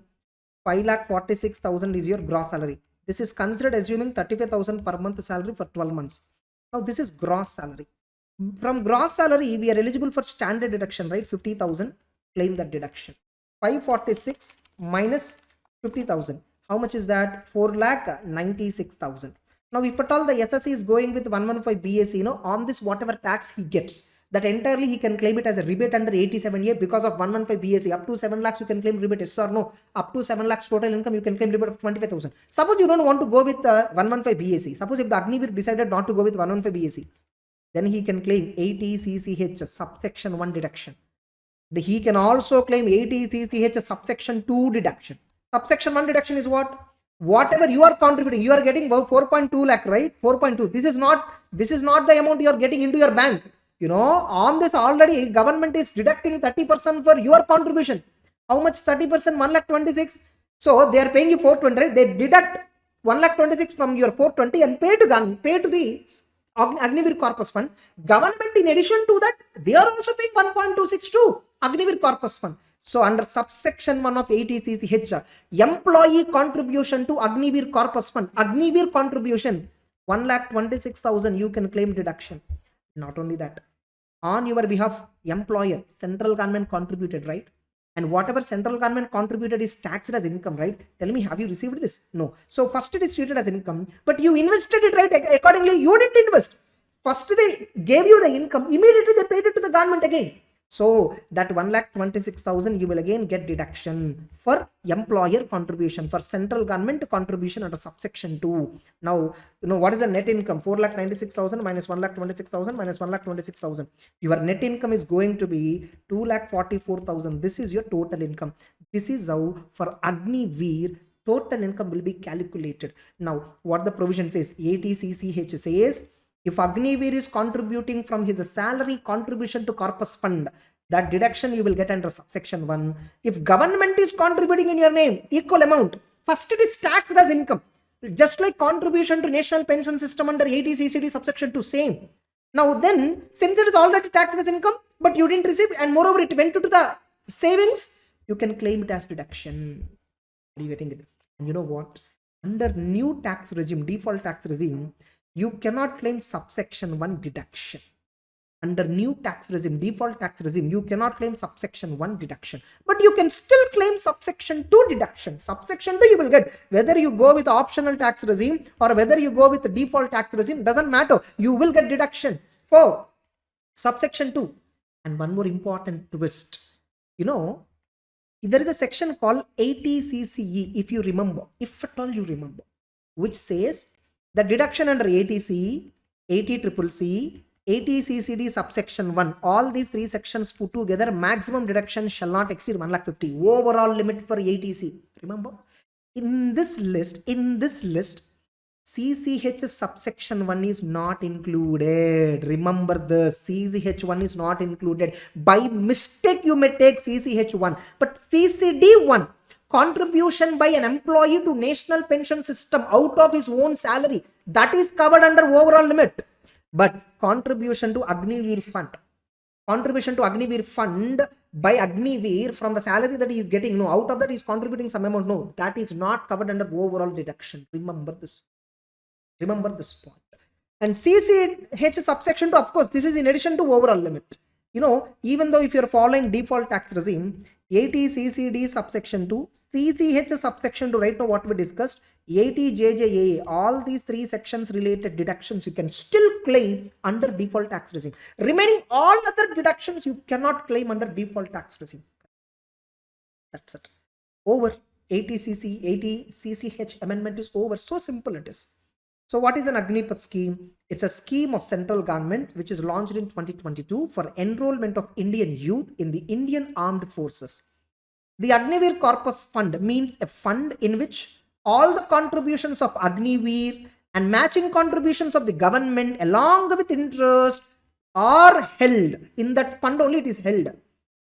Agni features of this scheme, what are they? Each Agniveer is contributing 30% of his package to the individual Agniveer Corpus Fund. Further, the government will also do a matching contribution to Agniveer Corpus Fund. The government will also pay interest as approved from time to time, whatever to the outstanding balance is there in that fund. And 80 CCH, it provides deduction in respect of contribution made in Agniveer Corpus Fund by an individual who enrolled in Agnipath scheme, and also contribution for the central government. Quantum of deduction for SSC contribution. SSC means what? Agniveer. Under CCH subsection 1, it gives a deduction for amount paid or deposited by SSC who is an individual enrolled in Agnipath scheme on or after 2022. Of course, only after you enroll you deposit. Deduction under 80 CCH1 will be available only if you exercise the option of shifting out. You exercise the option of coming out of DTR. Means you are declaring under normal tax regime. You are declaring under optional tax regime. You are not declaring under default tax regime. Then only subsection 1 you will get. However, central government is also contributing, right? Under CCH subsection 2, the whole amount contribution made by central government to the said fund in the Agniveer fund is allowed as deduction in computing total income of the Agniveer SSE. The entire contribution would be first included in salary. That's why salary definition has been modified by inserting 9th clause. However, deduction under CC2 will also be available. And remember, this is completely different.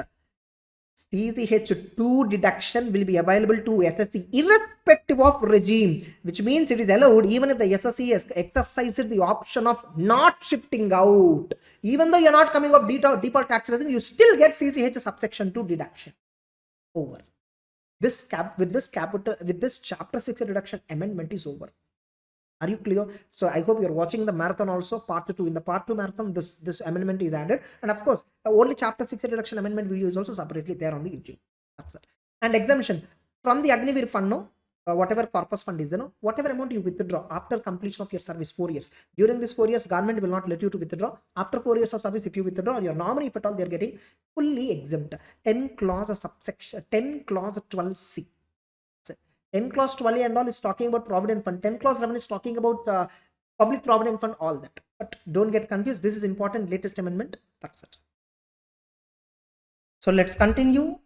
Test your knowledge questions in chapter 6A. So I hope you did proper revision of all the provisions of chapter 6A. Getting it? Then only you start listening to this. Then only you solve test your knowledge, because these are all comprehensive. These are all comprehensive questions. Like, fine. So let's see, like, what are they? So examine the following statements with respect to the provisions of income tax. So they are asking you, they have given certain statements, so you need to examine those statements. If the statement is correct, you will say that it is correct. Otherwise, you will say it is incorrect. During the financial year 22-23, Mr. Amit, he paid interest on loan availed by him for his son's higher education. Okay, so he has paid an interest on loan. His son is already employed in a firm. Mr. Amit will get deduction under 80E. I think under 80E, there is no such condition called dependent. Getting it? Therefore, he can claim deduction. So the statement is correct. Getting it? So there is no condition under 80E that children must be dependent. Self, spouse and children. For these three, higher education loan can be taken, interest can be paid, and that can be claimed as deduction under 80E. And even in respect of a person for whom the individual is a legal guardian. So for his also he can take a loan for education, interest is eligible for deduction. Next, subscription to notified bonds of NABARD would qualify for deduction under 80C. Yes, subscription to notified bonds of NABARD is eligible for deduction under 80C. Eligible issues, yes or no? So under 80C, subscription to bonds issued by NABARD as central government would qualify for deduction under 80C. In order to be eligible to claim deduction under 80C, investment contribution subscription in eligible or approved modes should be made out of income chargeable to tax. They are saying you should only, if in order to claim deduction under 80C, you should contribute out of income chargeable to tax. They are saying there is no such condition in 80C. In 80C, if you contribute, you will get deduction. So from which funds? Say you might have so many funds. You might receive agricultural income, you might receive capital gains, you might receive house property, you might receive salary income, all that. So you may be having incomes from various sources. From which income you took the money and invested in 80C? That is not relevant. Only in 80CCC, if you recollect, contribution to LIC pension fund out of income chargeable to tax. That's what is given only in 80CCC, not anywhere else. So here the statement is not correct, because in 80C there is no such condition that the donation, the contribution, getting it, it need not be out of income. So there is no stipulation under 80C that investment subscription should be made out of chargeable income only. See, this point in reality nobody will see, okay, because very difficult to prove. Next, where an individual repay a sum of 30,000 rupees towards principal and 14,000 rupees as interest in respect of loan taken from a bank for pursuing higher studies, the deduction under 80E is 44,000. Yes, here for whose purpose higher studies loan he has taken, that point is not given. Let us assume that is for individual, self. So he for himself, okay, principal is 30, interest is 14. We only get interest, which is only 14,000. Under 80E, we only get interest on education loan. We don't get entire principal. So the answer, the statement, what we are saying, entire 44 he is eligible for deduction. That's wrong. Only 44. So the statement is not correct.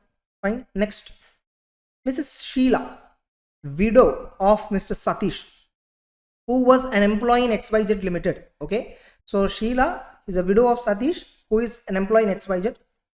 Received 7 lakh rupee on 1st May 2022, means 22-23, being amount standing to the credit of Mr. Satish in his NPS account.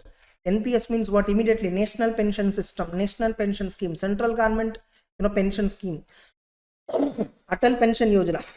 So there is a person called Satish. In his account, in his NPS account, there is an outstanding balance of 7 lakhs.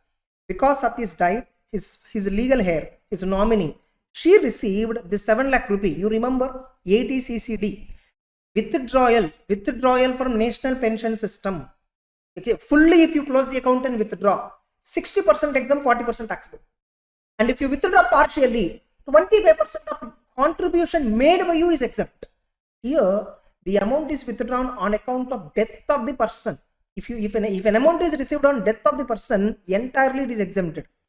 So where deduction is allowed under 80CCD to Satish in the earlier previous year, Such amount received by her as a nominee on closure of the account is deemed to be income. It's incorrect. It's not correct. Okay.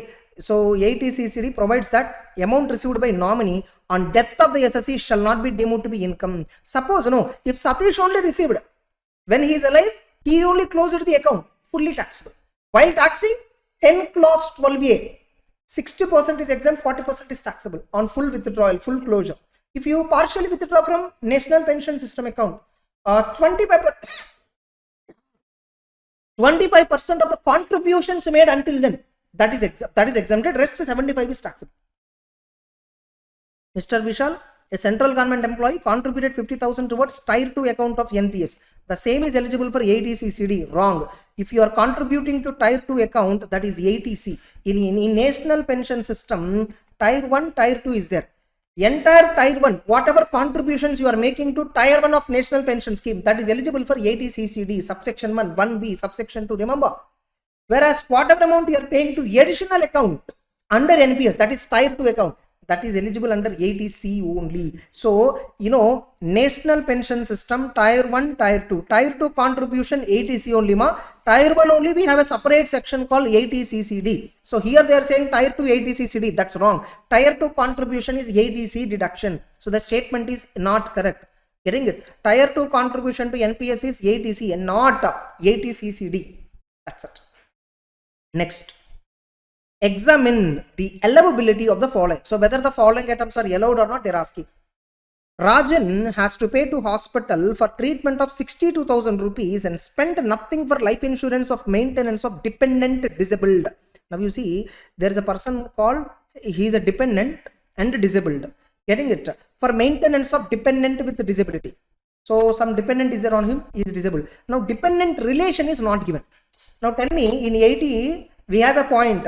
See, when the SSE is having a dependent with disability, the SSE can claim deduction under 80DD, right? If it is normal disability, flat 75,000.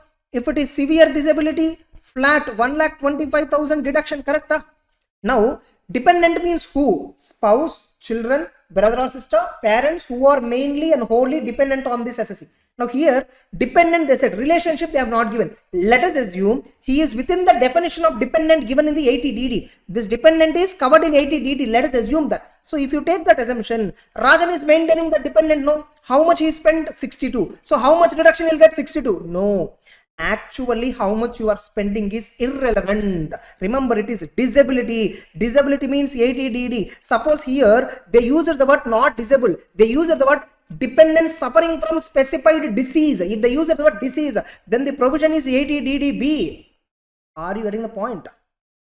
So disability. So how much you actually spend doesn't matter. Flat 75,000 he will get deduction. So in this case 75,000 rupees under 80DD is allowed as deduction flat, irrespective of actual expenditure incurred. Yes or no?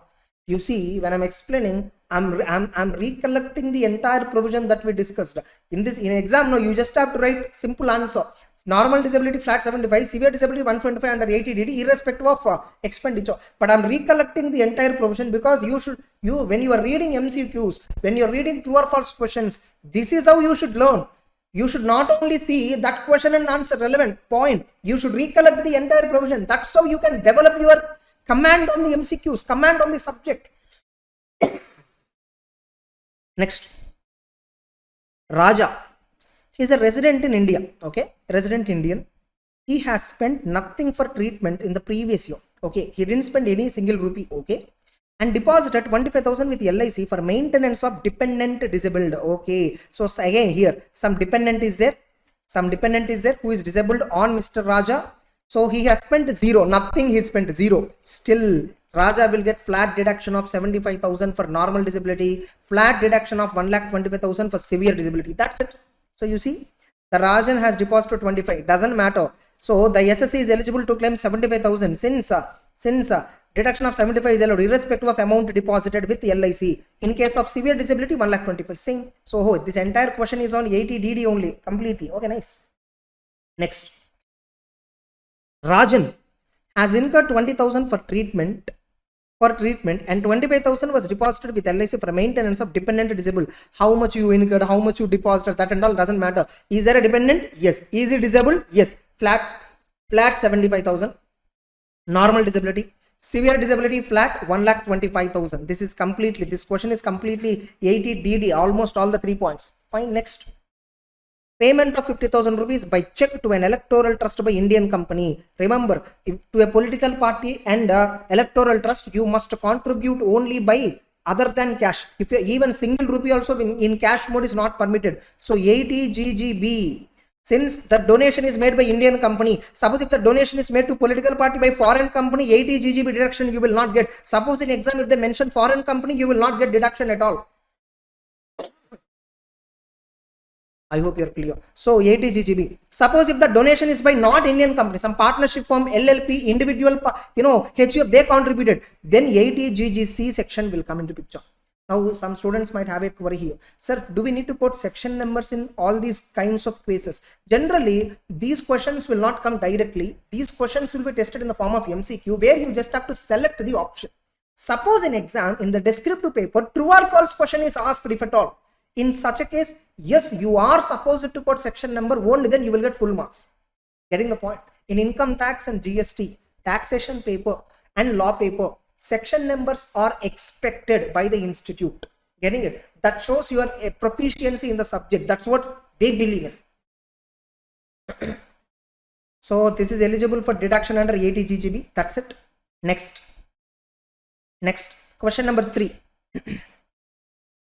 For assessment year 23-24, gross total income of Chaturvedi, a resident in India, he is a resident, was 8,18,240. So for Chaturvedi, who is a resident, the gross total income is 8,18,240, which includes, important observation, long-term capital gain of 2,45,000 taxable under 112 and short-term capital gain 58. Remember, short-term capital gain is not 111A. This is normal short-term capital gain. This is eligible for chapter 6A deductions. Yes or no? If 111A gain they specifically mentioned, that is not eligible. Now let us look at what is the gross total income. What is the gross total income? 8,18,240. In this, what is the income taxable at special rates? Special rates 2,45,000. LTCG of 2,45,000 is only taxable at special rates. So what is the balancing figure? Which income is taxable at normal rates? So balancing figure is 8,18,240 minus 2,45,000 is equal to 5,75,240. Sorry, 73. 5,73,240. This is normal rates. Now you need to immediately recollect. The total chapter 6A deductions cannot exceed. It cannot exceed this amount. Correct? Because this is only treated as gross total income from the point of view of chapter 6A deduction. Yes, next. Now the gross total income includes interest income of 12,000 with savings bank deposit with a bank. And 40,000 rupees interest on FD. So savings deposit of 12,000. So within this income, 12,000 is savings bank interest and some 40,000 is FD related interest. Just I'm writing the observation here. So there is no relevance for this. Just I'm writing it. Now let us see what is the age of Mr. Chaturvedi. If age of Chaturvedi is less than 60, 80 TTA section is applicable. Up to 10,000 savings interest is deductible. Suppose if the age of Chaturvedi is more than or equal to 60, if he is a senior citizen and resident in India, then 80 TTB up to 50,000 interest deduction can be claimed. Now they have given information regarding age somewhere. You see here? Here. So compute the total income and tax thereon. Compute the total income tax thereon of Mr. Chaturvedi, who is 70 years old. Okay. As on the date, as on 31st March, he already 70, means already crossed 60, which means he is a senior citizen. Therefore, 80 TTB up to 50,000 can be claimed, because total interest is how much? 52K. But you can claim deduction for interest income for a senior citizen, whether it is fixed deposit interest or savings interest, you can claim up to how much? 50,000. So minus 80 TTB, I am claiming here 50,000. Okay, next further. Chaturvedi has invested in PPF 1,20,000. Okay, this is ATC. minus ATC. How much? PPF 1,20,000. Let us see, is there any other ATC also? We will see. And also paid medical insurance premium of 51,000. For whom he paid? For himself only he paid. Nothing is given. He is a senior citizen. Remember, for a senior citizen, medical premium for each category is how much? 50,000. So minus 80D. How much it is? 50,000 straight away.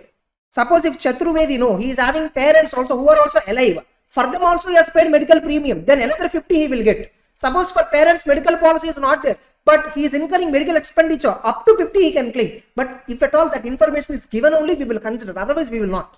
Fine, next. Finally, Mr. Chaturvedi contributed 50,000 to public charitable trust eligible for deduction under ADG. Remember, contribution to public charitable trust. How he contributed? By account pay check. So obviously more than 2,000 rupees in ATG you must pay by other than cash. He paid in other than cash only. How much he paid? 50,000. This is contributed to charitable trust, which comes under category 4 of ATG. Whenever the moment category 3, category 4 comes now, what we should check? Adjusted total income we should check. What is adjusted total income? Gross total income minus long term capital gain minus short term capital gain 1 year and minus exempted incomes, all that you see. Then from that other deductions ATB, ATTB we reduce. So total ATC 1,20,000 we reduce and ATD we reduced. Now ATG shall I reduce? No. For calculating adjusted total income, don't reduce ATG because you are calculating adjusted total income for the purpose of ATG. So don't reduce ATG deduction. So now what is this effect? Just count it. So what is adjusted total income? Let us see. 5,73,240. So below we will see. So how to compute adjusted total income is equal to, so gross total income normal rates how much? 5,73,240 minus ATC, ATTTB plus ATD. In these three sections were there. Put together how much is the total deduction? 50,000 plus 1,20,000 plus 50. So 2,20,000. So how much it is? 2,20,000. 2,20,000. Now if you reduce that, 3,53,240. Correct now? So just a minute. Plus 573,240. Yeah. 353,240 is adjusted total income. Now on this 10% is how much? 35,324. This is the adjusted total income 10%. Now category 4 how much we paid? 50.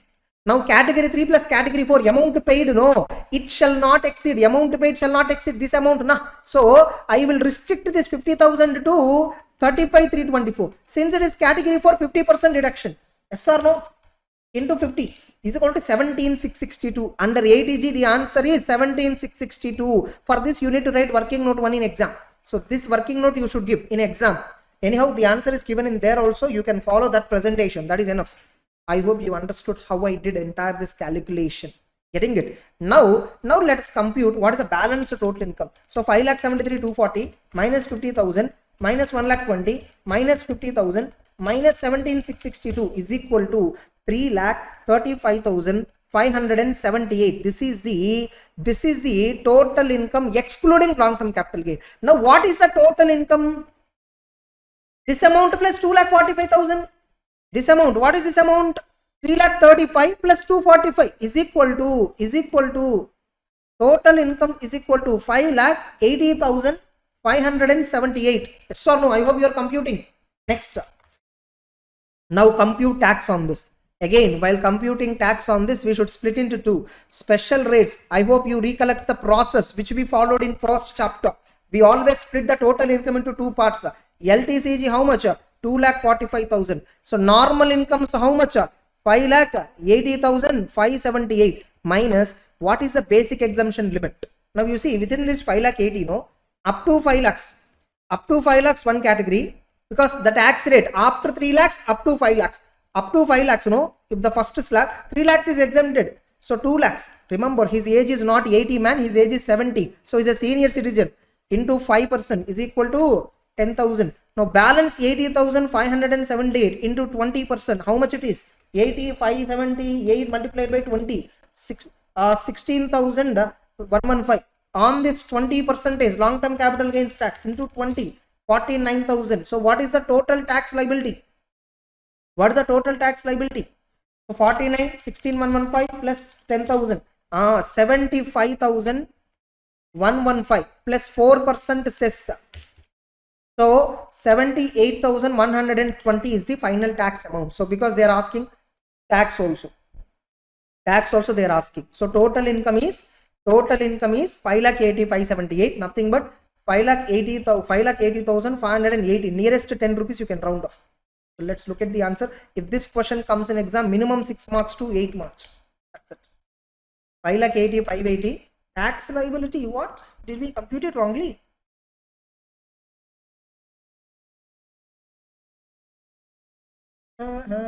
Just a minute. Sorry, I'm sorry. I did wrong computation here. A balanced total income is not this one, no. This one, no, we computed rightly, but we took wrong amount. That's it. 3,35,000. How much? 578. If at all any of you did rightly, ignore it. If at all I just confused you, ignore it, because I just took wrong amount. Sorry, by mistake. So, whereas long term capital gain, that amount is correct only, ma. That amount is correct only, 49,000. Whereas in this, no, 3 lakhs is exempted. 35,578 multiplied by 5%, ma. 35,578 multiplied by 5%. How much it is? 1778. Both put together 50,778 plus 4% is equal to 52,810 rupees. By the way, here rebate he will not get. Why? Because the total income is exceeding 5 lakhs. So there is no question of rebate. Rebate when you will get, if the total income is less than or equal to 5 lakhs, you can claim a rebate up to 12,500. That's it. 52,810. That's correct answer only. Yeah, that's correct answer only. Here, no, while allocating, by mistake I have allocated like this. Fine. Anyhow, that's it. I hope you understood the theme. That's enough. Next. Question number 4. Question number 4.